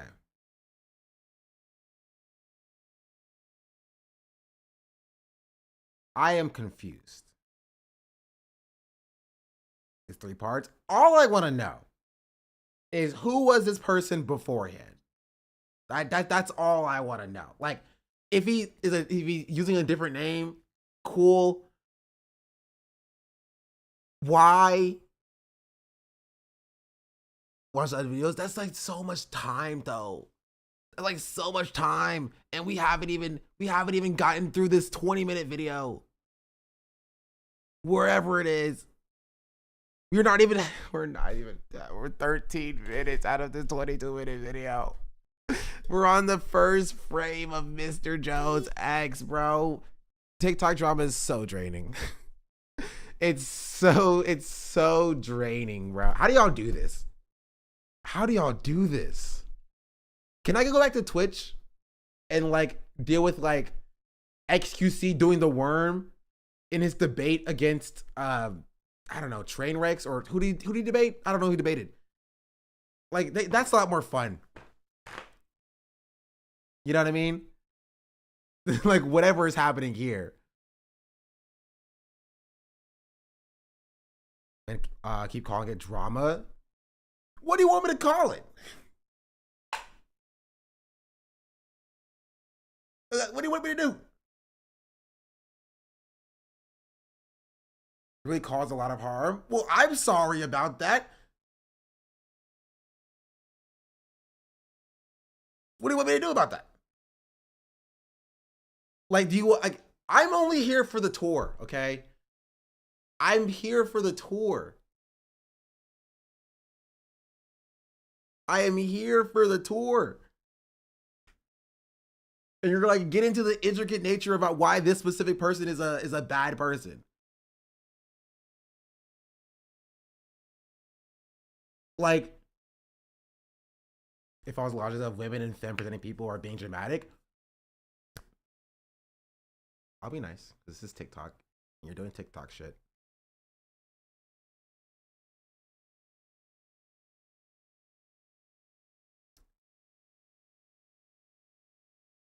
This is not relevant to the tour, chatter. It's not.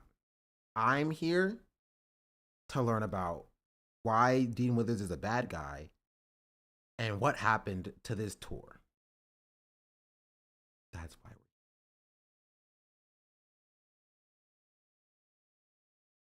why we're here. That's it. That's it. Mr. Jones, bad guy. Bad guy. Bad vibes, bad guy, no good. Okay? Does that make you happy, chatters? I disavow and condemn Mr. Jones.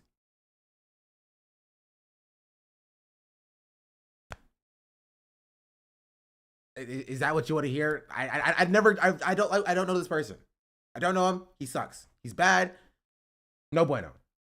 And if all of this is true, and if all of this can exist, then why are you not yelling at the creators who were friends with him? Why are we skipping over the fact that they're the people who endorsed him? They are? Then I'm on your side. I'm also yelling at them for this reason. I'm with you. You and I are the same. We are aligned here. I'm doing the same thing.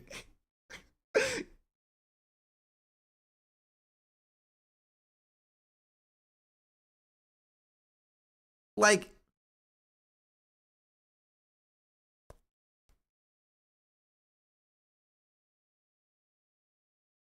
that's my point, is that the creators who were endorsing Mr. Jones and who were like, oh, he's super great and I respected him, that, you know, worthy of criticism. Jones is not the focus of the tour. See the organizer being racist is, yes.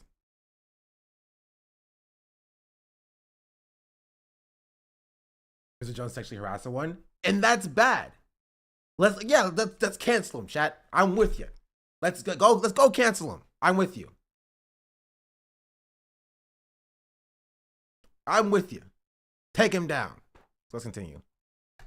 And spoke for us and basically told Z that the only way that we were okay with the entire situation top to bottom being remedied was if Z were to step away as the face. You're just saying calling it drama is insensitive, that's all? Because it is drama. It's drama. This is drama. I don't know what you want me to tell you. I'm gonna call it what it is. This is drama. This is like the epitome of drama. Mr. Jones lying to the black creators and then lying to the white creators about what he's telling them and orchestrating things behind the scenes so that everything gets messed up and the tour fails. That's drama. That is drama.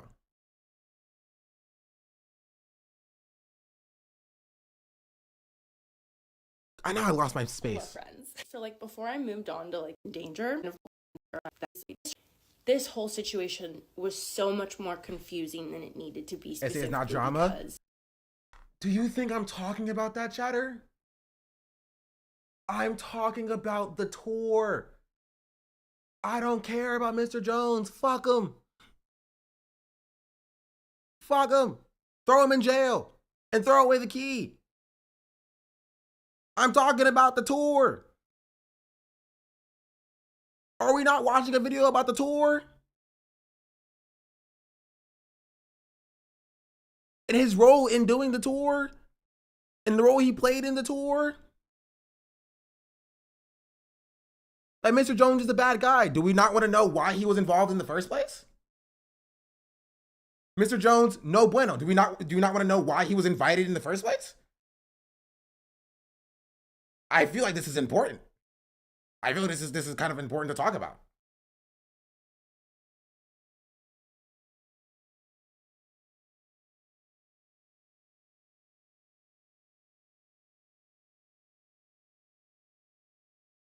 Of Mr. Jones, unfortunately, and I hate to say that I have respected Mr. Jones for a very long time. I had no reason to believe that Mr. Jones invited would him. Not have I'm interested. That's a good question. That's a great question. Who invited him? Right? Why did all the creators respect him? Right? Why was he why did he take the role in organizing it? I think these are very valid questions. Very valid questions to ask. Didn't he invite him? Maybe. I don't know. I would like to know. Creator's best intentions at heart. But he placed himself as the spokesperson for all of us and spoke for us.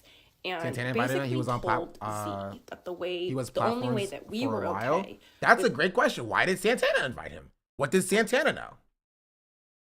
You know? I want to know. How much intricate knowledge did anybody have of Mr. Jones's history when he was involved in the tour? And why is all of this only coming out now? After he's getting called out for the tool stuff. Did they know? What did they know? I don't know.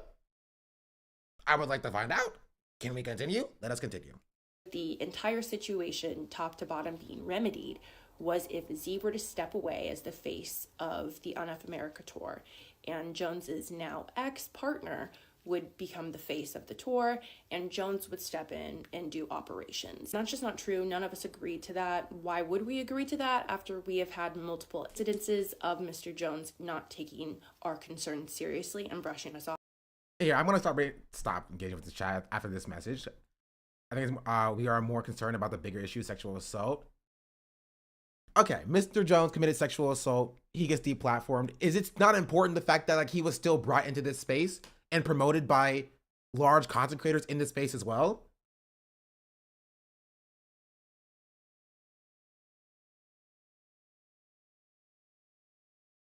Especially with these other big creators.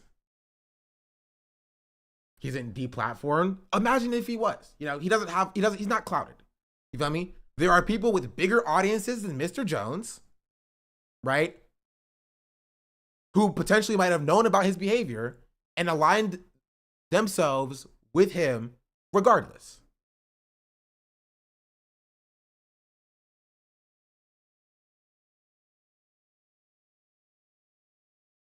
And I would like to know how he got involved.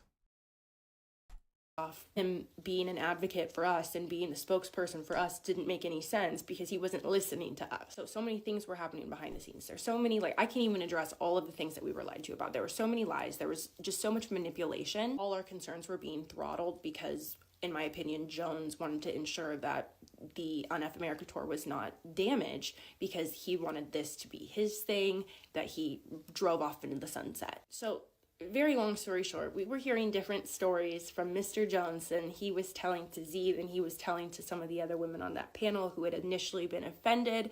We were getting so many different stories. And again, I encourage you now, this is also interesting, which is what I'm curious about, is that, did Mr. Jones reach out to the women on the panel?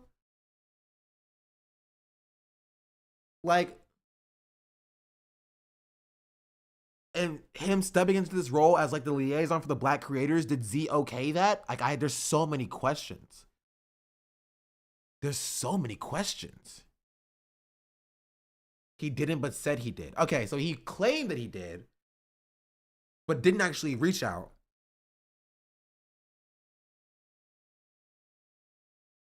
And the black creators on the tour believed him when he said that he did.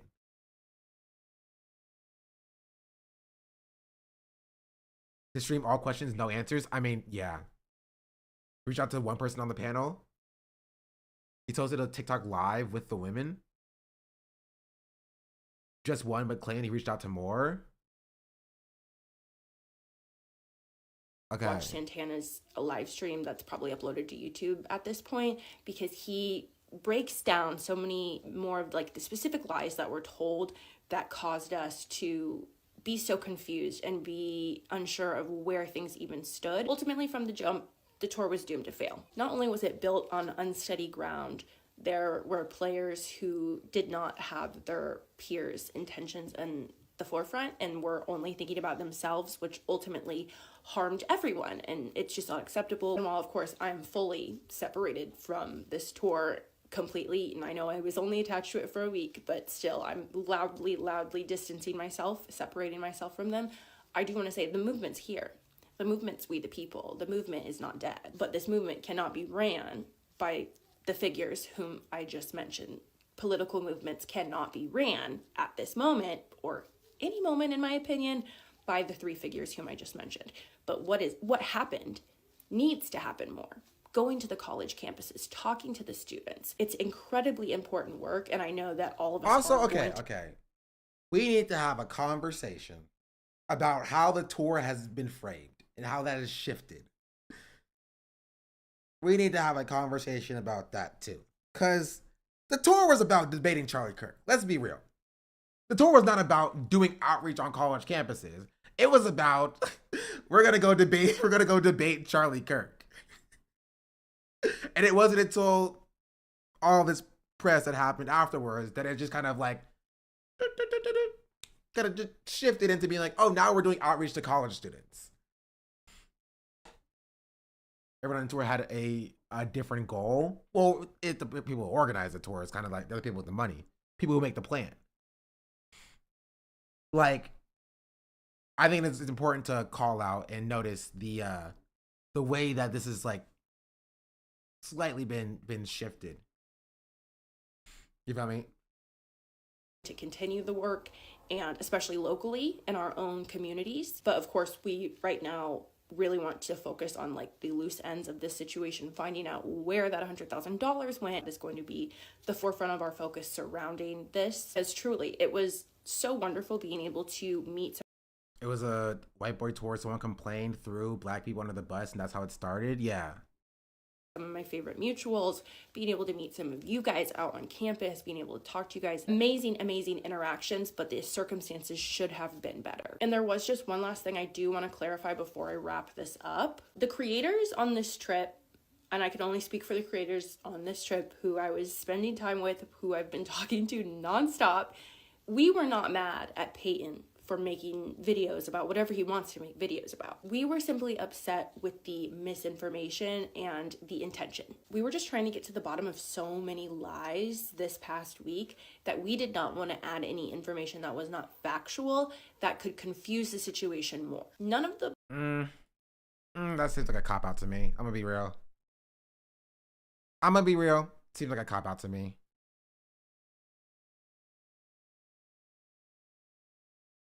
Again, I only know a few things to be true. Black women were disrespected by Z, right? And the creators on the tour were silent, and Peyton spoke up about it.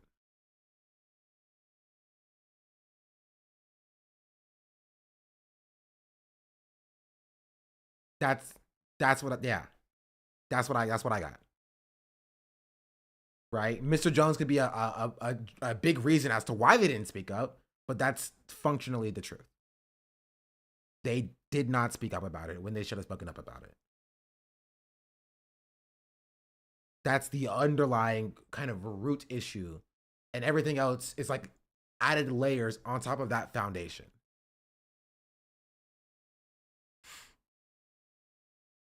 Black women who went on this tour, who went on this trip, have spoken to Peyton before, during, or after the trip. To my understanding, there was a black creator who was not a part of the tour, who was not a part of the trip, who reached out to him wanting him to speak on the situation, but the members of the group did not reach out to Peyton. Wait, okay. Is she talking about Tashika? Is she mentioning Tashika here? When she says there was a black creator who wasn't a part of the tour, who reached out to Peyton to speak about it? Yes. Okay, why is Becca acting like this is a totally random separate person when Tashika was on the freaking panel that was disrespected by Z, right? I'm pretty sure I have my visual aid here. Tashika was on the panel. So why is she being positioned as like a totally separate non-entity?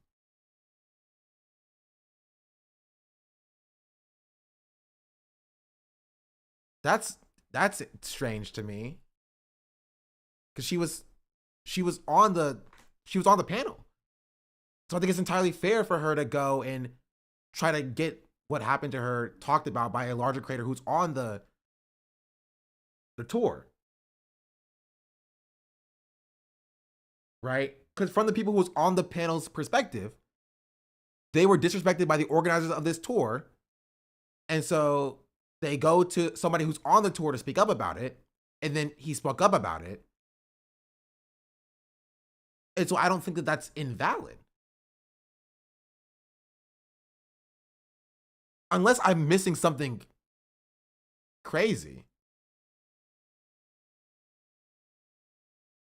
Unless I'm missing something insane.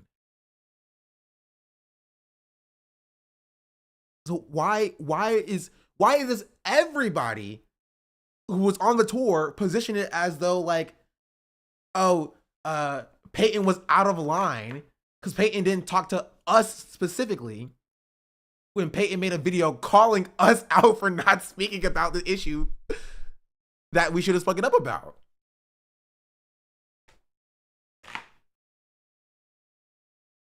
Again, it kind of reads to me like the people on the tour are mad at Peyton for talking about an issue that they themselves should have talked about, and it made them look bad.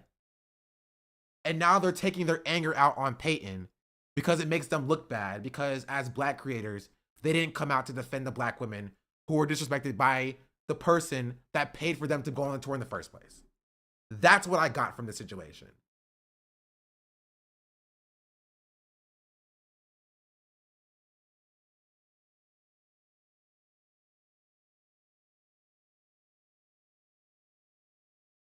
And they're simultaneously apologizing for not speaking out sooner, but still throwing shots at Peyton for doing what they should have done in the first place. So that's weird to me.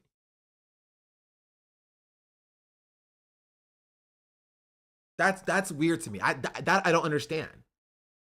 Like they acknowledge and they apologize for not speaking out sooner, but Peyton did speak out sooner, and you have an issue with it because of some like other nebulous reason or whatever.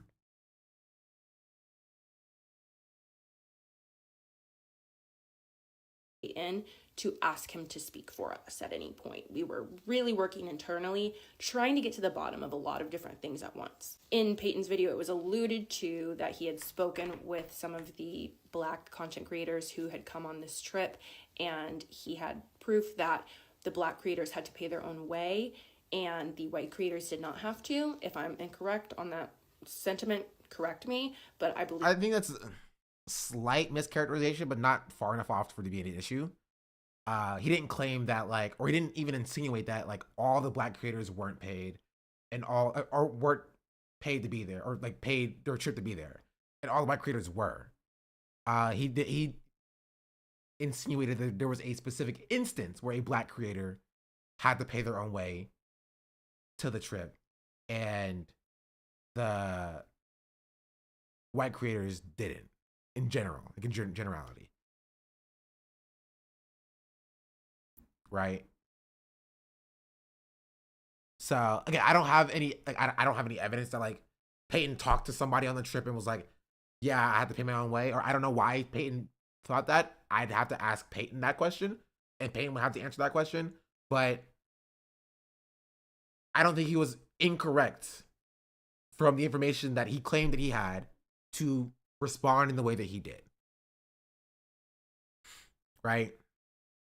In my personal opinion.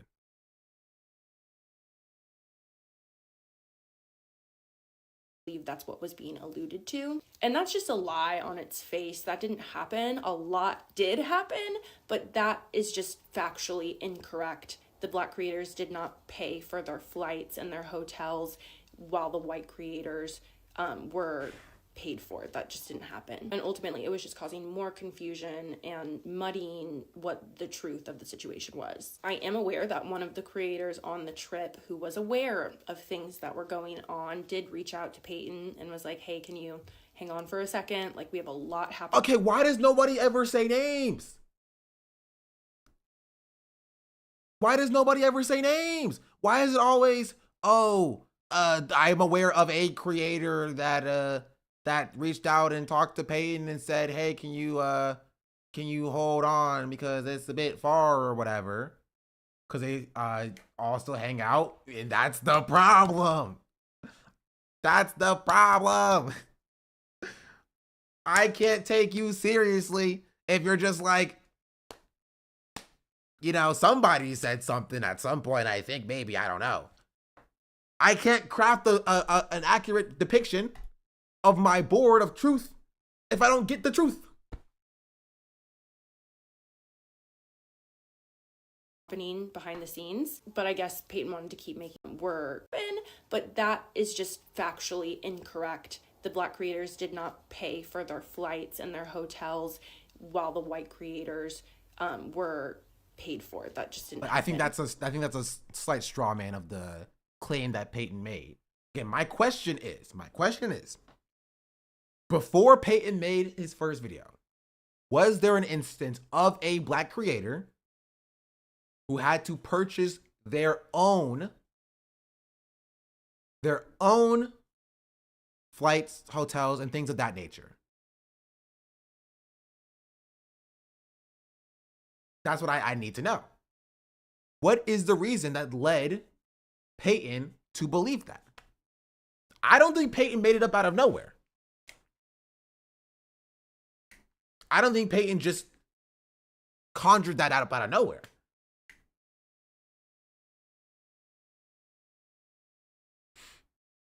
This Jaden Libran didn't go, but was invited and was told he had to buy his own flight. I would need to see a link or something to that. Got Peachy's comment. I can't tell your name. I'm sorry. It's very hard to see.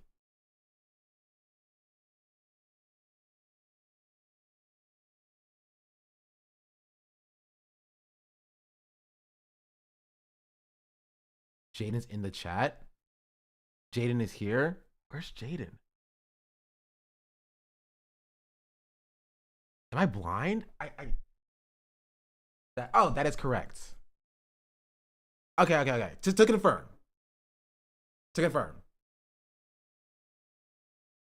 Hello, Jaden. Welcome in.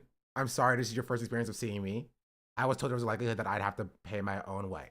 Okay. That answers a lot of questions. Okay. This is what I'll say, given that new information. I believe that Peyton had reason to believe that there was a Black creator who had to pay their own way if they were to go on the trip. And that is what Peyton was referring to in Peyton's second video. So, therefore, I don't think Peyton is in the wrong here. And I think that it's a bit strange for the creators on the trip to get mad at Peyton for speaking out when he spoke out and making the claim that he made in the video. And I'll play it again, just so everybody knows the claim that was made. Someone who I was linked to under truly perpetuated this nice car. Do you see this BMW? Guess who rented that BMW for me? I'll give you a million guesses. It's the Unfuck America tour. So they rented. Not sure how many other people you consulted, but I can only speak for myself. Days, right? They rented this car for me for 2 full weeks. Every other creator was flying out there, right? That's what I heard. Oh, we're booking flights, right? And I was like, hey, what if I rented a car? And they were like, how long do you need it? And I was like, 2 weeks, I guess. Like, you know what I mean? Drove to Colorado. We're here in Colorado. Obviously didn't go to Texas. Now, why is this important? This is important because I know that some Black creators who were going on this tour had to pay their own way. They paid for their own travel or lodging or both. That is not okay. I'm getting these things, barely even asking, getting these things. And these people have to pay their own way. Why? I think we can find the answer in the fact that there were Black creators who were asked to go on this trip and felt like it was an afterthought because they were only asked after people were noting a like. I don't think that that's an invalid claim to make, given the information that I now know. Right? I think that's entirely reasonable. You feel me? It is entirely reasonable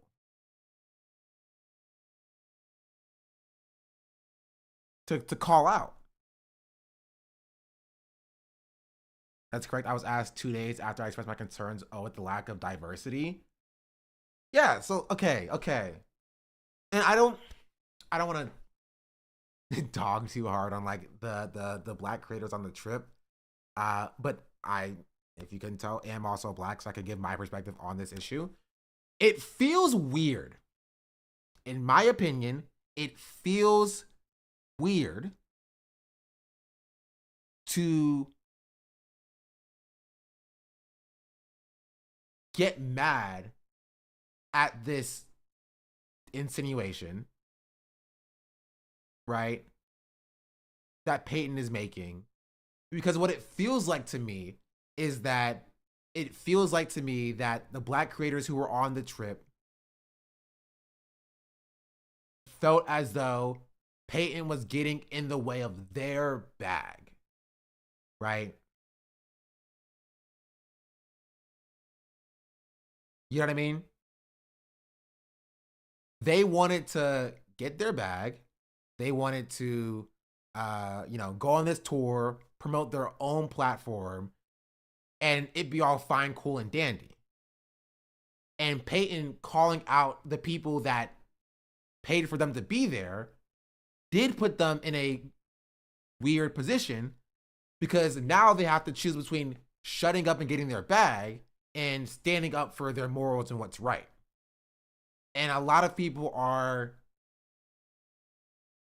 unhappy with Peyton putting them in that position. Now, Peyton's not wrong to put them in that position. They should have spoken up for the black women.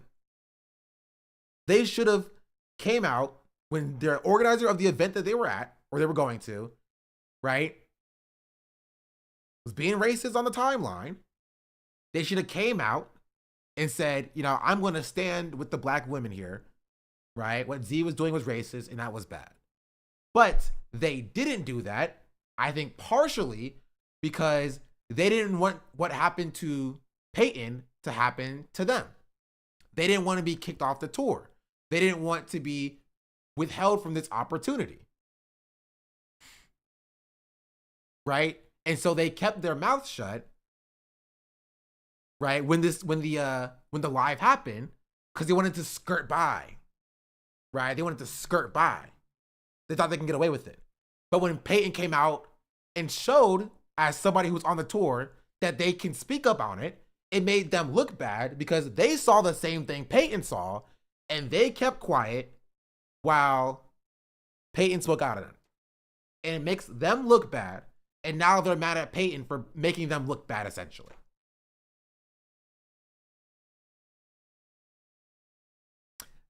That is what I get from the situation.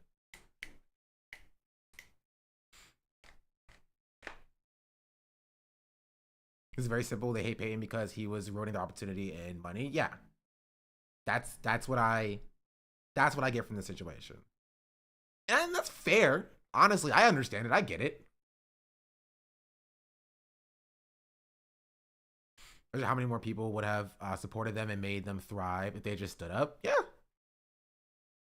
I understand, right? Being a smaller black content creator in a room full of larger white content creators, being put in that position, and that it's a lot easier to keep your mouth shut and go with the flow and just try to get what you can get. Because it is hard. It's hard to grow as a black content creator. It's difficult. You have to work twice as hard for half the amount of notoriety. Right? It's difficult. But you're held to some level of a standard. Right? There's an expectation that I have of you by you going into this room. If you go into the room, right, and literally sit on lives for hours just to not get debates. If you walk yourself into the room where it happens, right, and you just sit down complicit while shit be happening, you're gonna get criticized.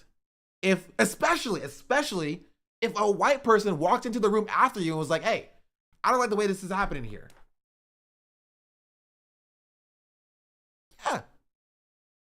Yeah, it'll make you look bad. It'll make you look bad. It's unfortunate, but that's just how it works.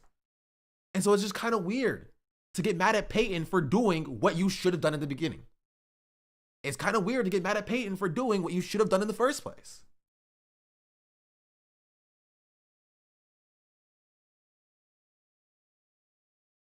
And so I think it's good that they apologized. I think it's good that they acknowledged, right, that they should have spoke up earlier, right? But doing so while, again, throwing shots at the person who did what you were supposed to do in the first place is weird to me. It doesn't make sense to me.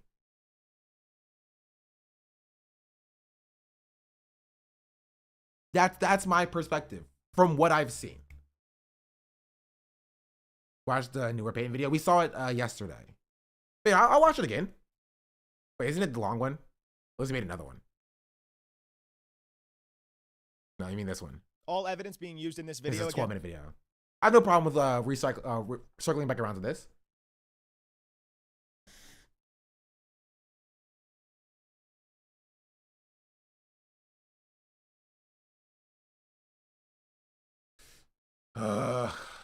Here, let's finish.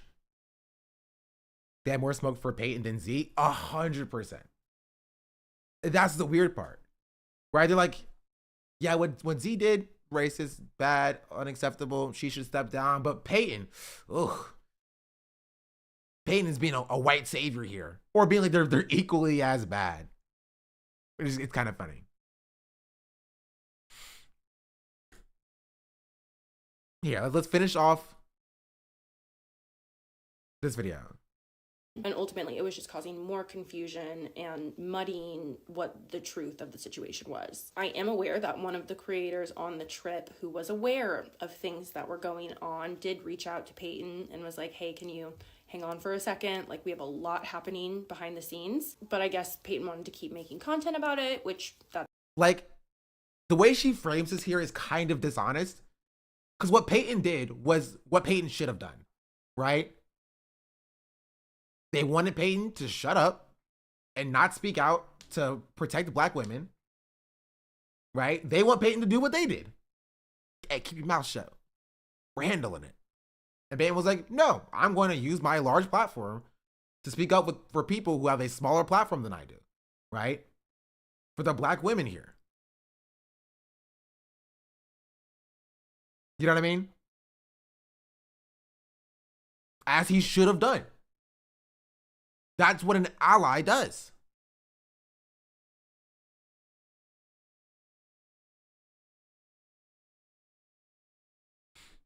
Why did you say he was being a white savior? I'm confused. I never said he was being a white savior. That never left my mouth.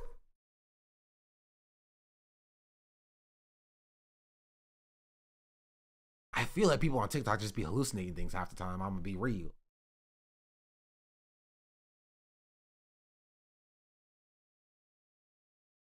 That's his choice. And Dean, who knew well what was going on behind the scenes, confronted Peyton, and not even on live before that, but he texted him and asked him, hey, who are the creators who are having to pay their own way? I don't like that. I want to fix it. Let me reimburse them.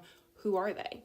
And Peyton refused to tell him because he assumed that Dean was going to pay for the black creators' silence. I guess we were like confused. That seems like conjecture. I'm not the biggest fan of that. But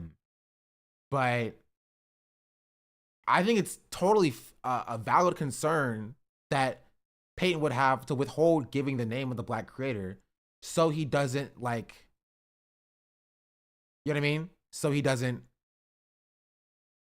retaliate against this black creator. I think that's entirely fair.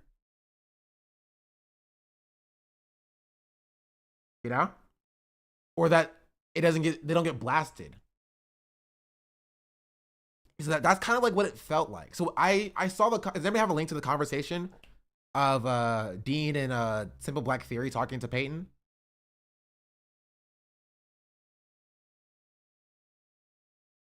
Right? Because it kind of felt like give me a name. Give me a name. I'm gonna give you a name right now. So that was a bit interesting. When I saw it, I was like, that's a bit weird. why, what is that? What is that about? You know? I think it's understandable why Peyton wouldn't want to give the name. I live like a capitalist every single day, Shank. I live as a capitalist, okay? I live when I believe. Admitted Flunky just subscribed. Admitted Flunky, thank you for the 18-month resubscription. Much appreciated. I'm confused. So was Becca supportive of what was going on or being dismissive of the situation? Becca falls into the category that the rest of the creators on the tour fell into, in that they were silent, believing that the situation was being handled and that they shouldn't speak out on it because it was being handled. And it ended up coming out, or like coming across as though, you know, a tad self-serving. The reason they were adamant on a name is because no Greg creator on the tour paid their own way.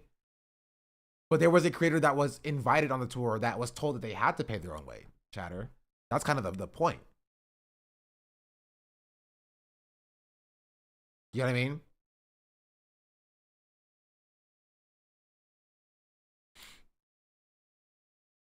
Which we've gotten confirmation about today.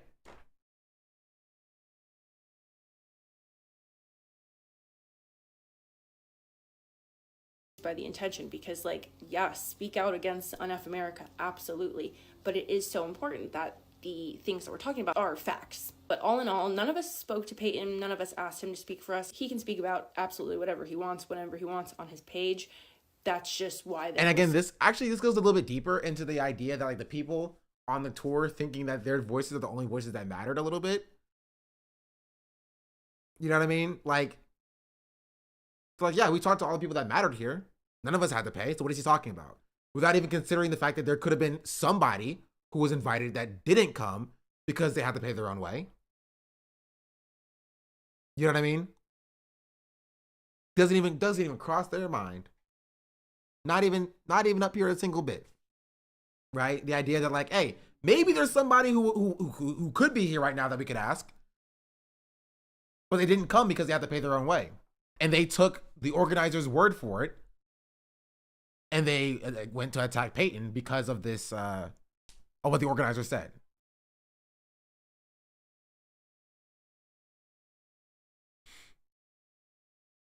You know? Let's wait for Dean when this all undermines his whole deconstruction bit is crazy. Listen. I got enough smoke for Dean. I got enough smoke for Dean. I got smoke for Dean for days. Some confusion, and I think some creators smoke for Dean for days offended than others about why we were being spoken for. And I know. I'm just letting you know that I do have smoke for Dean. So if you need somebody with smoke for Dean, I got you. Go back and like correct things so everything was factual. Again, his own Everyone platform. gets it, He can do yeah. whatever he wants with it. He can talk about whatever he wants. All we were asking for is Dean's Discord has shown some pretty disappointing behavior in the past. Really? Don't let the Dean's fans see this. Listen, I'm a fair and magnanimous person. If Dean wants to have a conversation, I can have a conversation with Dean about why I got problems and issues with him. Are these the creators you came up with? No, they are not. Half of the creators I came up with on TikTok left the app, I was about to go get the Henny. or they're doing something else now. That's about it. Langy, I'm thank you for the 5 gifted subs. Much appreciated. is that things stay as fact-based and as truthful as possible, because there has just been so many lies that we have had to navigate through internally so that we could bring the truth to you guys. And so having things told that aren't fully honest on the outside. Wait, you had a private channel dedicated without me knowing? Really?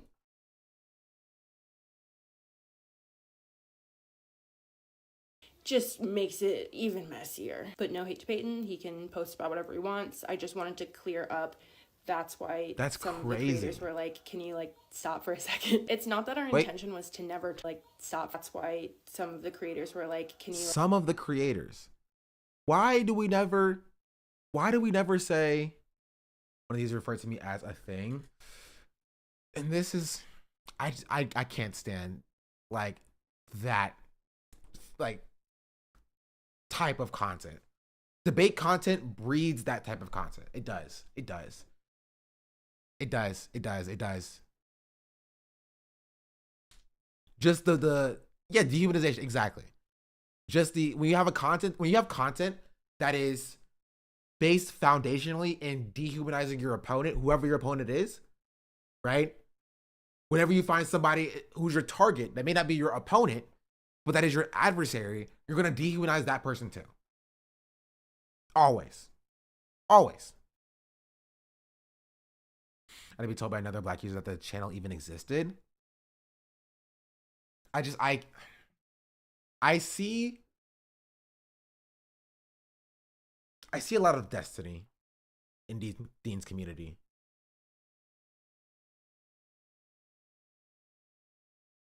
And that's what I don't necessarily like.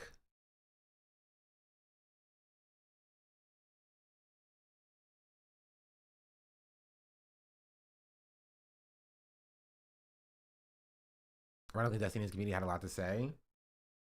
I'm just looking at my Destiny, and that's wild. Really? Any smoke for Parker? Parker gets less smoke from me. Not saying that Parker can't get no smoke. Don't mistake me. Parker gets less smoke from me because I've talked to Parker before. And I think Parker is a little bit more amenable, at least to my position. I can't speak to his style of content because he has the same style of content that Dean does. I know Parker is worse. Really? Parker's worse. I haven't heard that before.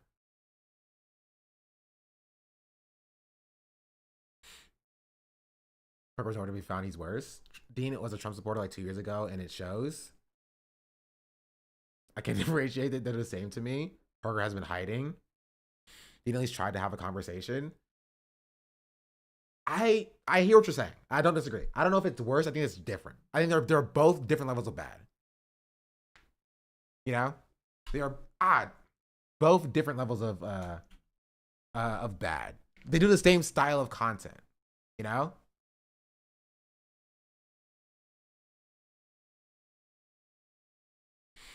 Yeah, let's just finish it. We're almost done. I'm curious what your end goal is here. With what, streaming?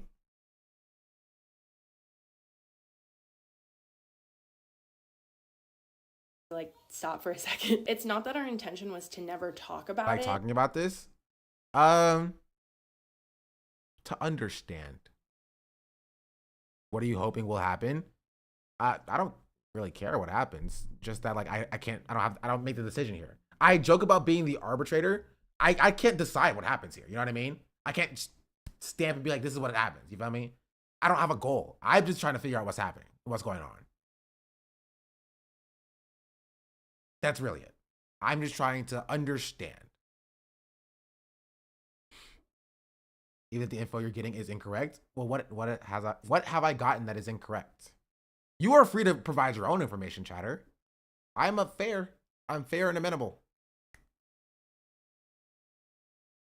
Did you watch the Destiny video with the organizer? I will not be doing that one. We just wanted to make sure we got to the bottom of what was going on so that we could tell you guys the full truth with as much transparency as possible. It was always going to happen. We didn't feel like pressured into doing it. We just wanted to make sure that we were coming forth with Why is Destiny even involved in this? So I'm just going to end it. Honestly, that's the thing that I'm just most confused about. I don't know. Why does he even care about what, like, freaking late teens, early 20-somethings are doing on TikTok? Doesn't he have his own things to worry about? That's my take. With that, I again want to apologize for even being associated with this tour. I'm apologizing for not doing my homework. I'm apologizing for not personally reaching out to some of the women on that panel. And one thing that I have learned is that the live stream and the content creation world is sometimes very, very different. There are a lot of people on there who I've never heard of, who are new faces to me, but not an excuse should have done my due diligence to make sure everything I was being told was the truth. And this was absolutely a learning experience, to say the least. I will continue to stay transparent about the situation. If you have any like questions or anything, comments, whatever. I have questions. Do you think Becca will answer my questions if I ask the questions? Hear me out, chat. I have an idea. Giant Discord call with everybody involved, and we make them fight it out. We get to the bottom of this.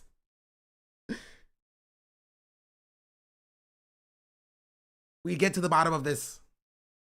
Feel free to drop them below. I will answer whatever questions you guys have. Sounds very productive. Yeah, there's still like more coming out, but I think we've got honestly, I'm like that was a joke. I was obviously joking, but like I am totally down just to hear from really anybody if they want to give their side on this and get their perspective on this. Because I do acknowledge that I'm getting piecemeal information. You feel me? I'm getting one person over here, one person over here, one person over here, one person over here, except Destiny. I'm not talking to Destiny. Anybody else is fine. Green Jaden on? I'm down. I don't know if Jaden's still here.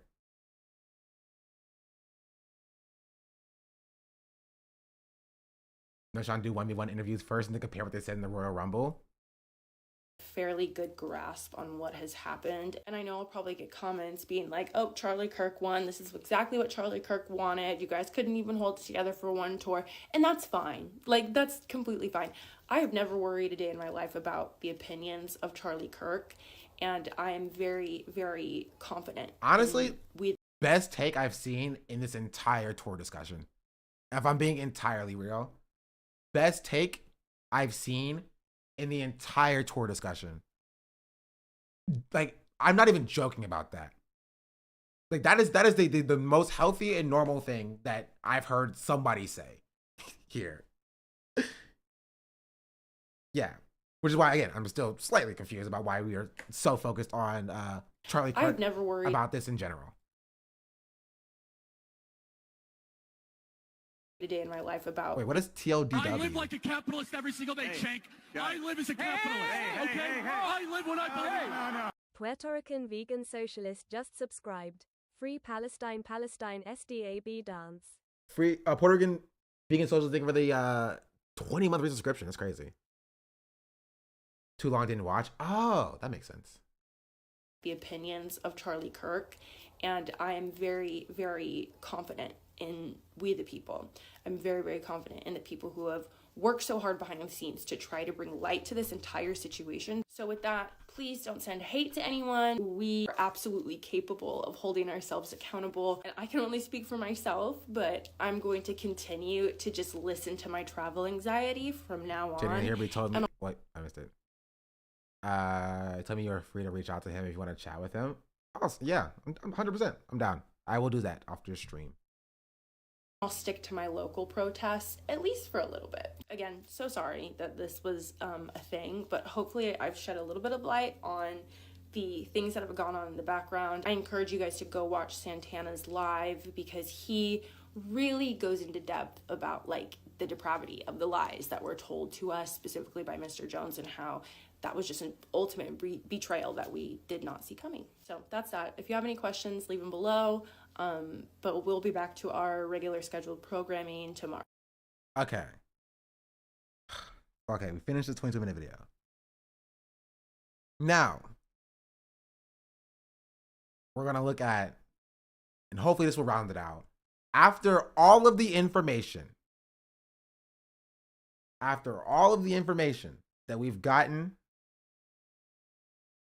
for the past 5 hours, we're going to revisit, and also like the 5 hours yesterday as well. We're going to revisit this Peyton video, and we're going to see if anything has changed here.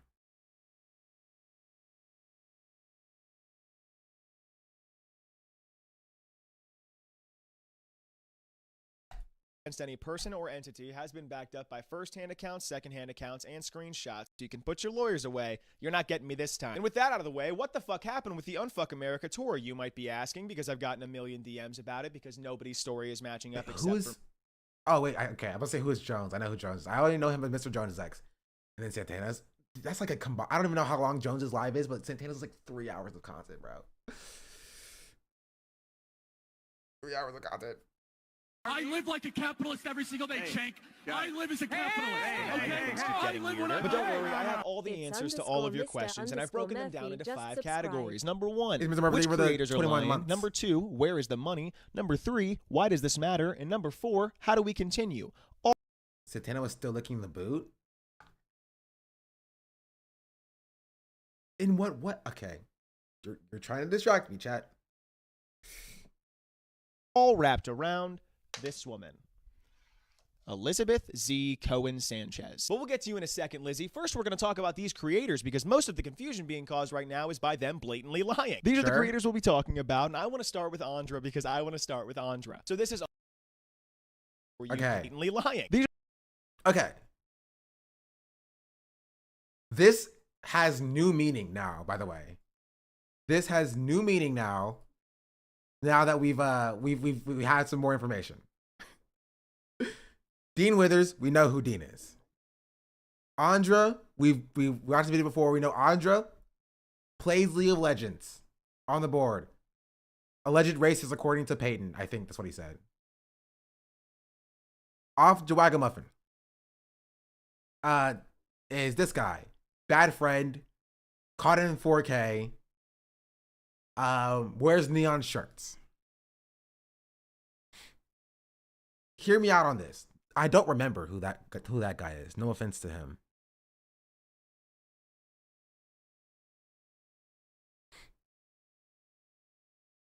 Just dropped it. I don't know what's going on, but we are capable of holding ourselves accountable. And where is the money? Aren't sentences you want surrounding the same topic? Yeah, true. You're actually not wrong, Chatter. Johnny. I never found out the deal with Johnny. I'm being real. Maybe that's a me problem. I've never found out the deal of like what's going on with Johnny. I'm gonna be entirely real. He's around, I think. Johnny is the most DNC operative of them all. Wait, really? Johnny is nobody, honestly. Oh, the more you know.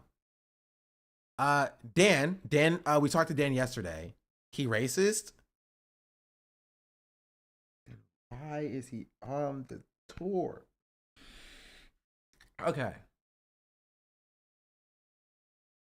No, Johnny said people who sell food stamps should be arrested? No, he didn't. No, he didn't. No, okay. I hate to go on another tangent. No, he did not. Because that would be insane. That would be a crazy take.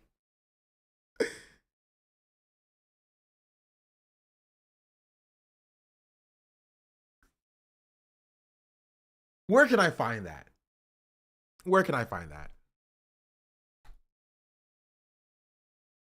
He didn't say he was just egging on MAGA.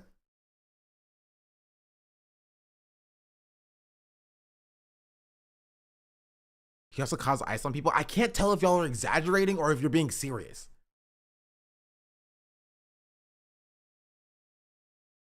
You want a couple of listens that have cold cuts?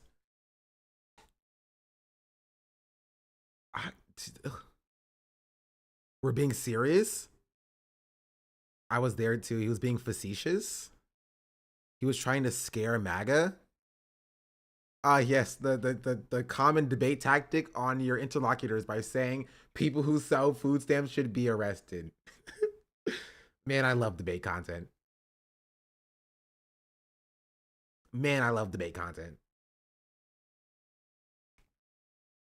It's so funny.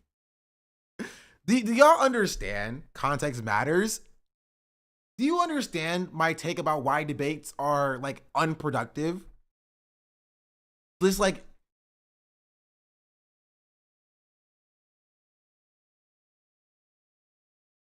it's not like a joke. I don't think he meant it. Yes, context matters. Like if you're ever in a situation where you're like, yeah, people on food stamps should be arrested to make a political point, maybe we reinterrogate our strategies. You know? If you're in a situation where you're like facetiously calling ice on people or threatening to call ice on people, to make a larger point, I think we should take a step back and think maybe we're not doing this the most productive thing in the world.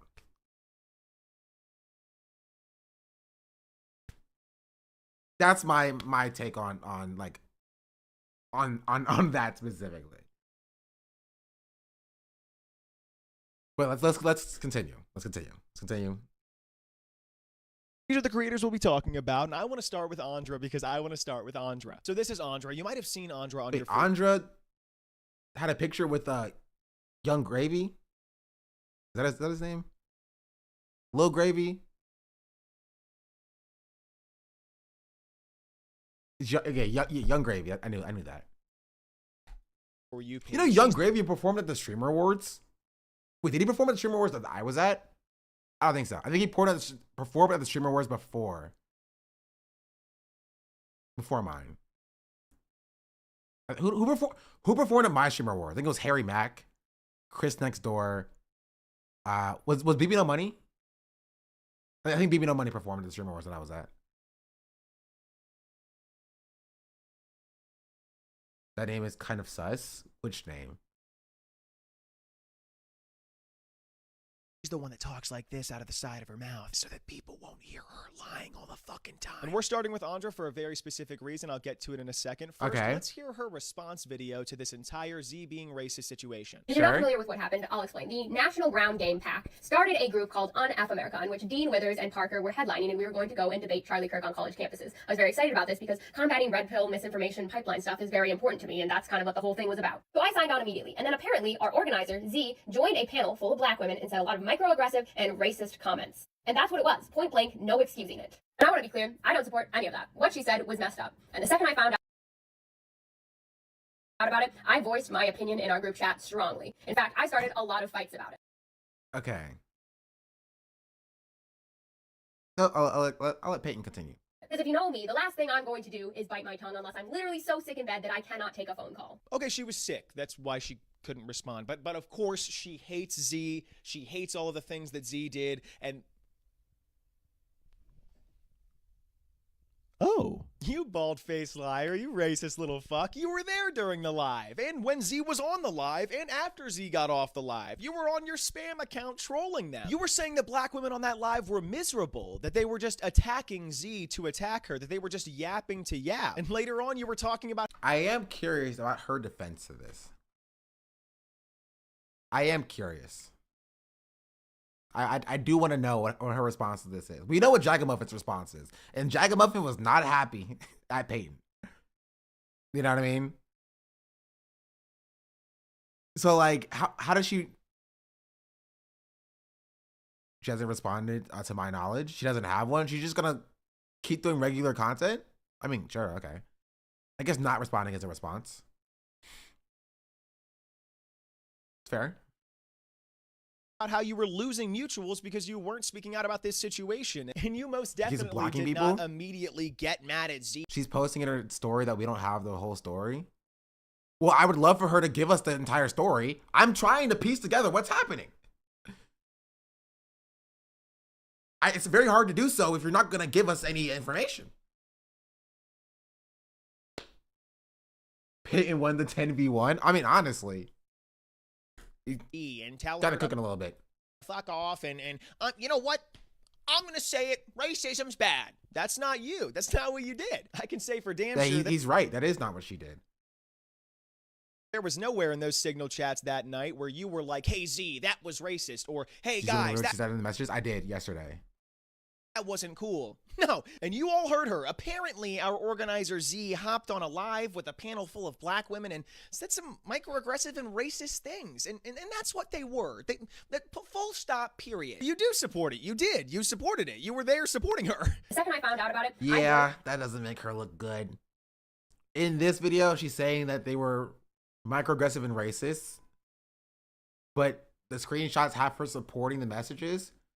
So according to the transitive property or the associative property, it's kind of almost like she's supporting the, almost like she's supporting the microaggressive and racist things. A little bit. India, I think, looks worse than almost everyone involved. Honestly, yeah. Yeah, you're right. Jagamuffin saying that he just learned about microaggressions, way funnier. I'm gonna be real. Jagamuffin saying that he just learned about microaggressions was way funnier. That was so funny. Oh, that was so good. You know what? I have to run that one back.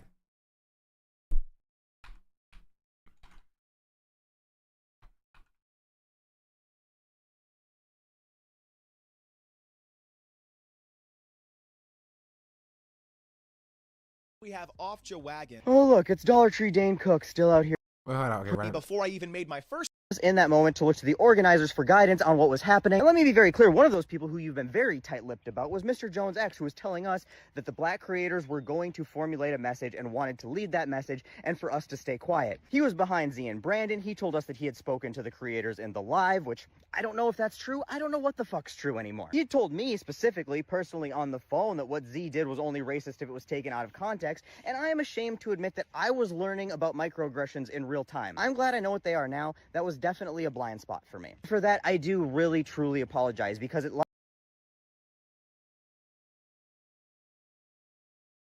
So, can somebody please explain to me why this person was being invited to combat Charlie Kirk?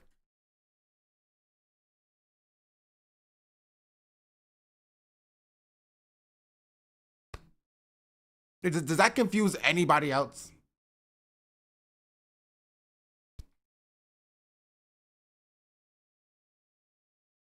Have we talked about dog whistles before?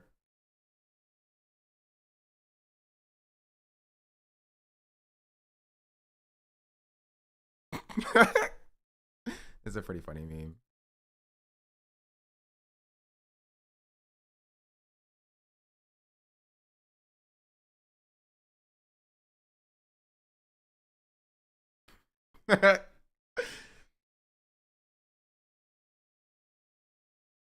That's pretty good. All right, chatter, that's pretty good.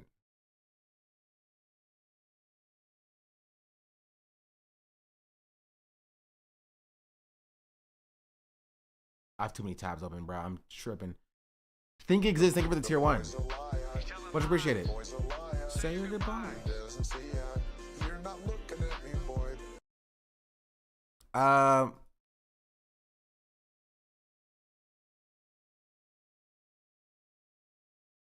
I lost my tab.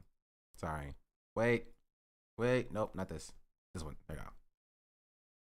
Voiced my opinion in our group chat strongly. Well, hey, you were voicing your opinion very strongly. It's just not the opinion you were implying, but still strongly nonetheless. Because if you know me, the last thing I'm going to do is bite my tongue unless I'm literally so sick in bed that I cannot take a phone call. I guess we could see this as biting your tongue, but you were okay with all of it. You didn't care about any of this shit. Now, Andra, I don't want any excuse for you to try and report my video. So, I'm just gonna say, you have some growing to do.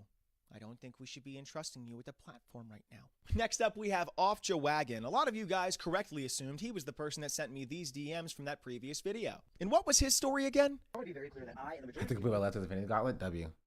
who joined this fight did so because we're fighting for equality, whether it's class equality, gender equality, marriage equality, and definitely. I still don't know what he means by class equality. That still confuses me. Like, gender equality makes sense. Racial equality makes sense. Like, what does class equality mean?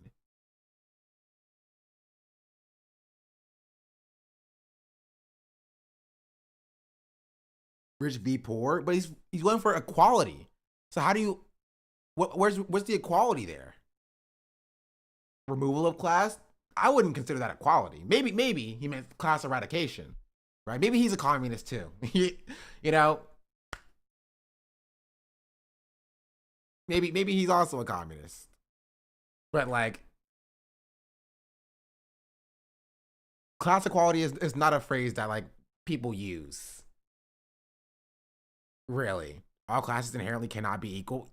Yeah, that's kind of the that's why I'm confused a little bit. Did you hear about the affiliate links? What affiliate links? What is even going on? Every time there's always something new. Why can't the story be easy? Equality. So when there was allegations of racist comments against an organizer in the group that I was a part of, I had some concerns. I was not present for any of these comments. I did not understand the context of any of these comments, and I'd gotten a dozen conflicting stories from a dozen different people because, you know, it's the fucking internet. So he wasn't present for any of these comments. He got conflicting stories. You know, what's a guy supposed to do? Oh. That's a pretty distinct name. Okay, Peyton, so he's lying to his audience like the rest. The creators got affiliate links, so when we made donations, they got a percentage of it. Is that true? Of these people are. Who cares? What's the big deal? Well, believe it or not, later on in that video, this dipshit made a crucial error on behalf of himself and all of his creator buddies who are trying to lie to you right now. Let's take a listen and then I'll explain. What I did is I went and met up in person with a couple of people of color who were involved, a couple of whom who were present and did understand the context of those comments. And I asked them, where are you at on this and what do you need from me? And they said they were excited to move forward. They were still in support of the mission and the organization. And at this point, that's all. I was like, cool, if you guys are in. Like, yeah, honestly, that's the problem. Right? The creators on the tour who were silent at this point, mind you, about what Z did, right, was like, I still want to keep going with this. And then this guy is like, oh, well, black people said it was okay, so we're still going to do it. Like, the organizer posted on a story how much each person raised. I mean, if it's Act Blue, you can give people specific Act Blue links that tracks how much they raise. But I don't know if it's true that they got a portion of it, which I'm curious about. I'm curious where that's said. I'm in. If you're out, I'm out. Where you guys go, I follow. I am here to support this mission. And that's what I did. I'm proud of that. I'm proud of the mission. I'm proud of the work we accomplished. And I'm proud of the vast majority of people I got to do that with. However, another pasty-ass creator decided to go a different route and make videos exploiting the issue for views and clout. And he did this despite being told. So he should have ignored Jones X? Yeah. Yes, he should have. 100%. 100%. Yes, he should have ignored Jones X. You know who did that? Peyton. You know who I don't have smoke for? Peyton. Because Peyton did exactly that.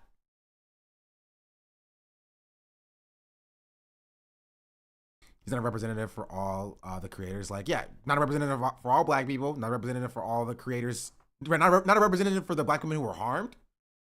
Yeah, you should have ignored him and stuck by your morals. If you think that racism is bad, and you think that Z did racism, you should have spoken out about it. To me, it's these girls and those acting like they have no idea how to make choices for themselves. Exactly that.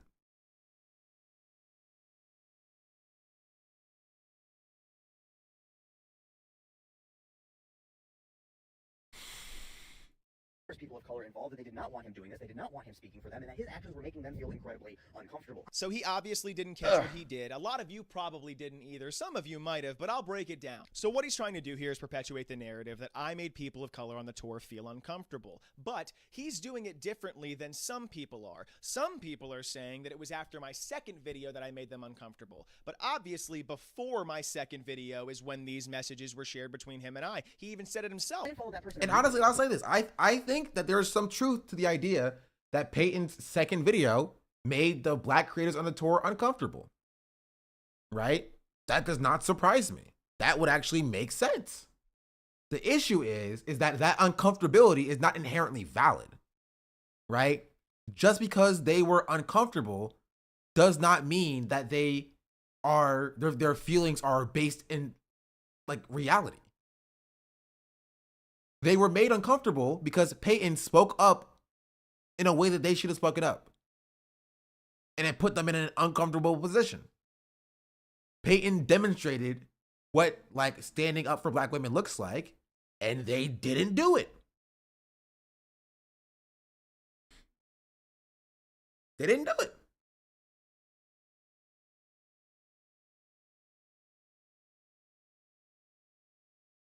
So of course that made them uncomfortable. But I don't see how this is like that. How that's Peyton's fault. Realizing that they were willing to exploit marginalized groups for their own gain, and they reached out to me. And he's like, dude, I hope we can still be friends. He was trying to defend his actions, and while I was sitting next to two people of color who were involved with the whole thing, who had literally just told me that they were feeling uncomfortable and unsafe because of his actions, and they were being harassed and having slurs. Now, uncomfortable, I can understand. Unsafe, I have questions.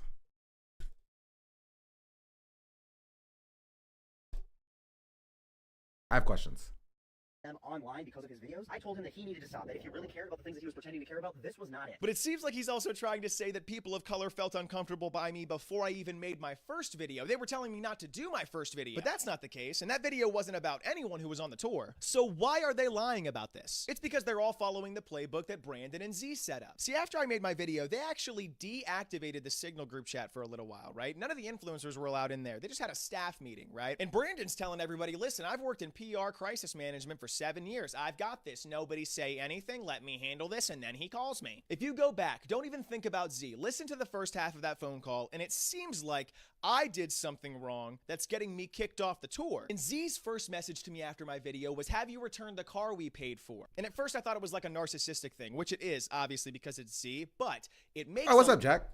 lot more sense in the context of them acting as if we've already had a conversation and they're kicking me off the tour for my behavior. And just for good measure, here's some of the scripts they came up with for their little plan. So everyone, I would like Trust me, life is crazy right now. If you don't know about this situation, I don't know. I got nothing. extend a thank you to Off Your Wagon for being dumb enough to do this. These are just miscellaneous pieces of shit. I've never seen their content personally. I just know about their whole interactions with this tour and with this situation, and they are garbage. Hey, Dean, I know we've talked before, but you've got a lot of explaining to do. Is Dean still here? See, I know a secret you've been keeping. You betrayed the creators on this tour and your audience who donated to this tour because you knew about Z a week before that live even happened. Note the time and date of the first message, and here's a screen recording of all of the messages, and you can see that Dean so small in that picture. I think it's because he was edited to look small in the picture. I think.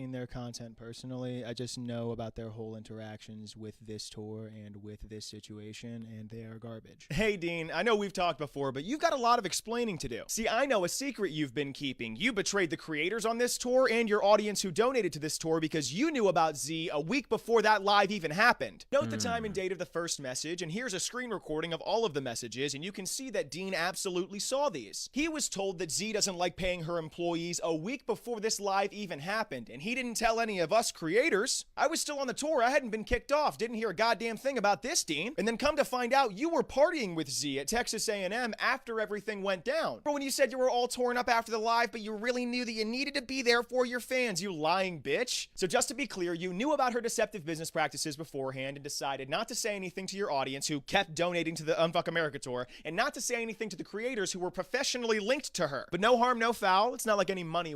Chatter, we're talking about TikTok right now, okay? You know what? We can come back tomorrow.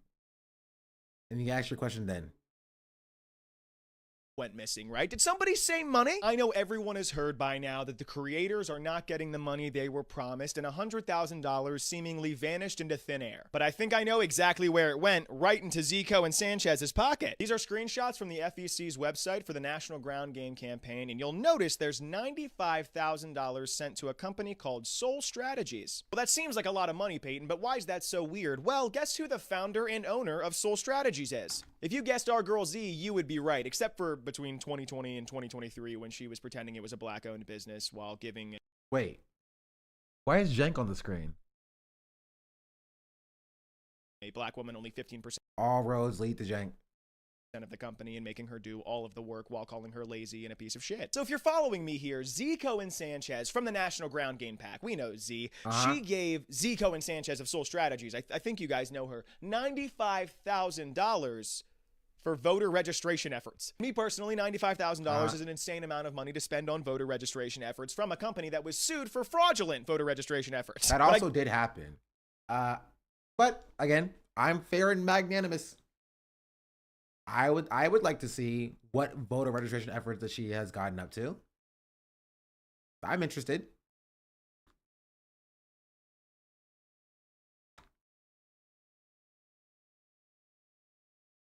$25,000 agent on an institutional level. It depends on what the work they're doing. You're not wrong, but there should be a some level of a paper trail to see where that money went. And I think she showed an Excel spreadsheet, but I am curious, you know. I guess when you're the sender and the receiver, you can kind of make up your own rules. I also found money being sent to places like this, with websites like this. Can somebody spell money laundering? And if that wasn't enough for you, I have unequivocal proof of her. Like, I don't think it's money laundering. I just think that it's clever accounting.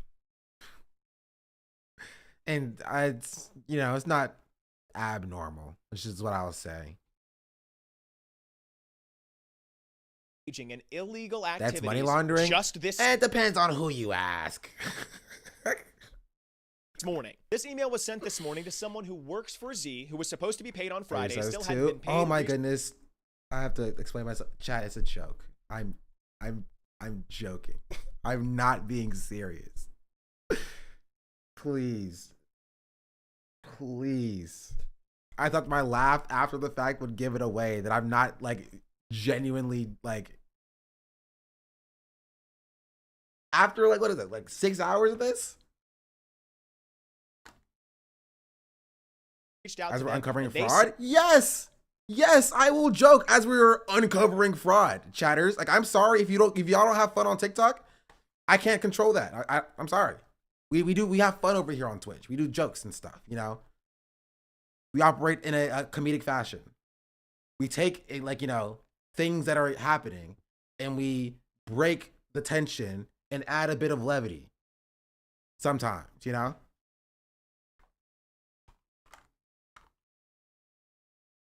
I'm sorry if you can't read it. I can't help you with that.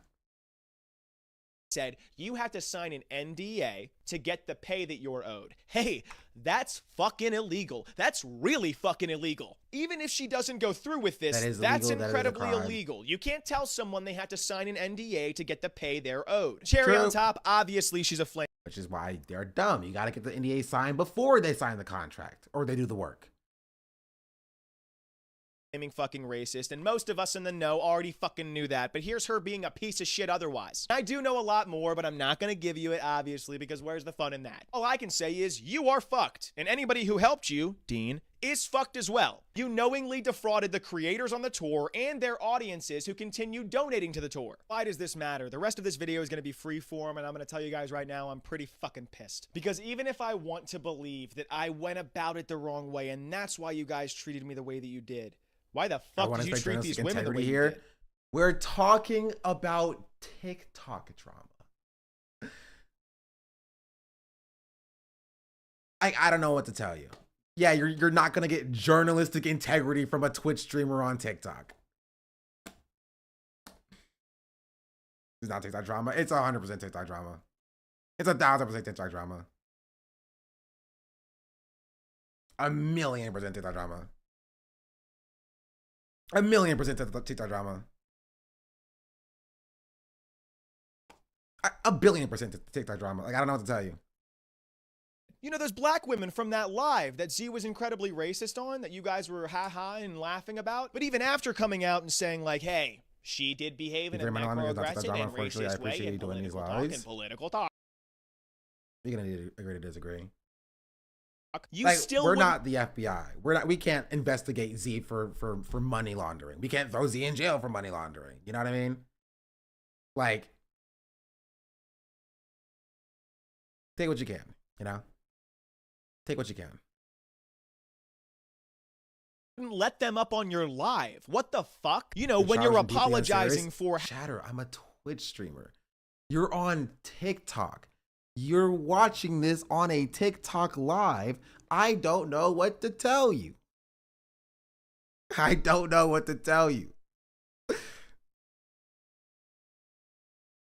I don't know. I genuinely, I can't help you. I can't help you. You know what? Go do your own hard-hitting journalism. All right? Write the article. Then come back to us.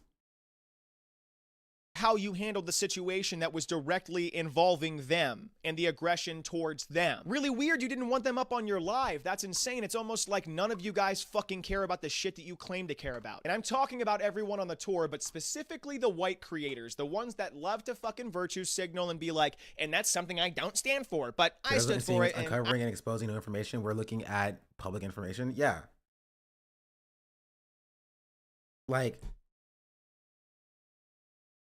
I just want to know what happened. Like, that's all. I'm only here so I don't get fined, and so I figure out what is going on. I was egging it on. And on that sentiment, to those You're of you not entering Batman. Yeah, we are not Batman.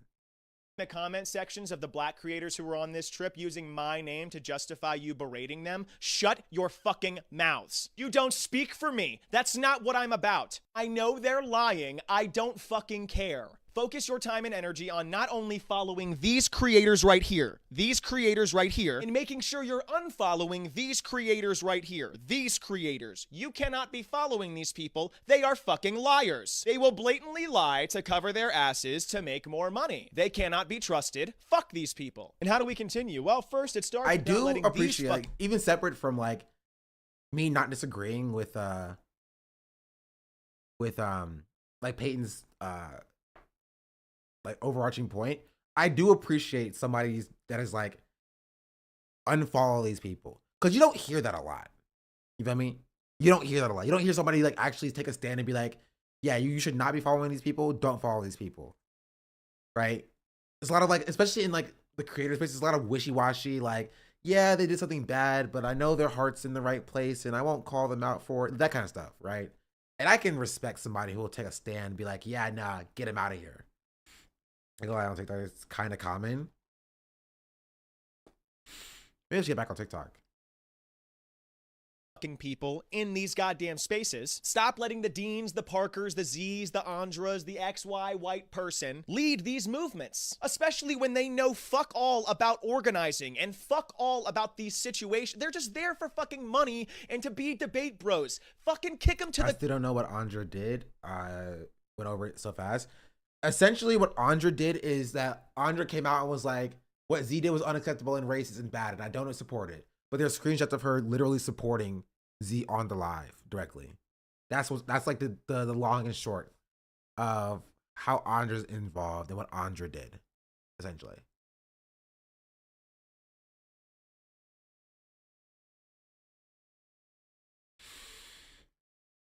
Huh.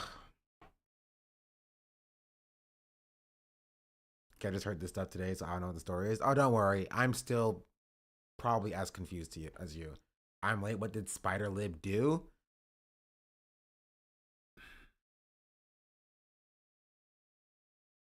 Spider Lib is pretty funny.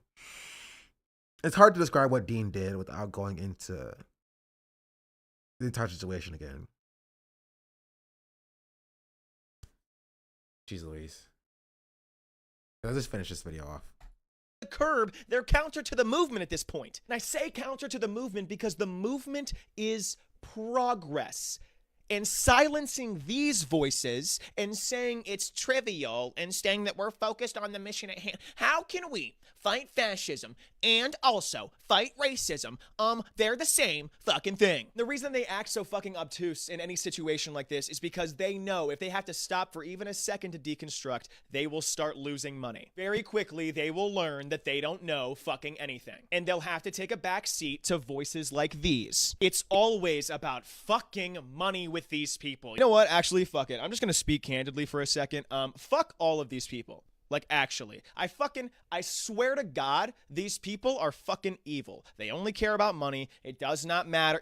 Their bottom line is what matters. Sure, they're not gonna take money from Charlie Kirk, but hey, a racist like Z, I mean, she says she's for the cause, so like, and here we are. Oh, this. Okay, given all of the information that I've learned today, I don't think he's off base here, right? I don't think he's off base here. They did keep quiet when racism happens, or when racism happened, when Z did a racism. They didn't say anything to continue to do the tour. Like,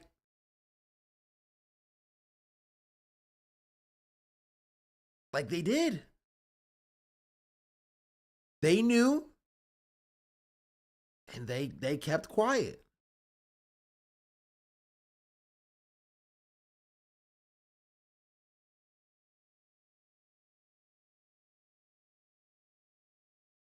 Jones literally was trying to convince people that it's okay to take money from racists. Yeah. They only got upset when Peyton spoke up and threatened their bag. Yeah. That's just what I got from this. I don't think he's like incorrect. And I think it is still important to contextualize that I do think that Jones is like the big villain here from like the Black creators' perspective, right? And how he was trying to coerce people into staying silent, but that doesn't take the onus off of like the creators on the tour, all of them, that they should have been like, you're not going to tell me to stay silent about this. I'm going to speak up about this. But they didn't do that for some reason. For some reason. And honestly, to me, that reason doesn't matter. I don't care if they thought that the tour was going to handle it. Right? You feel me? Like, it doesn't matter to me if that's what they thought. Because they were wrong. They believed him for no reason. It's because they're lazy and cowards. Like, and again, I wouldn't have any problem because like most of them understand that they should have spoken up. And if they understood that, I'm like, cool, awesome, amazing. But what I have an issue with is the pot shots that they're throwing back at Peyton for exactly doing what they should have done from the jump.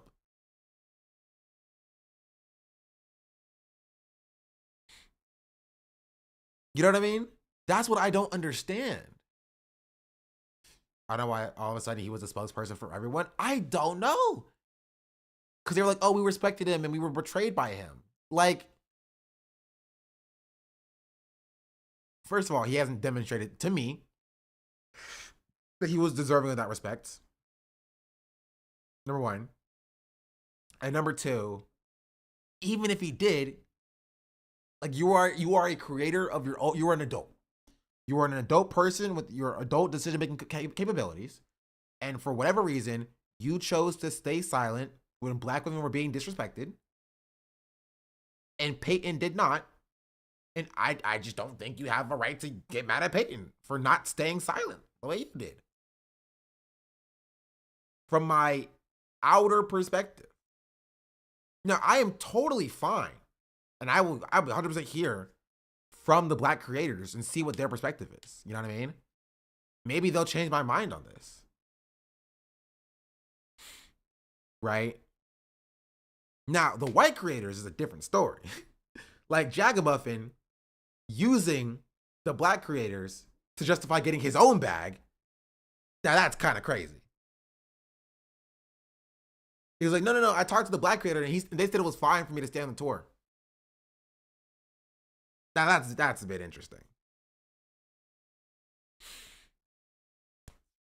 They went into backstabbing and lying mode before even ever admitting any accountability. They trusted Jones for no reason. I think they didn't know how to handle it, so they left it to him. Yeah, that makes sense. Wow. What a situation. This is it got a lot deeper than I thought.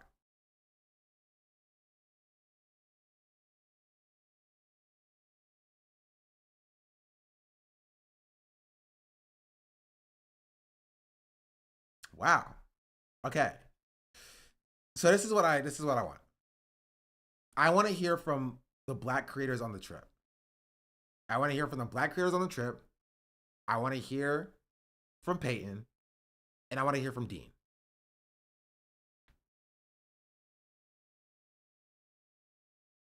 Have you seen his reaction video to this?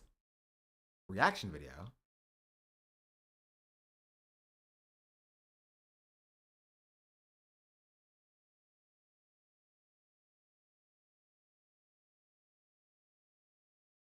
What reaction video?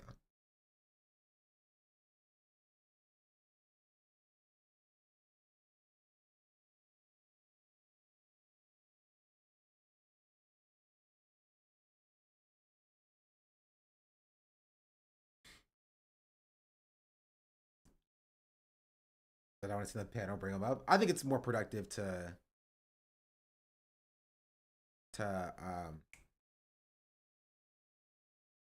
talk one-on-one. Oh, this video. I think I did watch this yesterday.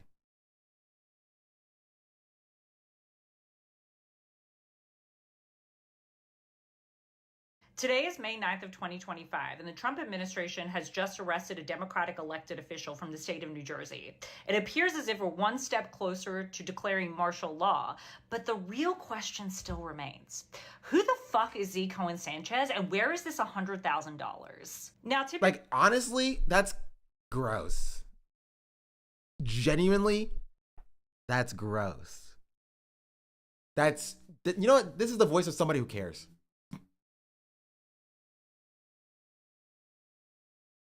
This is the voice of somebody who cares. Weaponizing the draconian, drive into fascism as a way to deflect any criticism of you and your own racism. That's pretty crazy. I don't know if you know that you're only concerned about one thing at a time. True. Typically speaking, when people try to tear down leftist movements, Also, leftist movement. Hold the phone. What do we mean leftist movement? What are we talking about? Maybe we have a difference in what we consider leftist. But like nothing that I've gotten from this person was like leftist. Nothing. Maybe I've missed something, but I've not seen. This is why I asked the question. Is on TikTok, is there a difference between a liberal and a leftist? Because I see people on TikTok taking, right, the label leftist and attributing it to themselves when they are very clearly not like exhibiting any qualities of leftism. So that people don't know what words mean. That makes sense. That makes sense. Sean the Black says she's my African princess. Apple Murr, thank you for the tier 1. Chat, y'all should come to Twitch. I'm gonna be real. I'm being entirely serious. Y'all should come to Twitch. It's way better than TikTok is. Significantly better. We don't have these issues. We do not have these issues on TikTok. We have other issues, but not these issues. Like, there's a very clear divide. We know who the liberals are. We know who the leftists are. Liberals, Hutch. If you see Hutch, don't talk to Hutch, all right? Just let Hutch do his thing, right? Leftists, they're chill. They're cool. Tell them about those issues, though, what y'all got. Okay, I will finish this video, and then I will tell y'all about the issues that we see on Twitch. People think Republicans can't be liberals. Like, what? I'm not even gonna try to explain to these people what liberal versus leftist is. It's a fool's errand, Just let them believe what they want to believe. If she wants to believe she's a leftist, whatever. Ignore them, because our goal is to organize electorally and win elections, and their goal is to profit off your outrage through clicks and views. But I've decided today that I'm actually going to respond because Peyton has decided to get on this app and accuse me of money laundering, which is a crime. First, I want to address the $95,000. She's right. It is a crime. Because clearly it's really cute that you don't know how businesses and PACs work, but that is actually a very typical practice that businesses process reimbursements because it's a lot easier to do it through business than through a PAC. The $95,000 specifically was for our deep canvassing program and our voter registration program, where we hired over 30 canvassers that worked for over 8 weeks. Plus also we had a phone banking program as well, which was very successful. And if you want to see the receipts from that too, I'm happy to share those.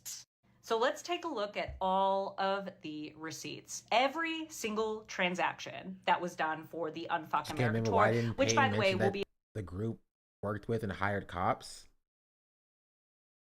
Which group? The tour? That's not surprising. available on the FEC's website this time next week as we are completing our filings.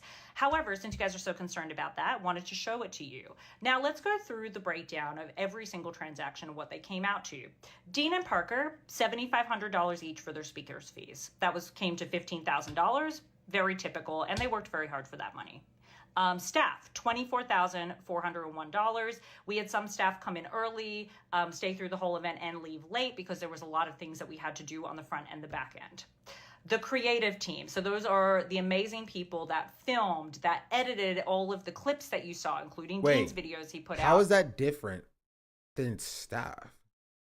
That was $11,000. Like she means like on the ground staff versus just like remote digital staff? $372.72. The hotel, which by the way was for almost 50 people, which was our influencers and our staff, was $21,031. Awesome deal. That appears to be a subcategory. Meals. So I don't know if this is included in this. It doesn't matter. It doesn't matter. Came out to quite a bit, even though we really cut corners on as many meals as we could. It was $23,356.98. The car rentals, including your car, Peyton, which was over $500, came out to $3,421.74. And the flights came out to $42,606.93. Then we had our transportation. So we needed van. Okay, so the question that I have seeing this is I can't verify the validity of any of these claims. I just can't. That's like an IRS thing. They get audited. But like, is this sustainable? Like I'll just take her word for it. Is this sustainable? To do once a month? Jeez Louise, that's freaking not insane.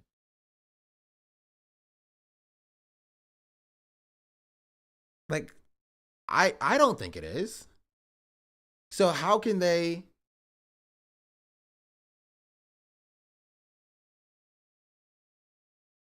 I just have questions. I edited his video. I know Peyton personally. He's down to come on your live and have a conversation about this. I reached out to him on TikTok. He didn't respond to me. Maybe I'm washed. Yeah, I'd be down to talk about it.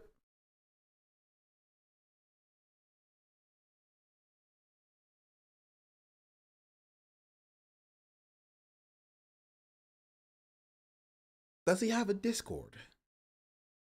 Use Discord over here on the Twitch space.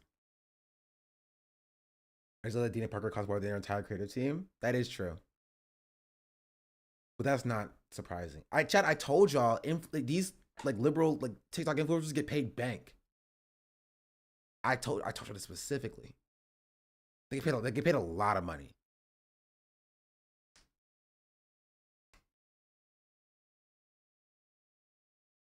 Van rentals, because we were quite a distance from College Station. Where we were at the hotel was not walkable, and we also had to drive people an hour and a half from the airport to College Station. I was actually one of the van drivers because we were short-staffed. Came out to $4,645.02. The merch, which was given to the influencers and people that purchased it, I can't even do math on the screen, but it's got to be close to my yearly salary. Of all the money on the screen, how much are you making, Chad? This is a lot of money. $7,404.42.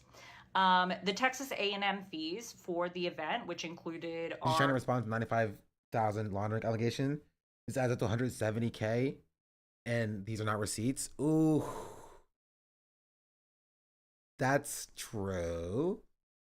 Original spot that we got canceled on last minute included the amphitheater that we rented last minute to get around the problems that we had, and also included the 6-person team that were the police that were watching everybody and monitoring, was $10,060.50. And then the event use, which means that we had extra fees that had to go to Texas A&M, was $3,077.97. And then the gas was $402. And Dean claimed that he was in negative for the trip on his live. Yeah, we saw that. He did claim he was in negative. Indeed. 5 cents. The reason why this was so high is because, one, when you're taking 50 people out of state anywhere, it's going to be high, but also because this was a launch event. This is not the intention for us to spend this much at every single stop. Okay, what are the budgets then? I just what how many stops are there? There's no plan here. Maybe there is a plan and I'm not privy to it.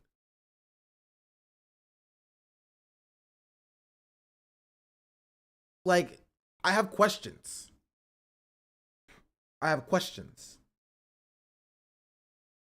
Intention of this was to have a big splash so that we could get the material that we needed to continue to fundraise and continue this tour successfully. This is normal. Almost all organizations do this. And also, we had a lot of one-time expenses. Then don't call it a tour, right? Yes, she's correct in that organizations do a, initial launch event in order to then turn around and then fundraise for more money to do other things, right? But again, I need to know what creators were told. Did creators, did the 30 TikTok creators, did they think they're gonna be at every stop of the tour? Right? I'm curious. I need to know. Because if not, you invited all these creators to this one stop for the tour, and then you send them home, so then Parker and Dean can do the rest of it with all the money you raise. I have questions. What she's leaving out is $100K raise for future shifts, and creators got a percentage depending on who got you to donate. They would get a percentage as a tip based on Joagan had the biggest payment. Okay. I'm pretty. This is the Peyton's editor, right? I need to hear more about that because I am curious. Things like TENS and graphic fees and website fees and all of those things as well. So now your hypothesis is that now after you've gone through all of these transactions and you see that I didn't get paid $1, that I must have hid the money through giving it to my friend.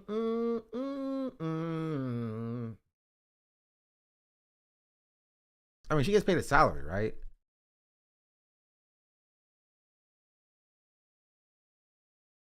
I don't think she's not getting paid or anything. She 100% pays herself a salary. Right? I don't think the $95,000 goes directly into her bank account, but it funds her organization that then pays her. She gets to that later in the video. Firm. Oh, that's so interesting because that's also a lie. And let me show you actually how much money I made from my firm last year. This part is going to be very embarrassing to show you guys because clearly it shows that I'm not a very good businesswoman and probably way too much of a democratic socialist. But I want to be very clear before I show you guys how much my business makes is that I started this business on $0.00. Here's what we made at my business Soul Strategies in the year 2024. We made $1.7 million in sales, which is very impressive considering that's an off-year election and really shows our team's hustle. However, we spent almost the entire thing, as you can see in this line, which is kind of ironic because you claim that I don't pay employees and contractors, right?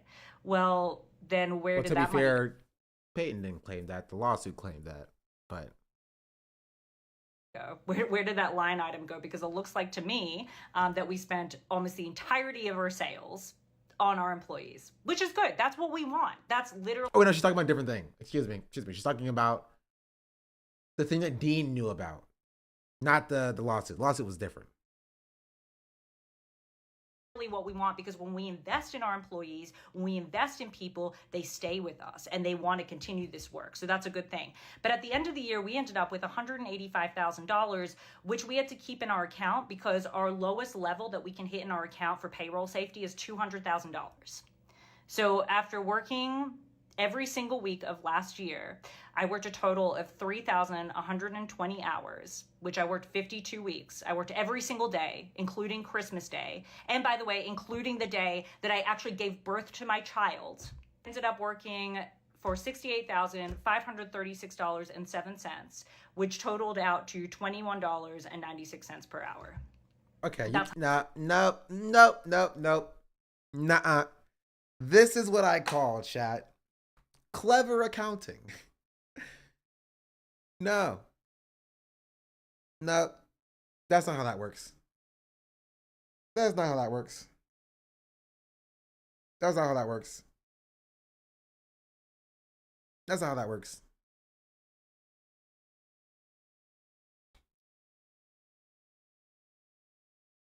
That's not.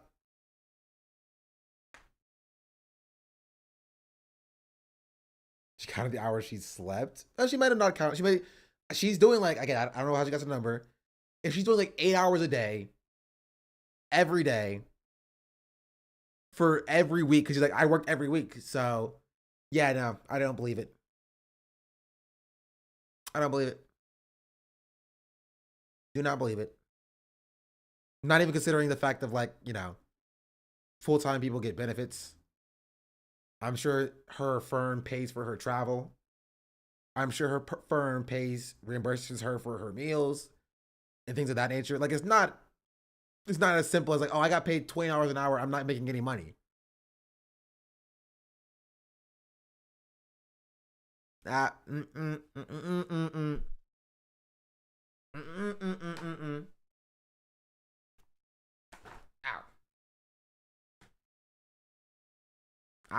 Don't like it. This just smells dishonest to me.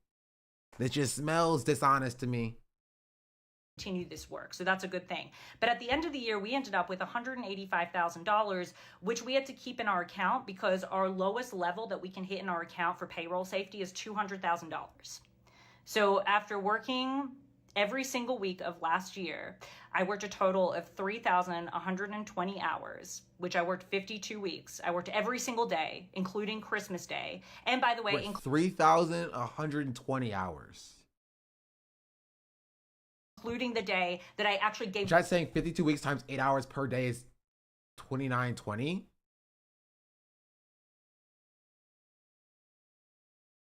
That's 60 hours a week. Yeah, I don't believe that. I don't believe it. I do not believe she worked 60 hours a week every week for an entire year. Not discounting the work that she's done. I'm sure she worked a lot of time, a lot.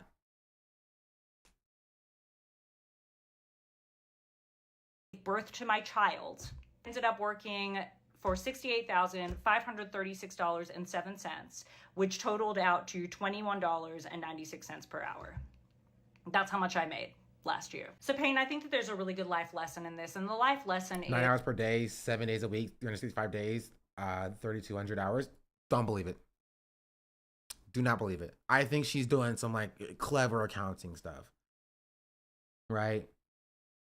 I think it's more likely that she just worked less, right? And got paid more than just $20 an hour, the equivalent. You know what I mean? Which is like, it's weird because I don't, like, why? Why even lie about that? You feel me? I did last year and I work in a shipyard. Even then, and you have a way more difficult job than whatever she's doing. You have vacations and days off.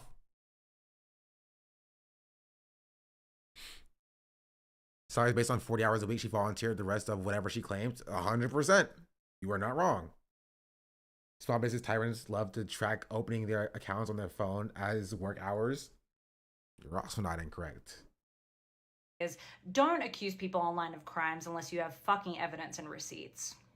And on top of that, because of all of this, your harassment has led to people actually doxing me and my family. So on top of the fact that we started this organization to combat... Wait, okay. Is she going to address the racism? Maybe she did that in another video. Maybe she did that in another video. Charlie Kirk and this misinformation and tried to defeat MAGA. It has ended with leftists literally doxing us where we now have to live in fear. So that's insane. And the problem is that people like you are the reason why so many leftist operatives leave the movement and join MAGA. Wait. Okay, wait. Run that by me one more time. Run that by me one more time. Because of all of this, your harassment has led to people actually doxing me and my family. So, on top of the fact that we started this organization to combat Charlie Kirk and this misinformation and tried to defeat MAGA, it has ended with leftists literally doxing us where we now have to live in fear. So that's insane. And the problem is that people like you are the reason why so many leftist operatives leave the movement and join MAGA. Bro, if I had $1 for every time a white leftist gets called out for racism and then leaves the movement to start grifting to the right, I'd have so much money, bro. I would have almost as much money as she stole from the organization. I'm sorry. Sorry, that was a bad joke. She allegedly stole from the organization.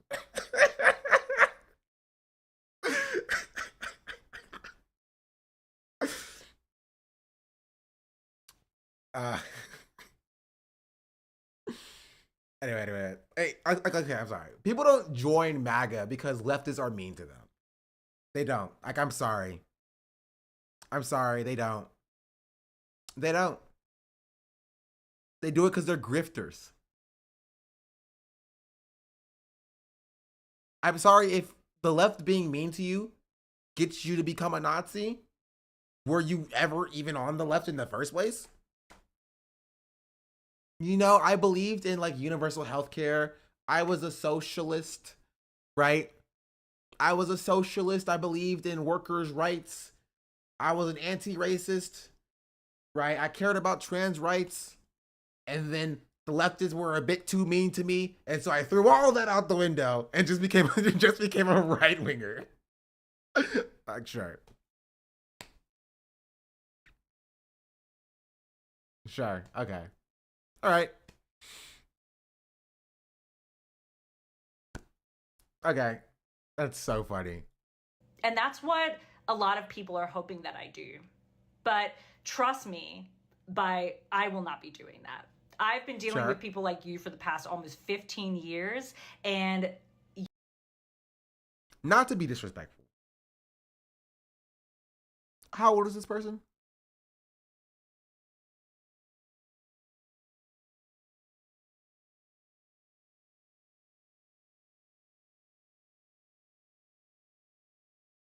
$34? I don't know if that's true. So you can't ask ladies that? I said not to be disrespectful. I said not to be disrespectful. She said it in Destiny's Live. She's 34 years old, pushing 40 like Hassan. She's older than Hassan is. That's crazy. I thought she was a child.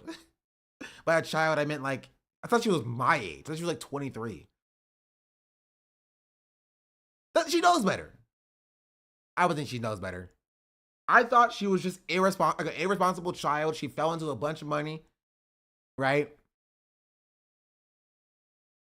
Fell into a bunch of money and was like, bow, bow, bow, bow, bow. Start doing crazy stuff. You're 23? No. But how old do you think I am?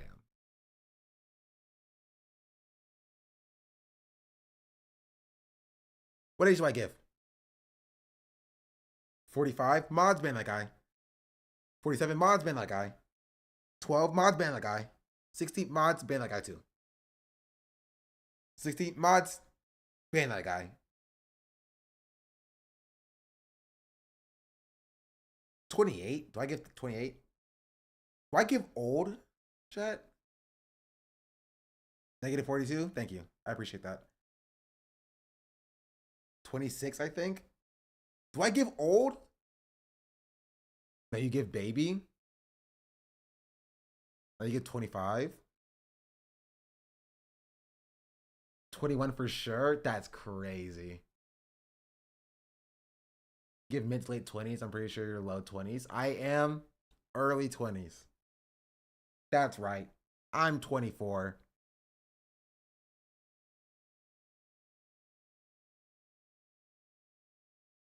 You're 22. No, I'm 24. I'm 24. 23. I'm 24. I'm 24 years old. Pushing 40.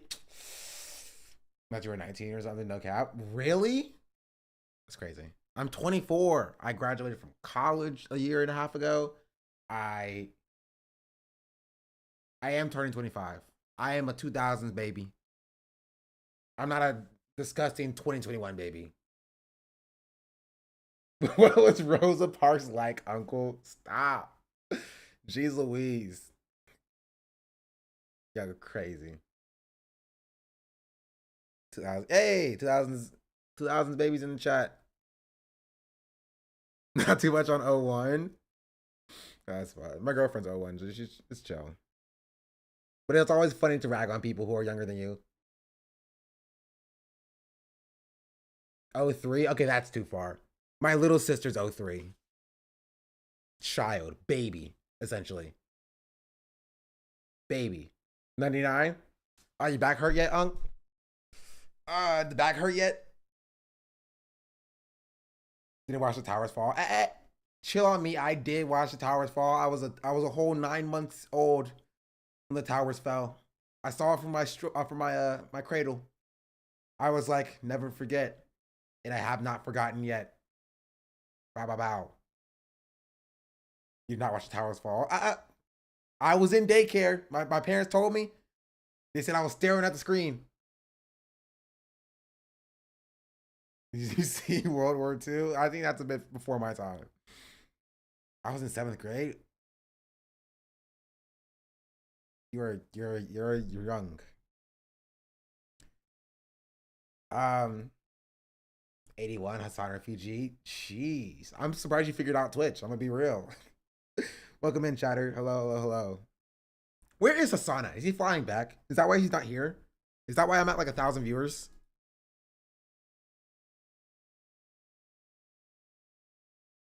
It's Mother's Day. He's going to Chicago. He's going to shake the hand of the Pope. Wait, what's in Chicago? Why is he in Chicago?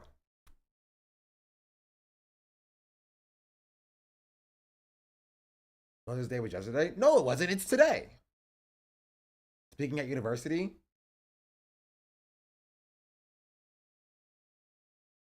I used to get invited to speak at universities back in my day. Hey chat, we're 10 follows away on Twitch from 29.3K.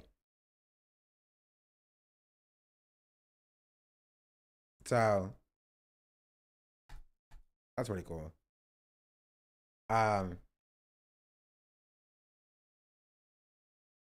Yes, today pretty sure he posted a picture of his mom in France on his Instagram today. Also, we're 21 subs from 1.3K. That's sick. At 30K, we're doing a 30-hour stream. So hey, TikTok, if you enjoy Twitch content, you can mosey your way down and follow me on Twitch at 30K. We're doing a 30-hour live stream. Maybe then we'll talk to Dean and we'll talk to Peyton and we'll talk to whoever else wants to talk to me, honestly. How about you over there? I appreciate it. And then we put them all in a single Discord call and watch them fight it out. I didn't approve that. Doesn't matter. It's still happening. Don't worry. We'll set it up. Don't worry. That'd be sick.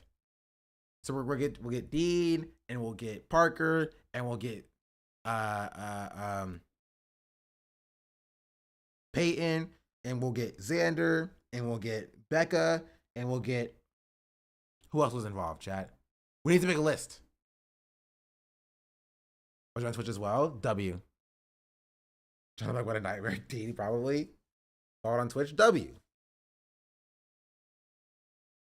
100 cryptos versus 1 Peyton. That's crazy. I want you to talk to Jagamuffin. Sure, I'll talk to Jagamuffin too. I'll just ask him why he just found out about microaggressions. I don't know. Like MTV's Celebrity Deathmatch? Exactly. Except it's me.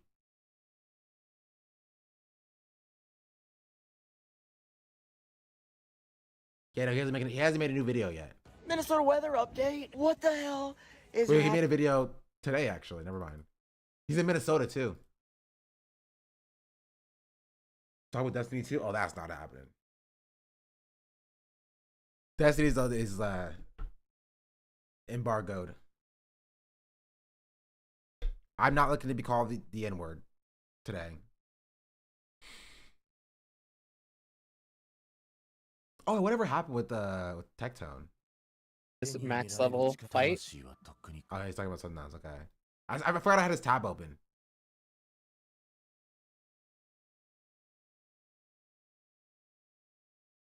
Oh, right. He also, I can't talk to him because he's banned on Twitch, and I get banned for talking to him.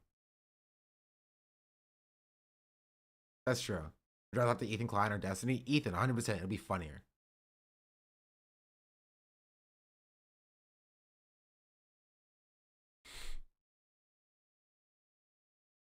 Anyway, I think that covers a lot of it.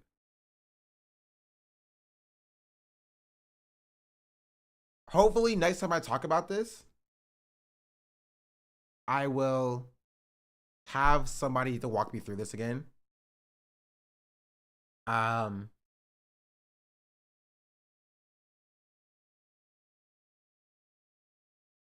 talking about sex Destiny. Wait, who is? Oh, yeah, sorry, talk about Destiny. But yeah. Yeah. There's just so much going on with this. I can't believe this was happening. I can't believe this was happening while I was minding my own business. Gaming, I'm tired. I'm gonna be real. Very tired for sure. Is there any other drama that's happening on TikTok? I just didn't even break the iceberg. That's crazy. James, yeah, what's going on with James Charles?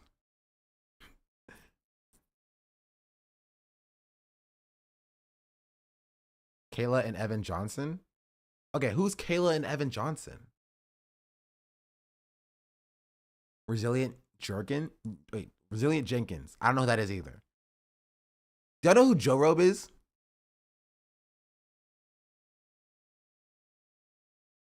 Bobby G? I don't know who that is either. That's one of the last dramas I knew before I left TikTok.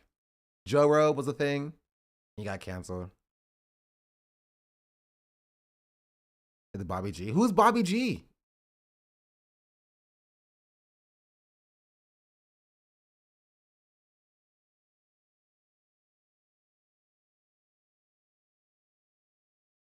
I feel like I'm missing so much. Do you ever haven't heard the name in a long time? Yeah. I'm looking up. Some dude that's always reporting people's essays without their consent. What? That's crazy. But TikTok drama is insane.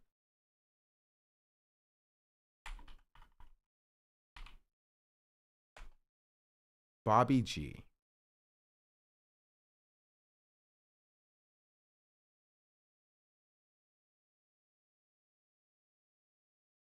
Bobby G 0313. Did he delete his account?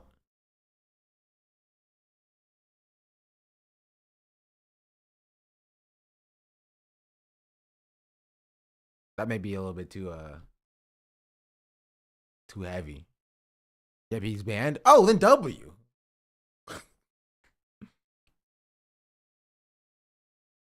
Don't bury the lead there. W, chat. Get W in chat for this Bobby guy being banned. Sounds like he sucks.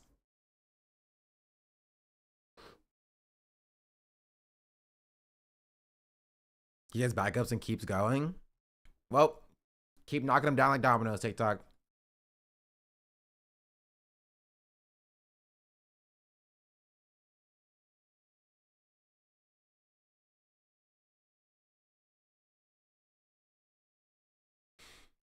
I do think I'm gonna call it though.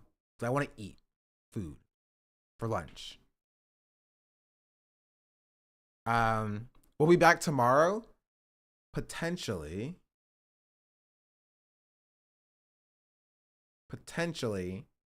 More TikTok drama. Did your white friends reach out? Like, what do you mean? In general? Like, just to ask me how I was doing?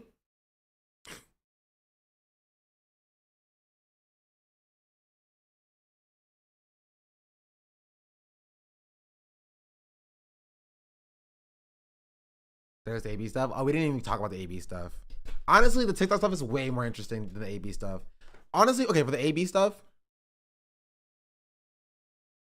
after you walked back on Ethan Discourse, I walked back on Ethan Discourse. Did I?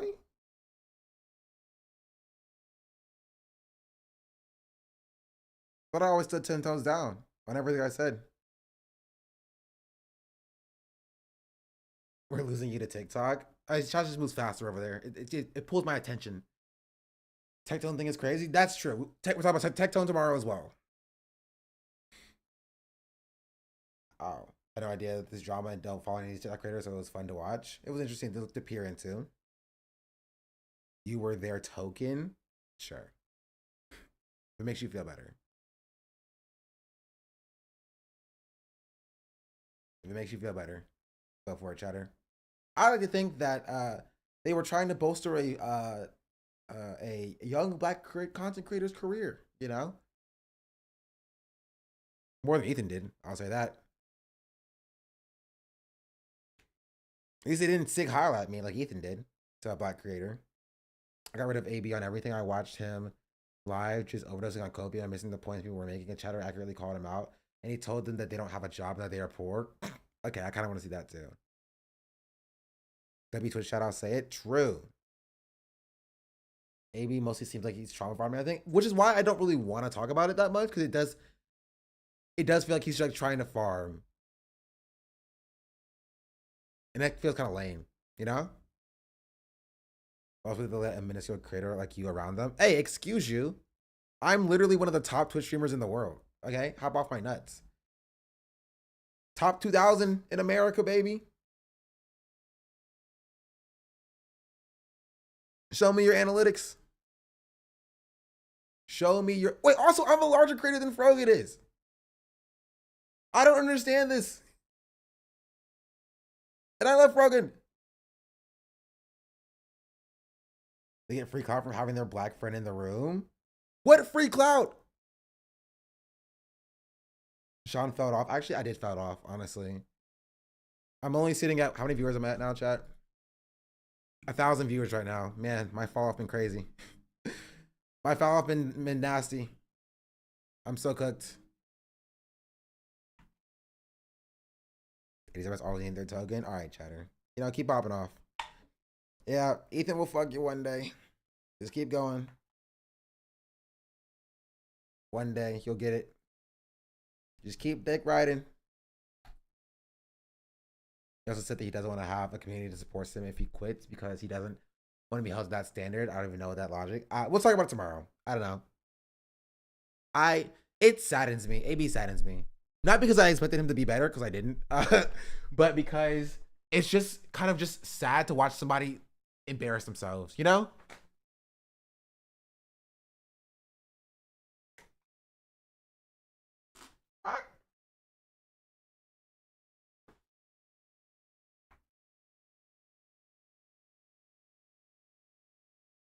I ripped my blanket a little bit. Ugh. As a fellow Lebanese person, I never had much credibility for AB. I stand by my values, and I respect that. It's so nasty what he's doing. It really reveals how he's either malicious or his stupidity. Either it's a bad look, yeah. He's knowingly embarrassing himself. I'm disappointed in him. Honestly, it's more sad, right? It's more sad because, like, I think he knows. I think he knows, and I think the payments are just too large, right? When that bi-weekly check hits, you know what I mean? It's sad. You're right on the money on the banner, but not a video containing a lot of possible falsehoods. AB jumped right on those instead of responding to actual points. No shot. I don't say that as in like I could be wrong. Of course he did. That's okay. Okay. Sean the Black vindicated once again. I told y'all exactly what he would do. I told y'all exactly what he would do. Exactly what he would do. Exactly what he would do. And it was unnecessary. He didn't need to do that. Right? There's no reason to go into the speculative room when AB has done enough stuff you can criticize him on. And so of course he's gonna jump on the things that have been speculated instead of actually addressing the criticism. But when I get sloppy when it gets too drama focused, yeah, and he does good takedowns. That's the terrible part is that when he's on and it works.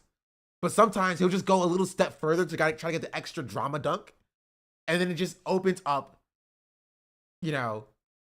avenues of critique in his critique, and it's unnecessary. Speculation detract from the main contention. Exactly. And it's just like it can hit so much harder if we didn't give AB, leverage to be like, oh, well, Bad Apanato is actually wrong about this. Here are the receipts. Right? If you focus on the facts, he can't do that. He'll look stupid. It's not even the biggest thing in the world. It's just a little bit frustrating because I'm just like, I knew he was gonna do it, I knew he was gonna do it. What falls with the Bad Apanato give? He made the claim that like 99% of the times where Ethan pulls up an article that's pro-Israel, AB gave it to him. Right? Unnecessary. He didn't need to make that claim. Right? And it allows AB to push back on that and attack that. Right? Or speculating about AB enjoying being used as a shield for Ethan or something like that. Like stuff like just certain things that he about being mistaken about when he started working for Ethan. Yeah, stuff like that. Just it's like small things that you don't need to say. That like Bad Apanato will like throw in there, and be like bow, or just like, I'll give Bad Apanato credit. Like he won't spend a lot of time on it, right? But it's just enough time. Also, my do-rag is riding up on my freaking head. It's just enough time to give AB enough defense against the things that Bad Apanato is saying. And so he never addresses the actual main criticism. He'll always focus on the slightly incorrect thing. I feel like it's unnecessary a lot of the time. I think Bad Apanato can do better in that way. You know what I mean? Because I know that he knows better. I know that he's smart enough to do better than that. He's always swinging, so he misses sometimes. Yeah, and it's unfortunate because if he just takes a second and measures his response, right, it would hit a lot harder. Unless you're familiar with the YouTube GDF, but if you ever want to react to more content, he makes neat and imperialist videos, and he makes them about a video about Ethan. Send it tomorrow, because I will forget about it if you send it now. Yeah, I agree. I think he's having fun with it a lot of time in his lives too. I understand that too. Right?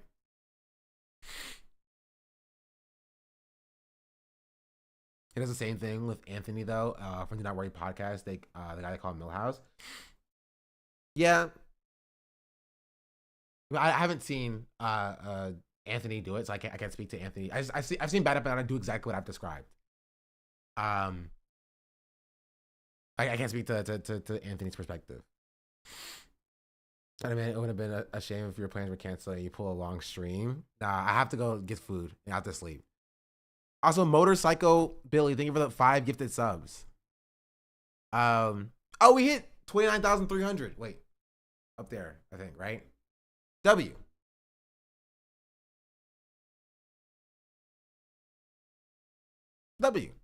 We're only 700 away from 30K. But I do have to call it. So before I forget, goodbye, YouTube chat. Thank you for being here. I appreciate my freaking. I see my direct has a hole in it. My hair is too large for it.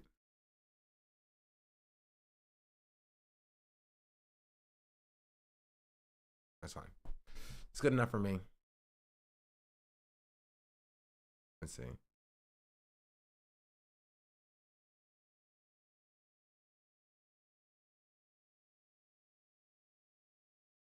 Chatter, nobody cares about you. I'm gonna be real. You have no love You make no impact. And when you're gone, no one will mourn your death. So I'm going to do you a favor. And I'm going to take you out of this space. I want you to go outside, find some measure of nature, and I want you to touch it. I want you to breathe in and then exhale. And then think about the legacy you want to leave on this world.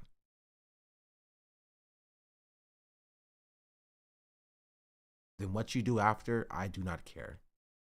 But make it a productive thing for society. Thank you very much.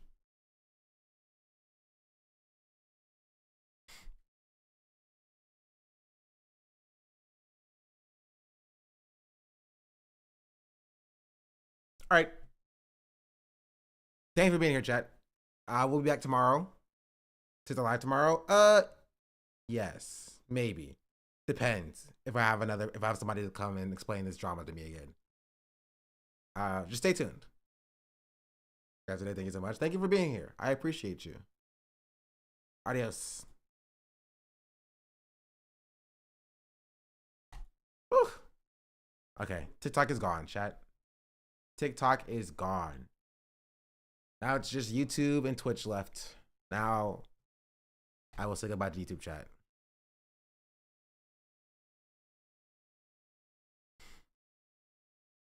I do love your work. I'm going to say that you're an important voice in Free Palestine. Free Palestine indeed. W. I'm being picked off one by one. All right, YouTube chat. You know you're next. I don't make the rules. Thanks for being here. First they came for the TikTok, true. And I didn't say anything. Because I was not the TikTok. And then they came for the YouTube chat. And I didn't say anything. Because I was not the YouTube chat.